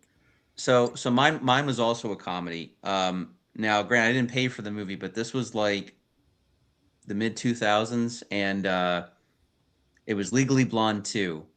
Me, my mom, and my aunt went to go see it. I mean, at the time too, if I remember correctly, like the summer movies at that time were like in a really rough spot, if I remember correctly. So we still like going to the movies. So I remember liking Legally Blonde 1. I think it's still a pretty decent comedy and stuff. So I was like, yeah, Legally Blonde 2. Like, okay, cool. So I went with my mom and my aunt. We were sat for probably about 10 minutes of that movie, and like I was trying not to be a jerk about it, but I literally like leaned into my mom and was like, "This is awful. Can we leave?" And she looked at my aunt, and they looked at each other, and they were like, "Yeah, let's get out of here." We left. We went over like 2 theaters, or like not like the whole theater, but like the showrooms, and we went to League of Extraordinary Gentlemen, which I liked more. But my mom and my aunt were just not feeling it, so they just left entirely, and then I was just left in the theater alone watching League of Extraordinary Gentlemen. So, hey, it's bad, but it's not anywhere near as bad as Legally Blonde 2. So, I've never walked out of a movie. Never. Wow. Have. Yeah, never have. What about you? So you sat through like disaster movies. Oh yeah. Okay. I mean, like the only one that I would say that I like technically walked out of, but it was only because So this was like a funny situation. So flashback, when did the first Scary Movie came out? 2000? 2000? Something like that. Yeah. Okay. So obviously it's an R-rated movie. I'm not of age. Me and my buddies are like 15. So we decide, okay, we're gonna buy a movie. We're gonna buy a movie ticket to Shaft because the Shaft movie came out that same, or it was around the same weekend, or whatever the hell. The Sam Jackson one, going back to Sam Jackson, and also the villain was Christian Bale, which is funny. So we buy tickets for that, and then we try to sneak in to Scary Movie. Because obviously we can't buy the tickets because we're not 16. And I'm the one that gets busted. Oh. So my friends make it past the ushers into the movie theater without getting their ticket checked. I get an usher go, hey, let me see your ticket. And I was like, okay. And I do that. And they go, why does it say Shaft? And I went, oh, I guess I'm in the wrong movie. So I was not lucky enough to get into the movie. And then it was funny because I'm like, fuck, I'm the only one out of my 4 friend group. So I have 3 of my friends that made it in. I didn't. And then I find 2 friends that from school that were like trying to do the same thing. They didn't. They were like, oh yeah, we tried too. We could. So we go into Shaft, and I'm watching Shaft. So technically I did walk out of Shaft because I wasn't really enjoying it, but I was looking at my watch and going, because I knew the runtime of Scary Movie, and I was like, well, I'm going to leave now. So technically I walked out of Shaft, but only because I knew when Scary Movie was coming out. It wasn't that Shaft was terrible, but it wasn't that great. Did you ever finish the movie in your own time? I did actually watch. I was like, you know what? Later on, like, I don't know, like years down the road, I was like, you know what? It's not a good movie. I didn't watch the new one. Remember, they did another one where it had like the 3 generations of Shaft. They had the original dude, they had Sam Jackson, and then they were trying to introduce a new Shaft. And I didn't watch that one because I was like, because it bombed. And like, nobody fucking cares. Nobody wants a 3 generational Shaft movie. But so I could say that I technically walked out of Shaft because of that. So there's my story. I feel bad because I know Shaft is the original one is supposed to be like a classic. I think it's even in the Criterion collection. But yeah, I've never got in. The original one's good because it's what do they call it? Blaxploitation, like Blaxploitation. Yeah, and it's good. My dad had it, and it works for the time period. But you try to modernize it, don't work. No, because it's some deeply racist shit. They don't. They hate cops. It's some of it is very homophobic. Yes, you couldn't do Blackula today, because there's some really offensive shit. Exactly. There are things that you just have to leave in the past. Like a sexual preference is killed in Blackula. And who cares about that blank, and I'm like, wow, this is 1972 for sure. And if you were white in those movies, you may as well be, you were either a cop or you were the villain or you were getting killed. They did not give a fuck about it. I just reminded I need to actually rewatch Black Dynamite because that is somebody just mentioned that in the chat. Yeah. Oh, they did. Black Okay. Dynamite. Yeah. Yeah. Well, there's a good reason why because it's a terrific. Yeah, it's good stuff. Willie Dynamite and watch Willie Dynamite. You want to watch a movie that is not okay beyond 79, 80. Willie Dynamite is Willie Dynamite. Most offensive. Yeah. I watch them all. We used to show them here. We used to show them because I would start with Dr. Jekyll, Mr. Jive, Blackula, Scream, Blackula, Scream. All of them, because the AFI, American Film, those are classics. So, they were offensive, and we let people know, hey, it's night.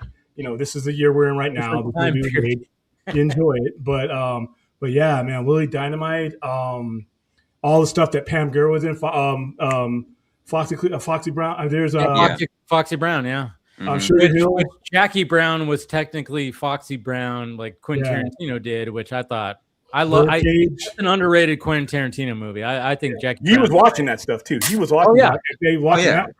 I think that's why he was comfortable enough to, have a lot of N-bombs in his movie because he was like, "Hey, I grew up on this shit." Yeah. And they're definitely N-bombs in their movies. Sure. I mean, my take on Tarantino was stuff like that. And William, if you think anything similar or different, feel free to correct me. But I always kind of took it as with Tarantino's upbringing, because he grew up in Southern California. His mom was surrounded by black people. She dated black guys. Tarantino was the little kid growing up around black people his whole life. So, I think Tarantino just wanted to be black. Huh? Effing his mom. Yeah, but more to the point, he was surrounded by the culture. He wanted to be black. I think, if you look at the behind the scenes in Jackie Brown, he's wearing a Kangol hat while he's directing everybody. So I mean, he just he just wants to be black. I think. He came from a generation that was heavily influenced by the Beastie Boys, Run DMC, Aerosmith. There was a period of time between 1982 and 1986 to where there's 3 or 4 moments that if you were a Generation Xer, which he's the latter individual, those walls broke down and it was culturally acceptable. Prior to Walk This Way, when Aerosmith busted that wall and Run DMC's on the other side, black folks were watching and listening to this station, and then white folks different, and then it made it acceptable when and it was, you can thank Rick Rubin. Rick Rubin is a god. Of course, it's always Rick Rubin, man. Yep, and Tarantino and a lot of the people in that generation were watching that and listening to that, and then they started going back and exploring that culture, and that's what brought him back to the 70s. I remember him and Rick Rubin, they were doing interviews, and they started watching blaxploitation, because blaxploitation was the first time that black directors and black creators actually got that type of leverage in Hollywood. It was the late 60s, and it was American Film Entertainment that was really the ones backing it, and hammered all those films, and that was the first time. It wasn't pretty at times, but it was necessary. And Tarantino completely zeroed in on those 2 eras. And that's what Jackie Brown was like. He was showing his appreciation, and that's why it doesn't get talked about enough. And I think Jackie Brown's a fantastic. It's a great movie. Film. It's a great movie, and he is totally paying homage to that. And it's, man, I remember that. Remember the Keenan Ivory Wayans movie? I'm gonna get you, sucker. I'm gonna get with my guy. My bitch better have my money, not all, not half, but all my cash. I mean, Then he's running down. They're chasing him because he gives his pimp convention or his speech, and then the people are looking at him like a fool. And he's got the goldfish in his shoes, and the goldfish shoes are breaking, and the fish are going out. Yeah, that was. It's all ridiculous, it's just fun. But yeah, I mean, it was a different time. And that's the thing. It's like I could understand, you had to give that little disclaimer at the beginning if you're showing that. It's like, hey guys, different time. If you're gay, I'm sorry. I didn't make it. I gotta warn you, because there's probably going to be some slurs being thrown. People will laugh out of your shit if you don't let them know. I was thinking about it too, because Jackie Brown has Chris Tucker, and Chris Tucker has said that was one of the only real films he never did any real improv on, because he didn't really want to, because the dialogue was written so well. And then I thought about it too. It was one of the major factors in its creation, but Rush Hour essentially happened because of 70s filmmaking, because you had blaxploitation on one end, and on the other end you had all the kung fu movies coming over and being here, or you had Enter the Dragon and stuff like that. So pairing Chris Tucker with Jackie Chan was intentional, because they wanted to be East versus West, or meets up with West, and so that you literally have Jackie Chan dropping M-bombs. Yeah, he watches that far because he thinks that this is the way I'm supposed to talk. So he goes like, "What's up?" And he said, and it's just like, and then of course it causes the whole thing. But it was just like, but it was like, Meanwhile, every white person's like, "Hey, we didn't say it." No, I mean, it was clever. It was clever for that, at least that first movie, because they clearly wanted to. Well, they clearly wanted to have Jackie Chan show off and use his stunt team and get in that situation where I don't want trouble, you know, like the classic Jackie Chan scene. You watch that first Rush Hour movie, it is nothing but like poking at the stereotypes of both, like, you know, like, you understand the words that come out, you know, it's just there's like all shit kinds like of that. stuff It's in like, there that just didn't. I mean, but at the people same just time, got sensitive real quick. ate it up. Yeah.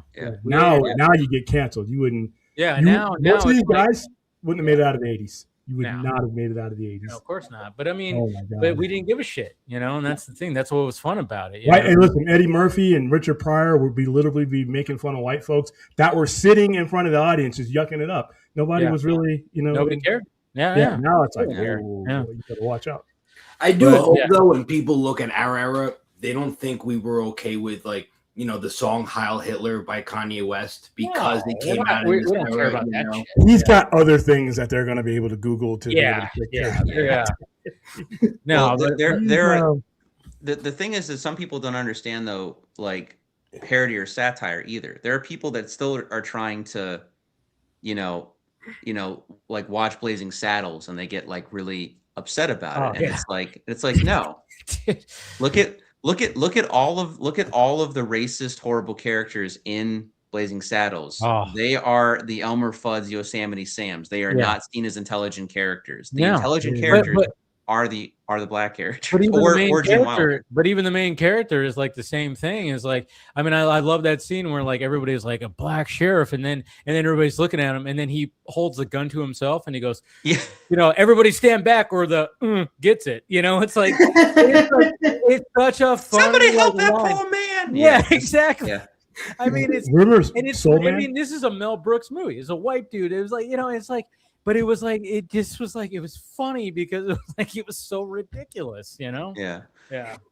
Remember Soul Man? That's Soul Man. Are you talking about the one with Thomas Howell, who did blackface?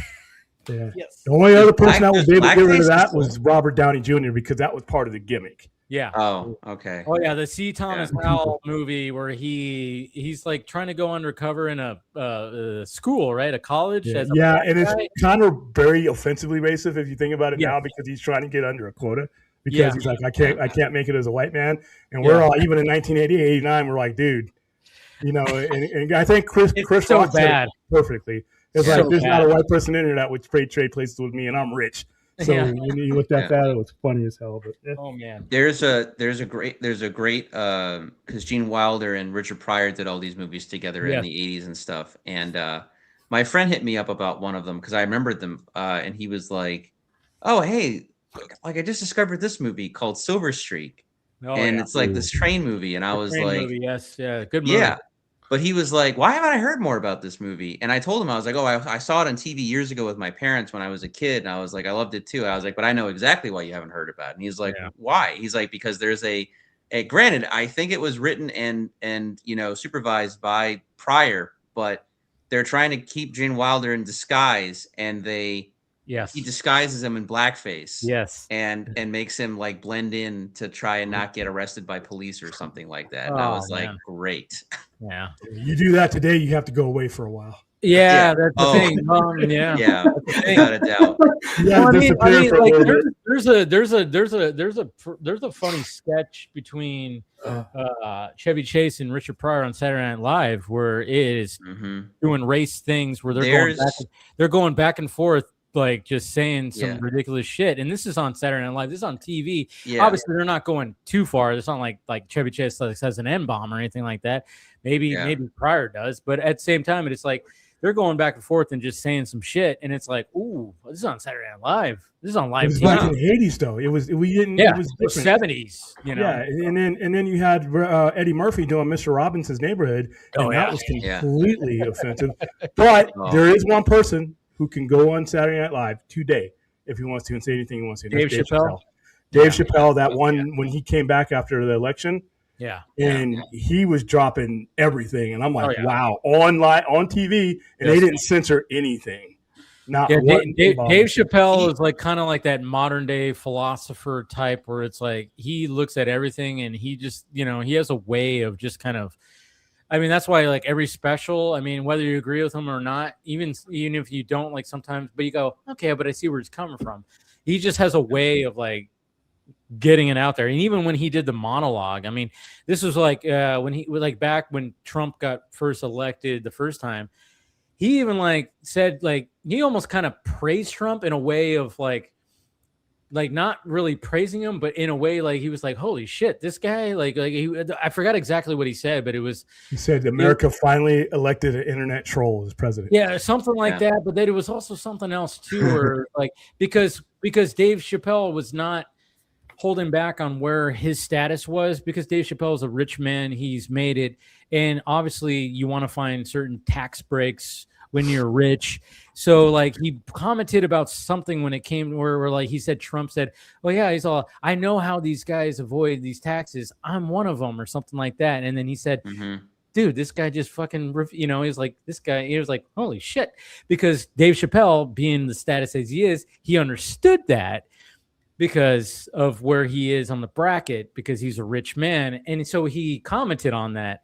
And it was just kind of like, oh yeah, it was I remember that. It was like, oh wow, that's kind of cool, but he just has his way of how he looks at things. And he's got this philosopher, like this modern philosopher way of commenting about what's happening in the world. And that's why he's Dave Chappelle. Like you're always going to get like his last, whatever he ends his set with, it's always going to be something where you're not going to be a lot of laughs, but it's going to come back and you're going to be like, holy fuck, I didn't think about it like that, kind of thing. That's I'm kind of more mixed on Dave these days. I mean, it's more of like, I think he was double down. I understand why, because every comedian, when you tell them not to joke about something, any long-term comedian, they double down, and that's just what they do. And it's not just Dave, it's a lot of them. But like, I think for a long time he relied way too much, or kept really hitting on the transgender community like quite a bit. And I'm in Cape Cod, like I have friends that are trans and shit, so like I get it. It just felt like him kind of punching down way too much for me personally. I mean, I still think he's a brilliant comedian in many other ways, but like I think that was kind of like he should have just done it once or twice and then just kind of moved on. But like I felt he kind of stuck to that like too long. Well, and I think he kept going because he kept getting like I know. Yeah, he kept doubling down, going back. Yeah, so and now it's come back around, and now he's like obviously like regretting it more and more, because like obviously the Republican Party like ran with a lot of his stuff, and it's like, well, Dave, it's like it's like there was there's this episode of all things SpongeBob, and they make a point, and it's kind of like about comedy, and it's like there's this joke where SpongeBob tries stand-up comedy and he ends up making all of these jokes about squirrels, but he's just making jokes about squirrels being squirrels. Like there's no other joke about it. And it's kind of like, that's the way I view comedy. It's like, if he's punching down, like I don't view it as much as like comedy as it is kind of like beating a dead horse kind of deal. But everything else like around that, I mean, the Trump thing was hilarious with SNL, because when he first came in, he did exactly that. He talked about why Trump got elected, because he's like, well, when you look at it from this perspective about how Trump is and where Trump's background is and how he's always been rich. So it makes sense that a lot of people like listened to him and thought he was a truth teller, because in some ways he was. And then he's like, well, let's just stand back and just see what happens. It was basically like, let's give him a shot, essentially. And then about a year later, he did another monologue. He was like, I really shouldn't have said that shit, because now he's like, oh yeah, no, that was a bad idea. Because then for like a year afterwards, any barbershop you walk into, they'd be like, oh, your boy Trump's up on stage. He's like, it's not my boy. It's not my boy. I don't want to do that. So I don't know, but I still think his comedy is very, it's very out there, and it's very, very, very prominent. Bell needs to watch a real comedy special like Gringo Poppy by Brendan Schaub. Oh God, a real talent. You had to bring up Brendan. I don't know what any of those words meant. That's the thing. It's like nobody even knows. Just because I very much love like stand-up comedy, so I know exactly what you're talking about, and I listen to podcasts. So yeah. I can understand why Paul and probably William doesn't even know what you just said now. I'm sorry, everybody. Yeah. Brandon Shaw, but I knew exactly what you were saying, because, well, essentially what Mr. Perez here was, he was talking about one of the worst stand-up comedy things that was put out on YouTube from an MMA fighter turned comedian who is just not funny at all, and it was really bad. Yeah. Okay. So well, that happens. That was a really good recap. That you definitely pay attention. Yes. No. It's interesting. Like, yeah. But William, I know you got to take off. Yeah, William, I actually got people coming in from they're just getting done with one of the WrestleMania shows, so we're gonna have a little get together. All so right. I will see you next week. Thanks for having me. Sounds good. Sci-Fi Center, subscribe. Yep, like, subscribe, find me on Google, and come down. I'm open like weird hours. See you guys later. All right, see you, William. I need to hop out as well. It's 2 a.m. here, my friends. Yeah. This was a tough week for me, so I appreciate this. This was a lot of fun. Thank you guys. Seriously appreciate it. Thank you guys for having me on. Yeah. Please, try to help David's channel because he got demonetized because of stupid AI YouTube shit. So. Yep. So we're just asking for human review. So go on X, search for David Perez Movie Talk now. There's a pinned post. Just tag YouTube. I really appreciate it, guys. Thank you so much. Take it easy, man. Take it easy. Yeah.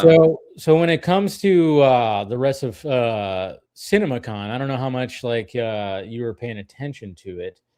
So I got like highlights and stuff. Like highlights. So essentially, it's kind of funny because when it came to the Warner Brothers panel, so THR released like their rankings of what was the best and what was the worst kind of thing.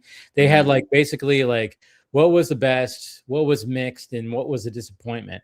And it wasn't like they were narrowing it down to like each panel because they said like Dune 3 was awesome because, they had Zendaya and they had Timothée Chalamet and they had Denis Villeneuve. And of course, Jason Momoa was there. And they had like a whole presentation because let's face it, Warner Brothers, that's their big movie this year. It's not Supergirl. It's not Clayface. When it comes to DC stuff, it's not. They are obviously Dune Part 3 is like the wrap up of the Dune series. It's going up against Avengers Doomsday. So they saved that for last. And that didn't disappoint apparently because they showed the first 7 minutes. Did you hear about that? They showed the first 7 minutes of Doomsday or Dune? Of Dune Part 3. Wow. Yeah. Okay. So they showed like the first 7 minutes, and of course, people were like, "Holy shit!" Because it opens, I guess, with like this big fucking war sequence, and I'm like, "Yeah." So the original intent. I mean, I won't go too much into spoilers. I know. Yeah, you've read the book. Yeah. Well, I've read all of Paul's story because the Dune saga follows the Atreides on Arrakis for multiple generations, but the first 2 books, Dune and Dune Messiah, follow Paul Atreides and his story essentially. So, Dune Messiah basically, or now Dune Part 3, which is what the movie is. It got written because Frank Herbert wrote Dune. He didn't expect it to be anything. Like it had been rejected by I think the publishing company that put out Dune was basically known for publishing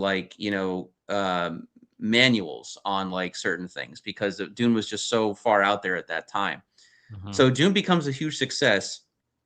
But what he was noticing when he was at conventions for book signings and stuff like that is that everyone was reading Dune, and at the end of it, they were saying, "Well, I'm so happy that Paul got his revenge, and that the house Atreides won, that they got their revenge on the other warring family," and then he realized that no one understood that Paul had lost as well, like that he had lost his soul and everything else. So he decided to make Dune Messiah to show the fallout of Paul's great victory and everything. So it doesn't shock me that opening is to show, because again, Paul in both the books and the movie, he gets a vision of the future. He sees what he can become and what will happen if he so chooses to take this responsibility and become this, take on the prophesized role and whatnot.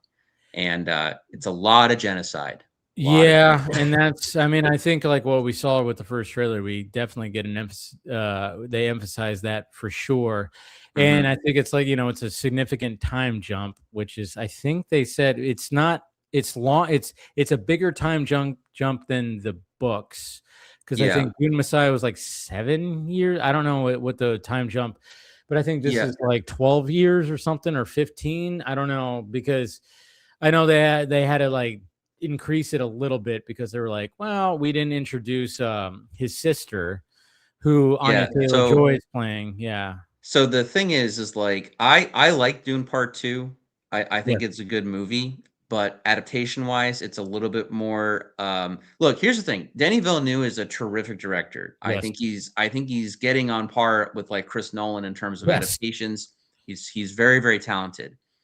But the Dune book, I hate to say it, and again, I also very much love this filmmaker David Lynch, who hates his Dune adaptation. But I will say, in terms of from book to he did a good job. No, like David Lynch's like the ending that happens in David Lynch's version is actually more accurate. I mean, not the like, oh, we won Arrakis and now that's gonna rain on the planet. Not that bullshit, but all the stuff with like legit got like a 2 or 3 year old little toddler and had her say phrases and stuff like that. But that's what happens in the book. Like the kid is already like his sister is already born, and she's she tapped into that. And I think that's that is why they had to do a longer time jump, because since they didn't introduce her already as a kid, like that, like it is in the book. Because I was talking to Scott about this. And I was like, oh, yeah. And he was like, well, one of the reasons why they increased it, because since they didn't introduce her, we only saw her in a vision.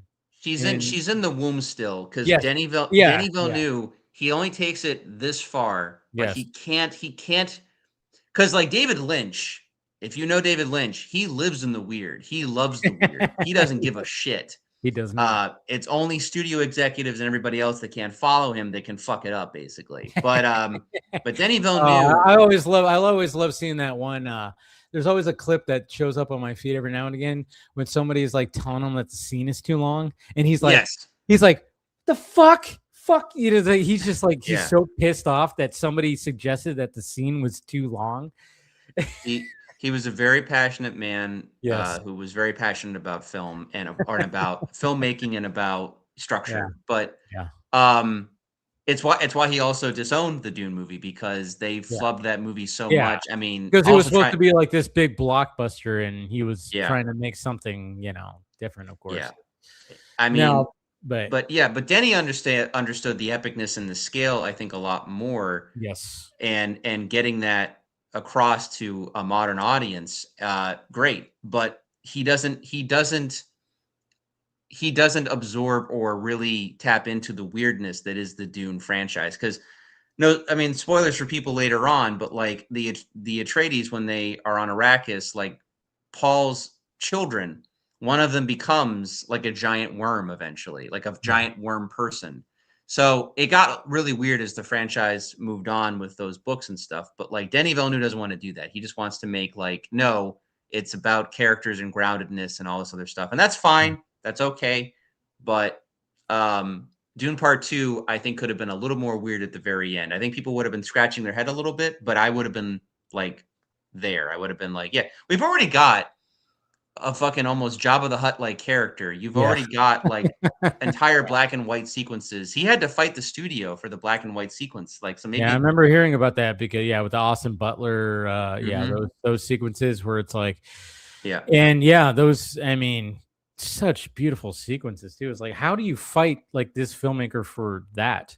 Because when you watch like that scene where you get that arena scene and he's gonna fight, I mean, it's so beautiful the way it's color graded. It's so fucking beautiful, and it's like it just works, And it looks and feels like a movie. It's concurrently, because I'm talking to my buddies who are big Star Wars fans and big Dune fans now because of the new movies. They haven't read the books at all, but I know how they are. They probably love the books, but my buddy was like, dude, Dune 3 all the way, man. He's like, the Grogu movie looks like shit comparison. And I was like, I can't argue, because I mean, Grogu looks fun and I'm going to go see it, but like it looks like a TV movie comparative Yeah. to what Denny and those guys are doing, making Dune 3. Dude, and It's day and what, night.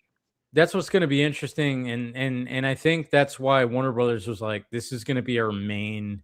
This is going to be the last thing we show at our panel. This is our main thing. You know, it's like, yeah, do the DC Studios, Supergirl. They showed Clayface. They showed a Clayface clip, which I'm like, God damn it, I want to see that. Because apparently, you know, because it's very horror, body horror, and you know, it's going back to what we're talking about when it comes to like Evil Dead and stuff like that. It sounds like it's going to be very much that, because it ends with, you know, Matt Hagen in a bathtub, like his face, he's like pulling his face off, and I'm like, whoa, oh God, that's cool.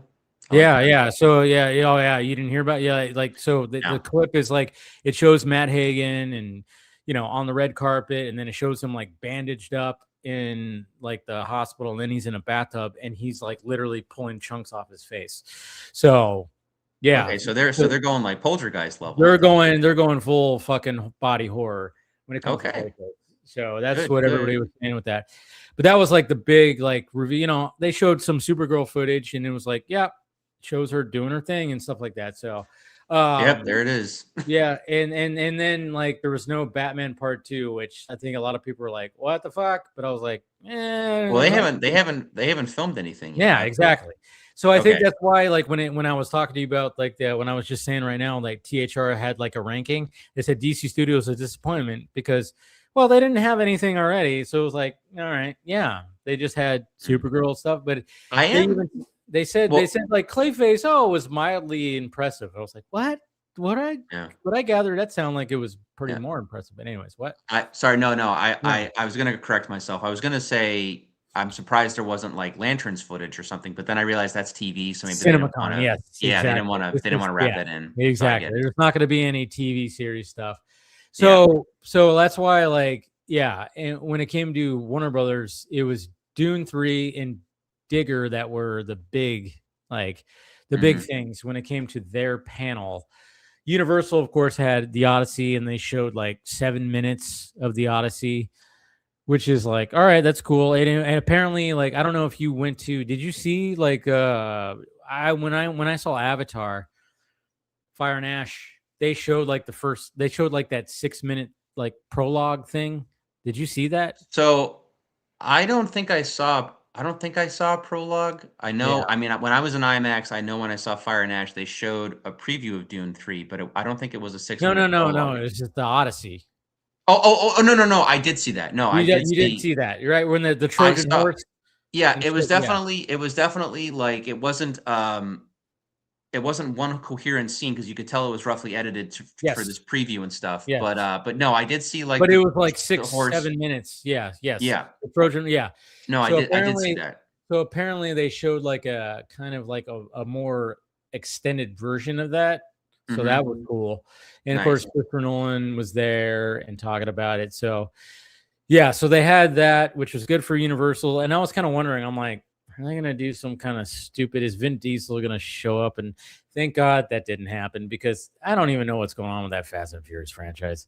I double checked the other day because I was joking with my friend about it. No, because like, you know, at this point, the Fast and Furious movies to me are just kind of comedy films. I don't take them seriously. So I go for that fun aspect. But the last scene of the last movie ends with him and his kid. Yes. Right. But here's the thing. So I was like, it's been a couple years now. I'm like, it's probably going to be 5 years between both movies. And like, they're supposed to end on this cliffhanger. So I looked into it, and supposedly it's coming out, like it's supposed to be aiming for, I think, 2027 or 2028. And it's going to be a 5-year. It's 28. Yeah. Yeah. So there's going to be an actual 5-year gap between both movies. And I told my friend, I was like, it'd be hilarious if like we just cut back and it's a completely different kid, because obviously the kid is aged up in this time, and we just act like nothing has happened or nothing has changed. And I just think that would be even funnier, and to just go with it. That's what it's going to be. It's going to be like, oh yeah, we survived. And then all of a sudden the kid's 5 years older, and it's like so ridiculous. But I was like kind of wondering, I'm like, is Universal going to have this like Fast and Furious thing? And thank God they didn't, because that movie is not coming out till 2028. So you know, of course they did Disclosure Day, Steven Spielberg, was Mhm. there, and that was great. It was like, okay, because I'm really looking forward to that because I'm a fucking alien UFO nut. Yeah. So and then he even said that that he has never done a Western, so he thinks that's next for him. So That's cool. I mean, that's really funny because he grew up in that time of where yes. Westerns was like the thing, and it's Well, when you watch the Fablemans, I mean, when that was like Mhm. basically like his. You saw the Fablemans, right? Yeah, no, I Yeah. like that movie a lot. Yeah. I've told many people though it's a good movie. I liked it, but it's But not a film. It's a therapy session. yes, that's yeah. No, Yeah, but you're it's right. good. You're right. You're It's right good. when it comes to that. But I mean, when you see like, when he's like making the little trains and shit like that, it's like, yeah, you're right. Mhm. He grew up in that era, and he went to watch movies like that, and so it's kind of funny that it's like, oh yeah, he hasn't done a fucking Western. So yeah, so he actually said that on stage where he was like, yeah, I haven't done a Western, so maybe that's next.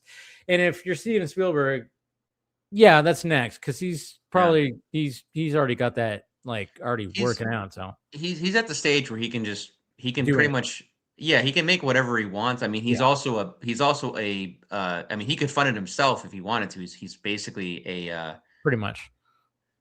billionaire. Yeah. So I think that I mean, for me, because Spielberg's one of my favorites, but like for me, like his era of like, peak quality was basically from like Jaws all the way to like Jurassic Park, Schindler's List, and then like post that, don't get me wrong, he's still made incredible movies, but it's kind of like it's not the same. Like when you think Spielberg and you think of how he is, like it's a different type of Spielberg. Because after Schindler's List, I think he had kind of like a, like he had a transformation as a filmmaker, and I think he kind of like eventually kind of like grew up a little bit. But like, Yeah. don't get me wrong, you still have like Saving Private Ryan or Catch Me If You Yeah, Can. like trying to think like what came after some of that stuff. Come Yeah, on. he had a whole mixed bag. I mean, I don't love it, but I really like it. I still think Crystal Skull is a good Indiana Jones movie, as I've said on here before. Yeah, it's not terrible. Yeah, and then they made Dial of Destiny, and I was like, yeah, by comparison, Crystal Skull looks like a masterpiece in my Pretty opinion. much. But Pretty much. but yeah, but he had a whole bunch of mixed films. I mean, you had the sequel to Jurassic Park, you had Well, Lost War World of the wasn't too Worlds. bad. War of the Worlds Yeah. I like. Yeah, I haven't We're seen. You gotta rewatch I didn't walk out of War of the Worlds.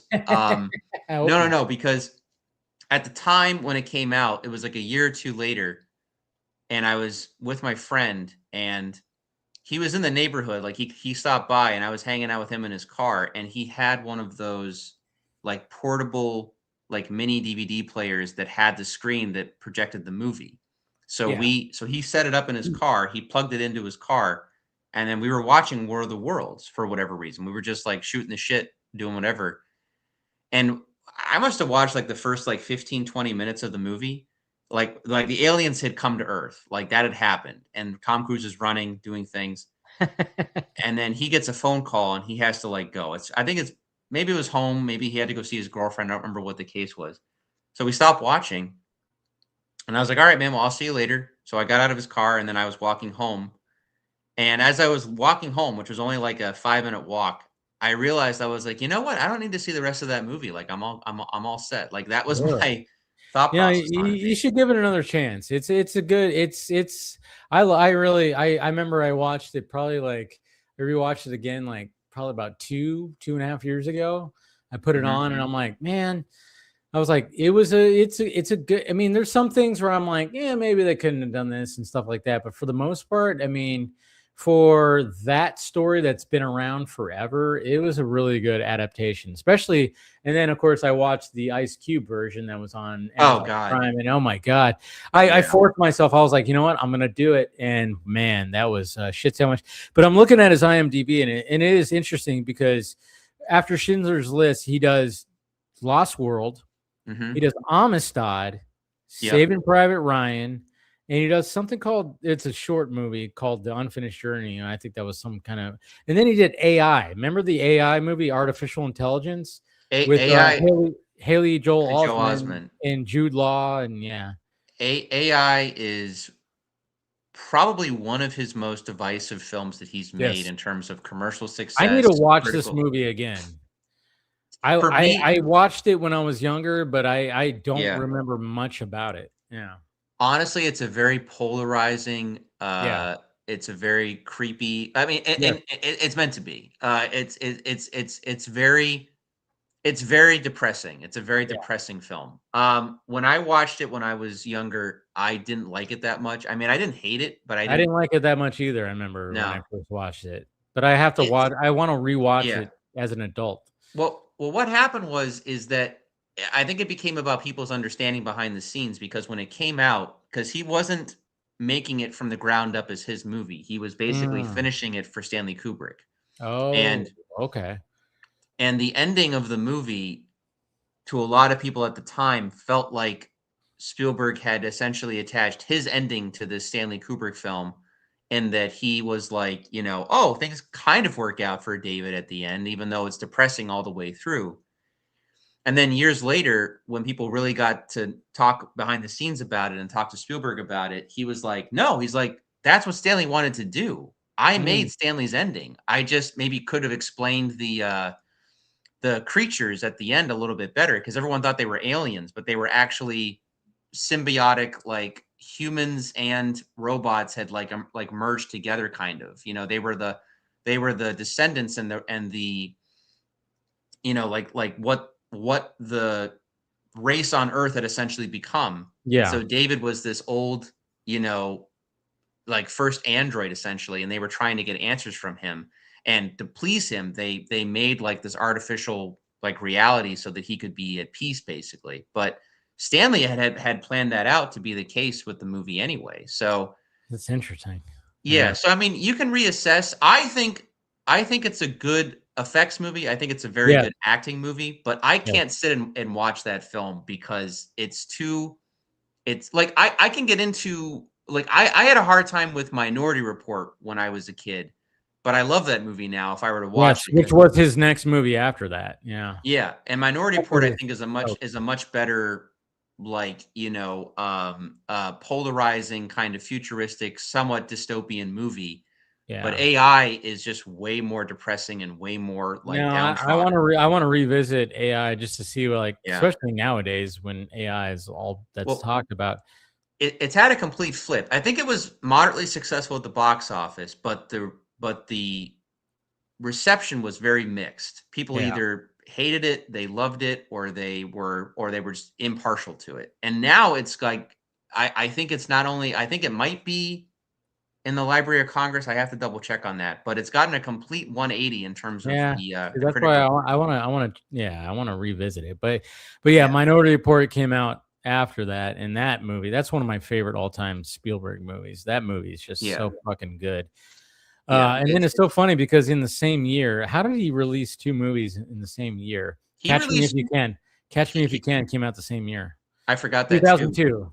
Yeah. He released Jurassic Park and Schindler's List in the same year. Like he literally finished filming Jurassic Park, and then he left it in the hands of his editors and others to kind of wrap up the film. I think he would I think what would happen is they would call him in between Schindler's List, and he would look at the footage, make sure that it was. I think when it comes to him, like when it came to his big movies, he shot them, and obviously they were shot, and then, obviously it took some time, but then he was like, "All right, you guys handle it. Just bring me in when I need to be," because even like when it came to War of the Worlds, when War of the Worlds and Munich were also released in the same year. Yeah. So it seemed like he always had like a big movie, small movie, big movie, small movie, where it's like big movie with big visual effects and set pieces, and then a small movie. Wow, that's crazy. Well, the thing with his career is that I think he's been talented like either way in connecting with audiences and making movies that last. But up until Schindler's List, I mean, he just had this reputation for,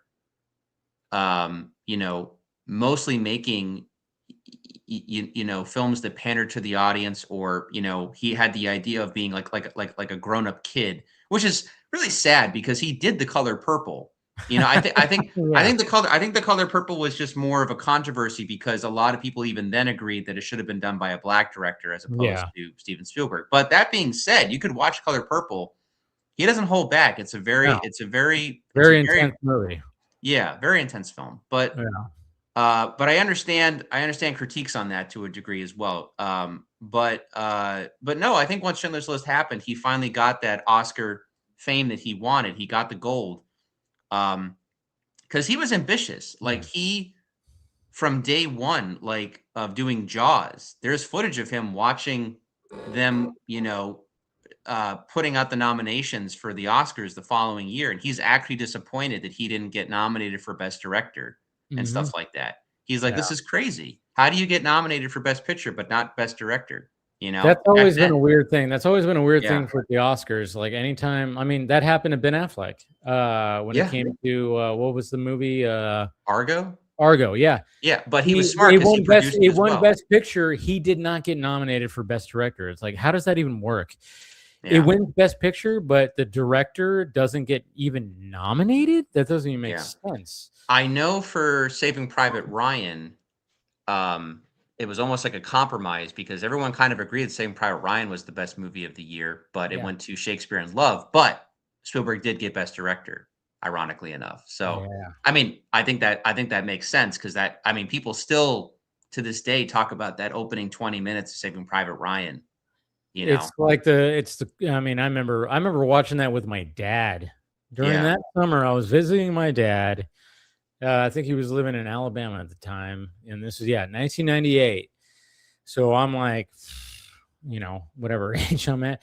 I'm like in, you know, middle school or whatever the fuck. And we go to see that. And my dad's, you know, he's in the Army. And that first opening sequence, Jesus Christ, I remember just being like, oh my God. Like just to this day, I mean, you watch that opening sequence, I'm like, how the fuck do you shoot something like this? It's like, how do you even shoot? I mean, that's what I love about movies is like when I go, how do you shoot this? You know, how do you shoot something like this? I mean, even if something like in War of the Worlds, like, I mean, there's like a whole one shot in War of the Worlds where Tom Cruise is running while the fucking tripod alien thing is like zapping people. And he's just running through and he's getting fucking human dust just like fucking put on him. And I'm like, how the fuck? I'm like, how do you coordinate this? And how do you do this? I mean, it's a traditional Tom Cruise running, sure, but it's different because it's not Tom Cruise running after someone or running away from someone. He's just running from a big fucking alien, you know, craft that is zapping people. And somehow they do a one shot of it. And I'm like, Jesus Christ. Like that must have took, I don't know how long did that sequence take? And then, you know, you hear about it. It's like, oh yeah, it took 2-3 weeks. Oh yeah, that makes sense. Like, because it's just so freaking crazy how they do that. But as far as I know, as far as Spielberg goes, his whole career, he's just been very good at storyboarding and his what's the word? I hate this because I know the correct terminology for this. So what are you where he maps out the scene. There's another word for it, but like his storyboarding, staging. Yeah, staging. Like he knows where to put the camera. He knows where the camera's going. He knows how to. That was a running joke with him and Lucas, is because Lucas films very much kind of like how an editor would, because he likes editing. If you watch Star Wars, the original Star Wars, and I think this is true of the prequels as well, he has a very stagnant camera. He might occasionally do a pan, but if you look at Star Wars, almost every time the camera is never really moving. It's just there in place. But for Star Wars, it works because the characters in the world are so alive anyway that like you kind of need the camera to stay in place, you know, to like kind of take in everything. It feels like he wanted to feel more of like he wanted to give it like a documentary feel that you're in the day of the life of these characters, you know. It's funny that you bring that up because there is a shot in Minority Report that always like stood out, and I always would be like, why is this shot, which doesn't need to be, the camera movement does not need to be this good for this particular scene, but it's so good. And I'm going, there's a shot like it's literally in Minority Report with Colin Farrell's character and the old dude. I can't remember, the character's name. Max Van Schoud, the the guy who's running the whole precog thing, and and then Colin Farrell's character, of course, is like the one that's trying to like find all the mistakes and shit like that, and he's like approaching him about this, and they're in his office, and the camera just like pans over just perfectly as Colin Farrell turns, and it rotates around him as he's exiting the office. And there's no reason why that this shot needs to look as good and smooth as it is. Like, it could have just been a standard, like, hey, he just turns and walks away. And I was just like, that's Steven Spielberg just going, I want the audience to feel the intensity of how pissed off Colin Farrell is right now. And it does. You feel it because just the way the camera matches Colin Farrell's turn and it rotates around him as he exits. And it literally, like, the camera has to pass into his path and go around him as he's exiting. And it always stood out because I was like, there's no reason why that shot needs to be there, but it works so well. And it's such a beautiful shot. I've pointed that out. I remember I pointed it out to my ex-girlfriend. I was like, that shot right there, that shot's so good. And she was like, what the fuck are you talking about? I'm like, yeah, it's just so. Well, that's the thing, because there's some people that are inclined to watch a lot of movies that can tell what's happening and stuff, but there's other people. It's kind of the magic of a good director. Some general audience, they don't even realize that they're being manipulated or that they're being in the moment. Like, it's because it's done so smoothly. You just kind of like are in it.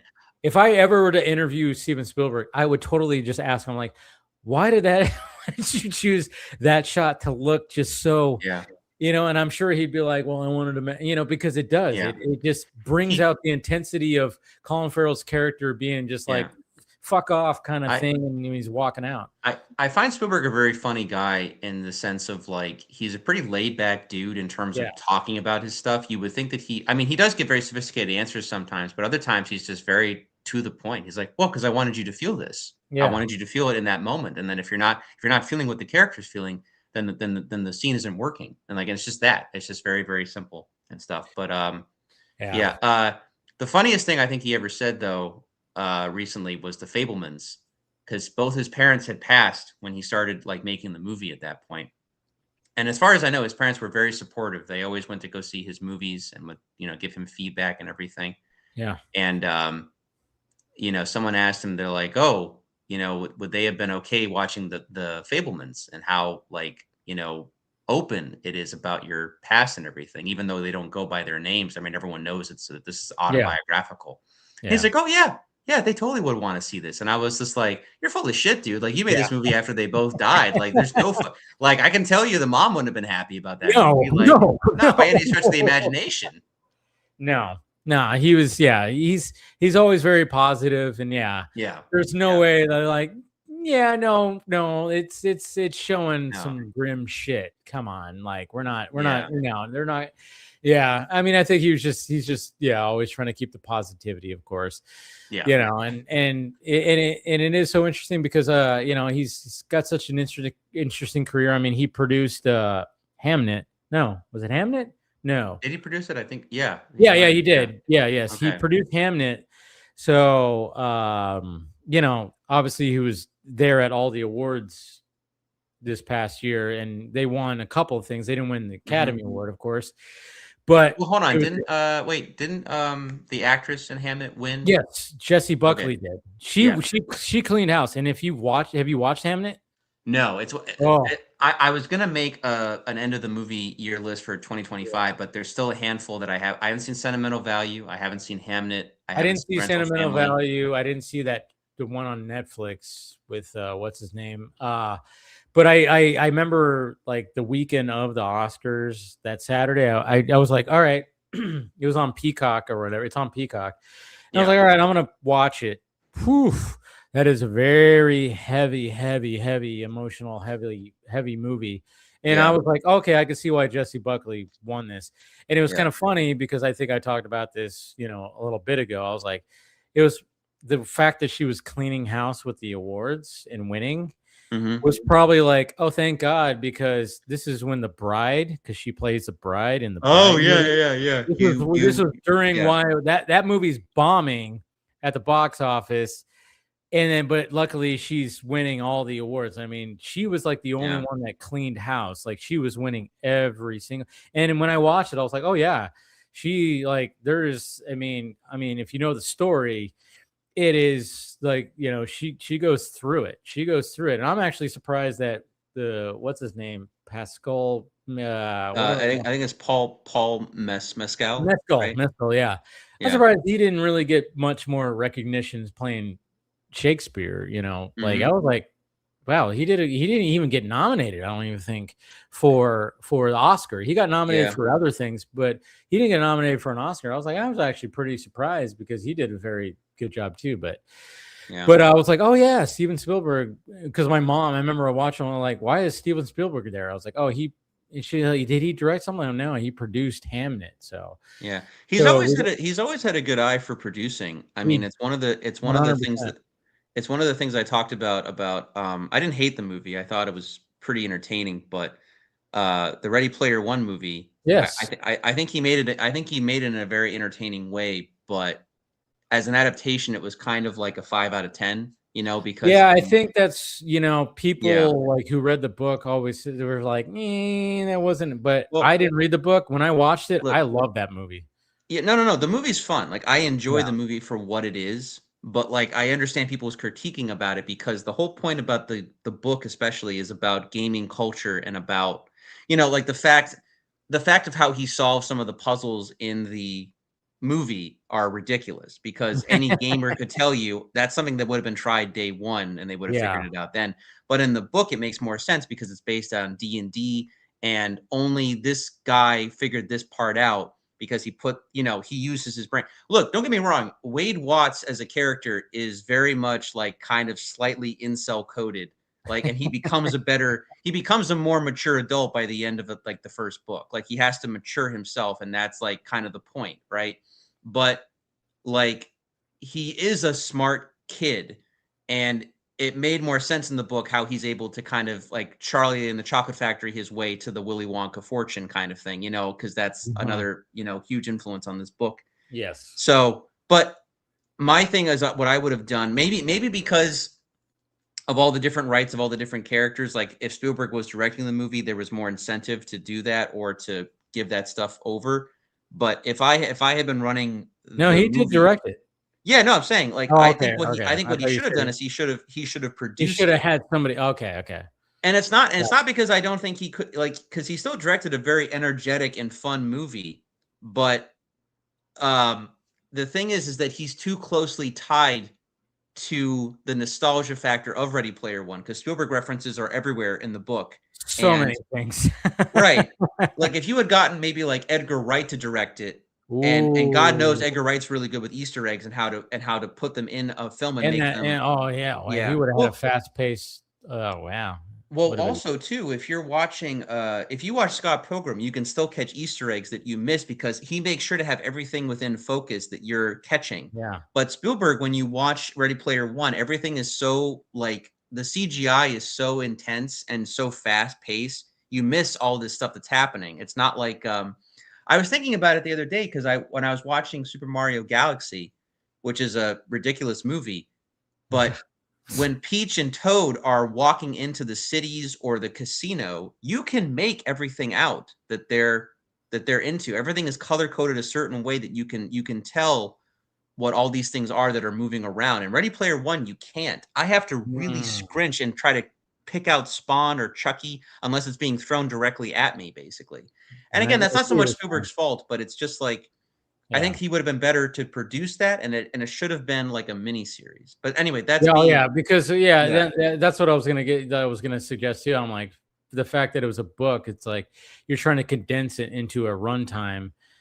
Always never, and I wouldn't be surprised if in a couple of years from now, we're gonna hear like a Ready Player One fucking series is gonna. Oh yeah, they clearly wanted to set up Ready Player 2, which the book has come out since, and the book is pretty good. It's pretty decent. Like I don't think it's as good as the first one, but it's a solid continuation. No, they're gonna end up making it into a series. I guarantee you, we're gonna hear about it in the next couple of years for sure. Well, the book is even way darker than like Spielberg. That's That's that thing where Spielberg does try to make some things sappy, which I understand people's critiques on that. And like the movie's pretty dark in some aspects, but comparative to the book is like the book doesn't mess around with that stuff. Like people are killed for this prize and whatnot. So it's going to be interesting when that because there's no way that they don't just leave that, especially with the sequel book. Yeah, they're going to make this stuff into like a whole series eventually. Yeah, for sure. Yeah, it'll come around. They have to finesse certain rights and stuff like that, because even certain things, like I love seeing the Iron Giant and Gundam 1, fight everything, but in the book it's Ultraman fighting Mechagodzilla. It's a whole it's all about rights. All about rights. Yeah. And I remember one of my favorite Easter eggs in Ready Player One was the movie theater that was playing Last Action Hero. Like you see it briefly. I forgot that. I forgot that was on there. Because was it the marquee? Huh? Yeah, it was on the marquee. Yeah. But it was like because one of the writers of the script, Zach Penn, I think it is. Yeah, he helped write Last Action Hero, so they put that little Easter egg where like when they're racing you see the marquee and it says Last Action Hero. I was like, fuck yeah. I didn't see it the first time, but yeah, just cool stuff. But yeah, so obviously Disclosure Day, that's one of my most anticipated movies. And I mean CinemaCon was crazy. Obviously we had the Disney one that was showing, I mean they were flaunting how much money they flaunt it, but meanwhile, like everyone called them out on it. Like you have Robert Downey Jr. walking up on stage who's gotten $100 million payday. Oh, we've made all these billion-dollar movies. Yeah. Oh, but by the way, we fired all of our VFX department and our talk about bad timing, right? For that report to come out, and without a doubt. And I'm like, you realize like the brand, you're like, yeah, the brand's not gonna get too hurt, but it's still getting kind of hurt because you have this report where you're firing your whole visual, and we're going to hire them at, a day, a project by project basis. And I'm like, oh, that means you're going to hire some people and then use AI, right? That's what you're doing. Dude, if they're, I don't want to watch AI slop. But that's the thing is like, I just wonder, I mean, it's going to be a combination probably of, both, but yeah, and then I saw that too, where it's like, oh yeah, you're paying Robert Downey Jr. this much, and he's up on stage doing that. I mean, I get it; they were trying to make a whole thing out of it, and then of course they showed like an actual teaser. Teaser sounds, like it's going to be intense, it's going to be good. They did say Robert Downey Jr. has an accent. I'm kind of worried about that. I mean, I think he's supposed to have an accent, but I'm like, I'm worried about. No. Here's the thing. If it was Tom Hanks, I'd be worried because Tom Hanks can't do accents. But Robert Downey Jr., we forget, man, because I mean, Chaplin. I mean, even Tropic Thunder. Yeah, he's got an accent. He was able to do the Australian accent very well. Yeah. I mean, we have to realize, like, when it comes to Tropic Thunder, he was. I mean, even in the movie where he says, "I'm the dude playing the dude disguised another dude," and technically he's that because he's Robert Downey Jr. playing an Australian actor who's playing a black guy. And it's like, so he's like, there's layers. There's a lot of layers there. So people forget that character got nominated. Yes. For best like supporting actor because of the complexity of the stupid character, basically. So like, I'm kind of worried, but at the same time, I'm like, yeah, but it's Robert Downey Jr. I think he could pull it off. But of course, a lot of people were like, I've been saying on the stream for a while, because I know Phil has been the most like excited about this, this term with Robert Downey Jr. being Doom. And as I've said, I know obviously he's known as Iron Man. I've never been against Robert Downey Jr. playing the character because I know he can play Dr. Doom, because I know he's got the range to do so. For me, it's just more, what is the context of the character?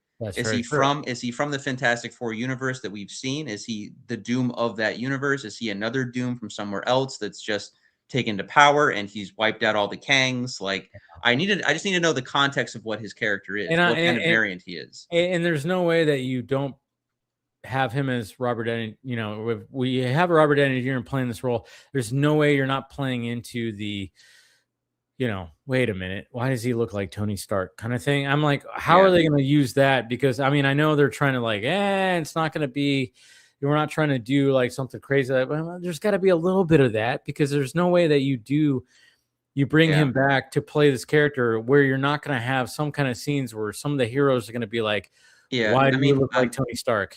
I mean, he might. I mean, maybe he'll try to manipulate them, pretending to be Tony at first, or because again, Doom just has the mask, so they don't know what's behind the mask or something. I don't know. It's one of those situations that could work and be successful, because I'm assuming the Avengers are aware of the multiverse at this point. They have to be, I would think. Of course. But at the same time, it could go south as well. But I trust the Russos enough. I'm going to give the movie the benefit of the doubt, and then just hope by the time we get to Secret Wars, we're not dealing with AI slop. And Yeah, I know. I think that's what we could all. I don't know. It's going to be interesting, and I guess we'll probably get that teaser probably in a couple of months. I don't know. The rumor that I was hearing, and somebody was like mentioning when I first started stream, is whenever the Devil Wears Prada 2, that it might debut with that, which makes sense because it seems like when it comes to their more standard movies, that sequel, a lot of people that could be a big hit. So why not attach it to that? I mean, I remember watching. I remember my mom having that on, and I watched it with her I don't really remember the movie. I know a lot of, obviously it's Meryl Streep, and then Anne Hathaway and Emma. What's her name? Emma Thompson. Who's in Disclosure Day? No, not Emma. Is her name Emily Blunt? Emily Blunt. Yeah. She came. Obviously there's a lot of now known actresses that came out of that movie, but I'm like, I don't see myself flocking to go see The Devil's. Well, The Devil Wears Prada was never made for, I think, our demographic. Being quite honest. Yeah, it's not for us. So it's kind of interesting. That's like, okay, is it really gonna debut with that movie? All right. I mean, I know. I don't even. I mean, it might be one of those situations where someone buys a ticket, goes to see the trailer, and then just leaves the movie theater after there. Because but they have to release it online the week of. I mean, that's true. They're gonna do the same thing they did with the teasers. They're gonna tease something out. Yeah, it'll leak, and then a few days later they'll release the official teaser. I mean, that's basically a little. Oh wow, it's coming out. Oh, we're like 2 weeks away. Holy shit! It comes out May 1st. Okay. So if that's the case, if the rumor is that, then we're gonna get that Doomsday trailer in 2 weeks. That's it. Okay. I thought it was coming out more in like June or something like that. Well, I mean, it lines up because we're obviously going to get more than one full trailer, I would assume, and then we're looking at what, a November, December release for Doomsday. Yeah. So it lines up. They're probably also trying to wait around as well because they know the promotion right now for the Daredevil Punisher stuff is working out really well. So they want to probably balance that out a little bit too, give them room to breathe, and then the Doomsday stuff will start to just figured, I just thought like maybe like the first, like if they were going to hold out, it would just be with Spider-Man Brand New Day, but I would think that too, actually. But at the same time, I get it. It's like, okay, if they believe that The Devil Wears Prada 2 is going to be a massive hit, put it in front of that. That could be a debut. Obviously, it's going to show up online. It's not like you have to. It's not like you have to go see the movie just to see that trailer. It's going to be online, and then of course they'll just show either the second trailer with Probably the second trailer is going to happen with Spider-Man. Yeah, because Spider-Man's what, July? This is going to be the teaser. This is a teaser. We have to remember. There's always the teaser. There's the official trailer, and then there's usually a second trailer, and then maybe there's a final trailer. Yeah, but I think like they've already done the teaser thing. Well, but they're gonna do another. Yeah, they're gonna release whatever they release at CinemaCon. Probably I wouldn't be surprised in 2 weeks. I wouldn't be surprised.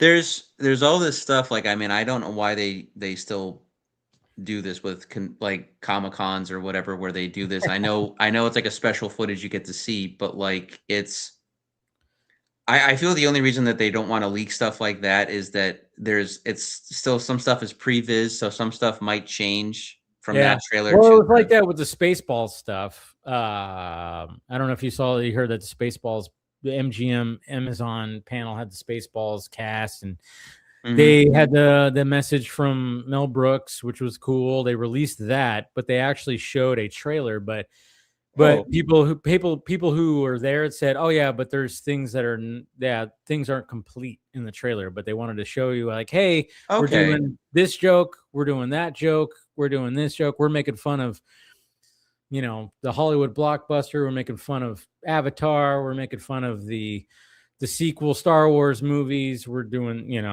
they were basically trying to show people the tone, but." The movie doesn't come out for another year, so they said, but they were like, "Oh yeah, but there's like you see green screen and shit like that." Okay, so that I understand. I mean, also with Spaceballs, also with Spaceballs, it kind of almost adds to the joke if you see the green screen at this point. Exactly. I know it's almost like leave that in there because that probably adds to the joke. All right. My favorite visual gag is from Spaceballs to a degree. When I was a kid, I remember watching, and they're doing the. Like their light sword fight. Yeah, and Dark Helmet kills the boom mic guy or the cameraman. He did it. Yeah. What? And then I remember as a kid that completely came out of left field for me. Yeah. Because now fourth wall stuff happens almost all the time, but at the time when I was a kid, I thought that was the funniest thing. I fell over laughing.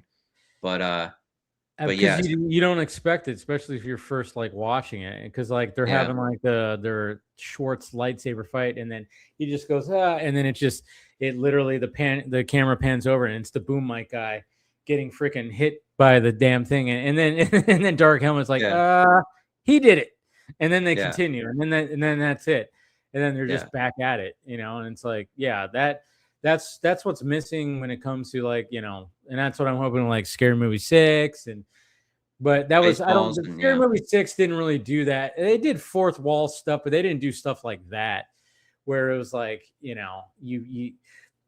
Spaceballs was something. I mean, especially when they were like, "Hey, instant video tapes, we can actually watch the movie before it actually is made," and then they pause it during that time where it's like, what the hell am I looking at? You're looking at now. Whatever's happening now is happening now. We're looking at now. It's like it's so fucking ridiculously stupid and funny, and it's like he's like, well, fast forward when we're looking at now. It's it's just the way that the dialogue is so freaking awesome. So almost every Mel Brooks movie to a degree is they kind of pull every joke in the book. The only one that's almost look at the end of Blazing Saddles. They literally run. The end of the movie is them running off the set, the fucking lot. They don't. they didn't break the fourth wall. They demolished it. That's the ending of that movie. They're like, it's almost like, oh yeah, we're very aware we're making a movie here, so And I think every even like Robin Hood Man in Tights has a moment where you see a boom mic operator or somebody is no, it's the scene where she's singing in the bathtub, and there's an outdoor shot of the camera going towards the window, and then it cuts to the other camera of her in the actual bathtub, but the other camera was still going, and it goes through the glass pane window. Yes, that's right. Backs up. No, Young Frankenstein is the only one I think that actually works as an actual complete narrative. There's almost no jokes breaking the fourth wall. There's nothing like that. But it's so ridiculous, and Gene Wilder just does such a fantastic job of just commanding every scene that he's in.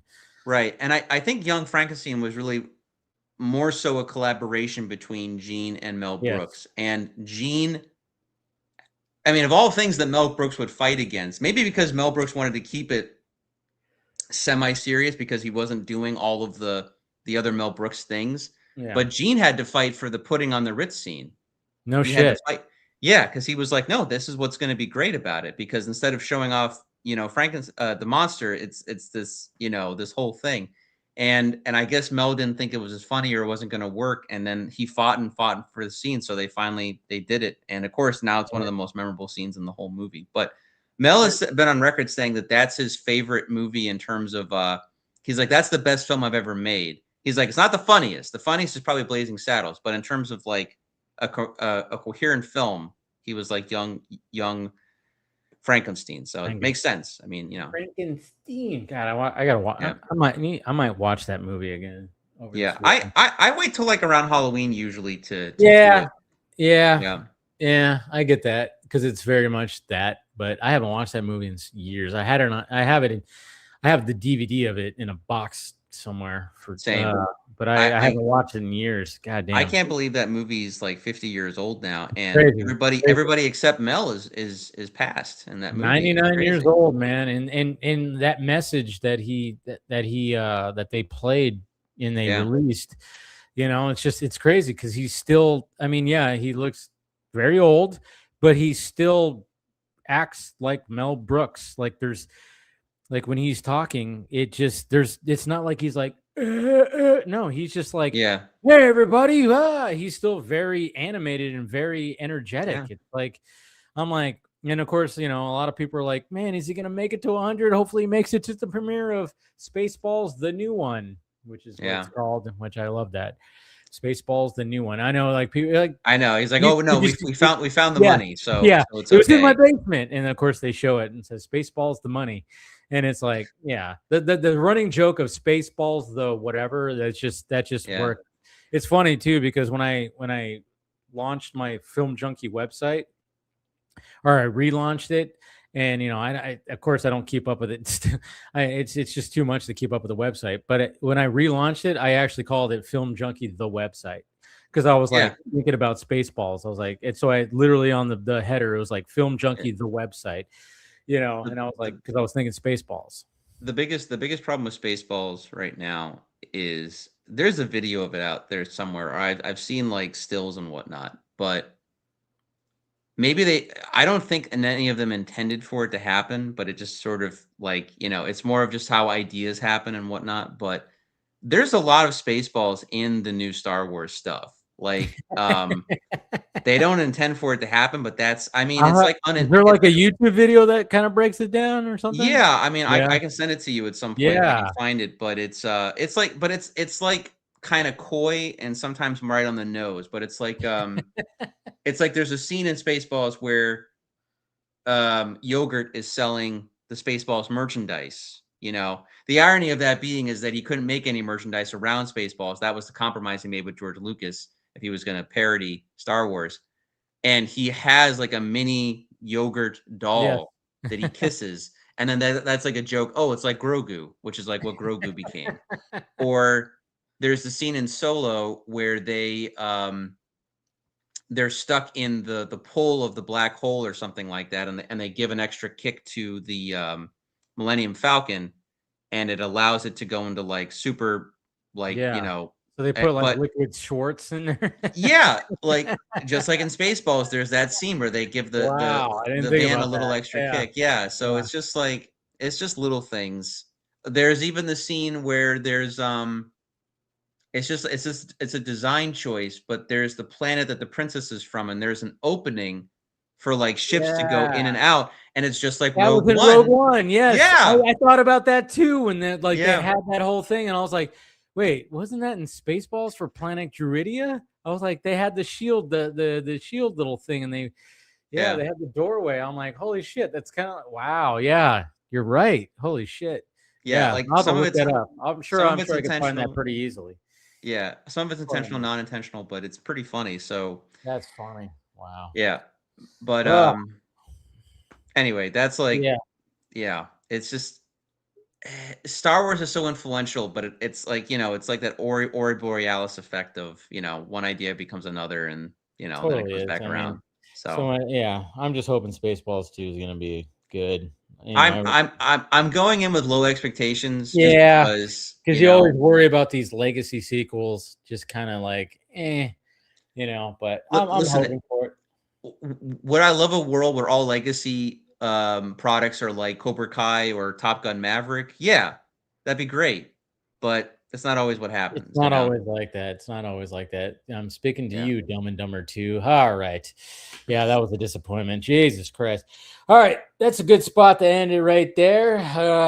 This is fun, of course, talking talking CinemaCon stuff and what we're looking forward to. Plenty to talk about.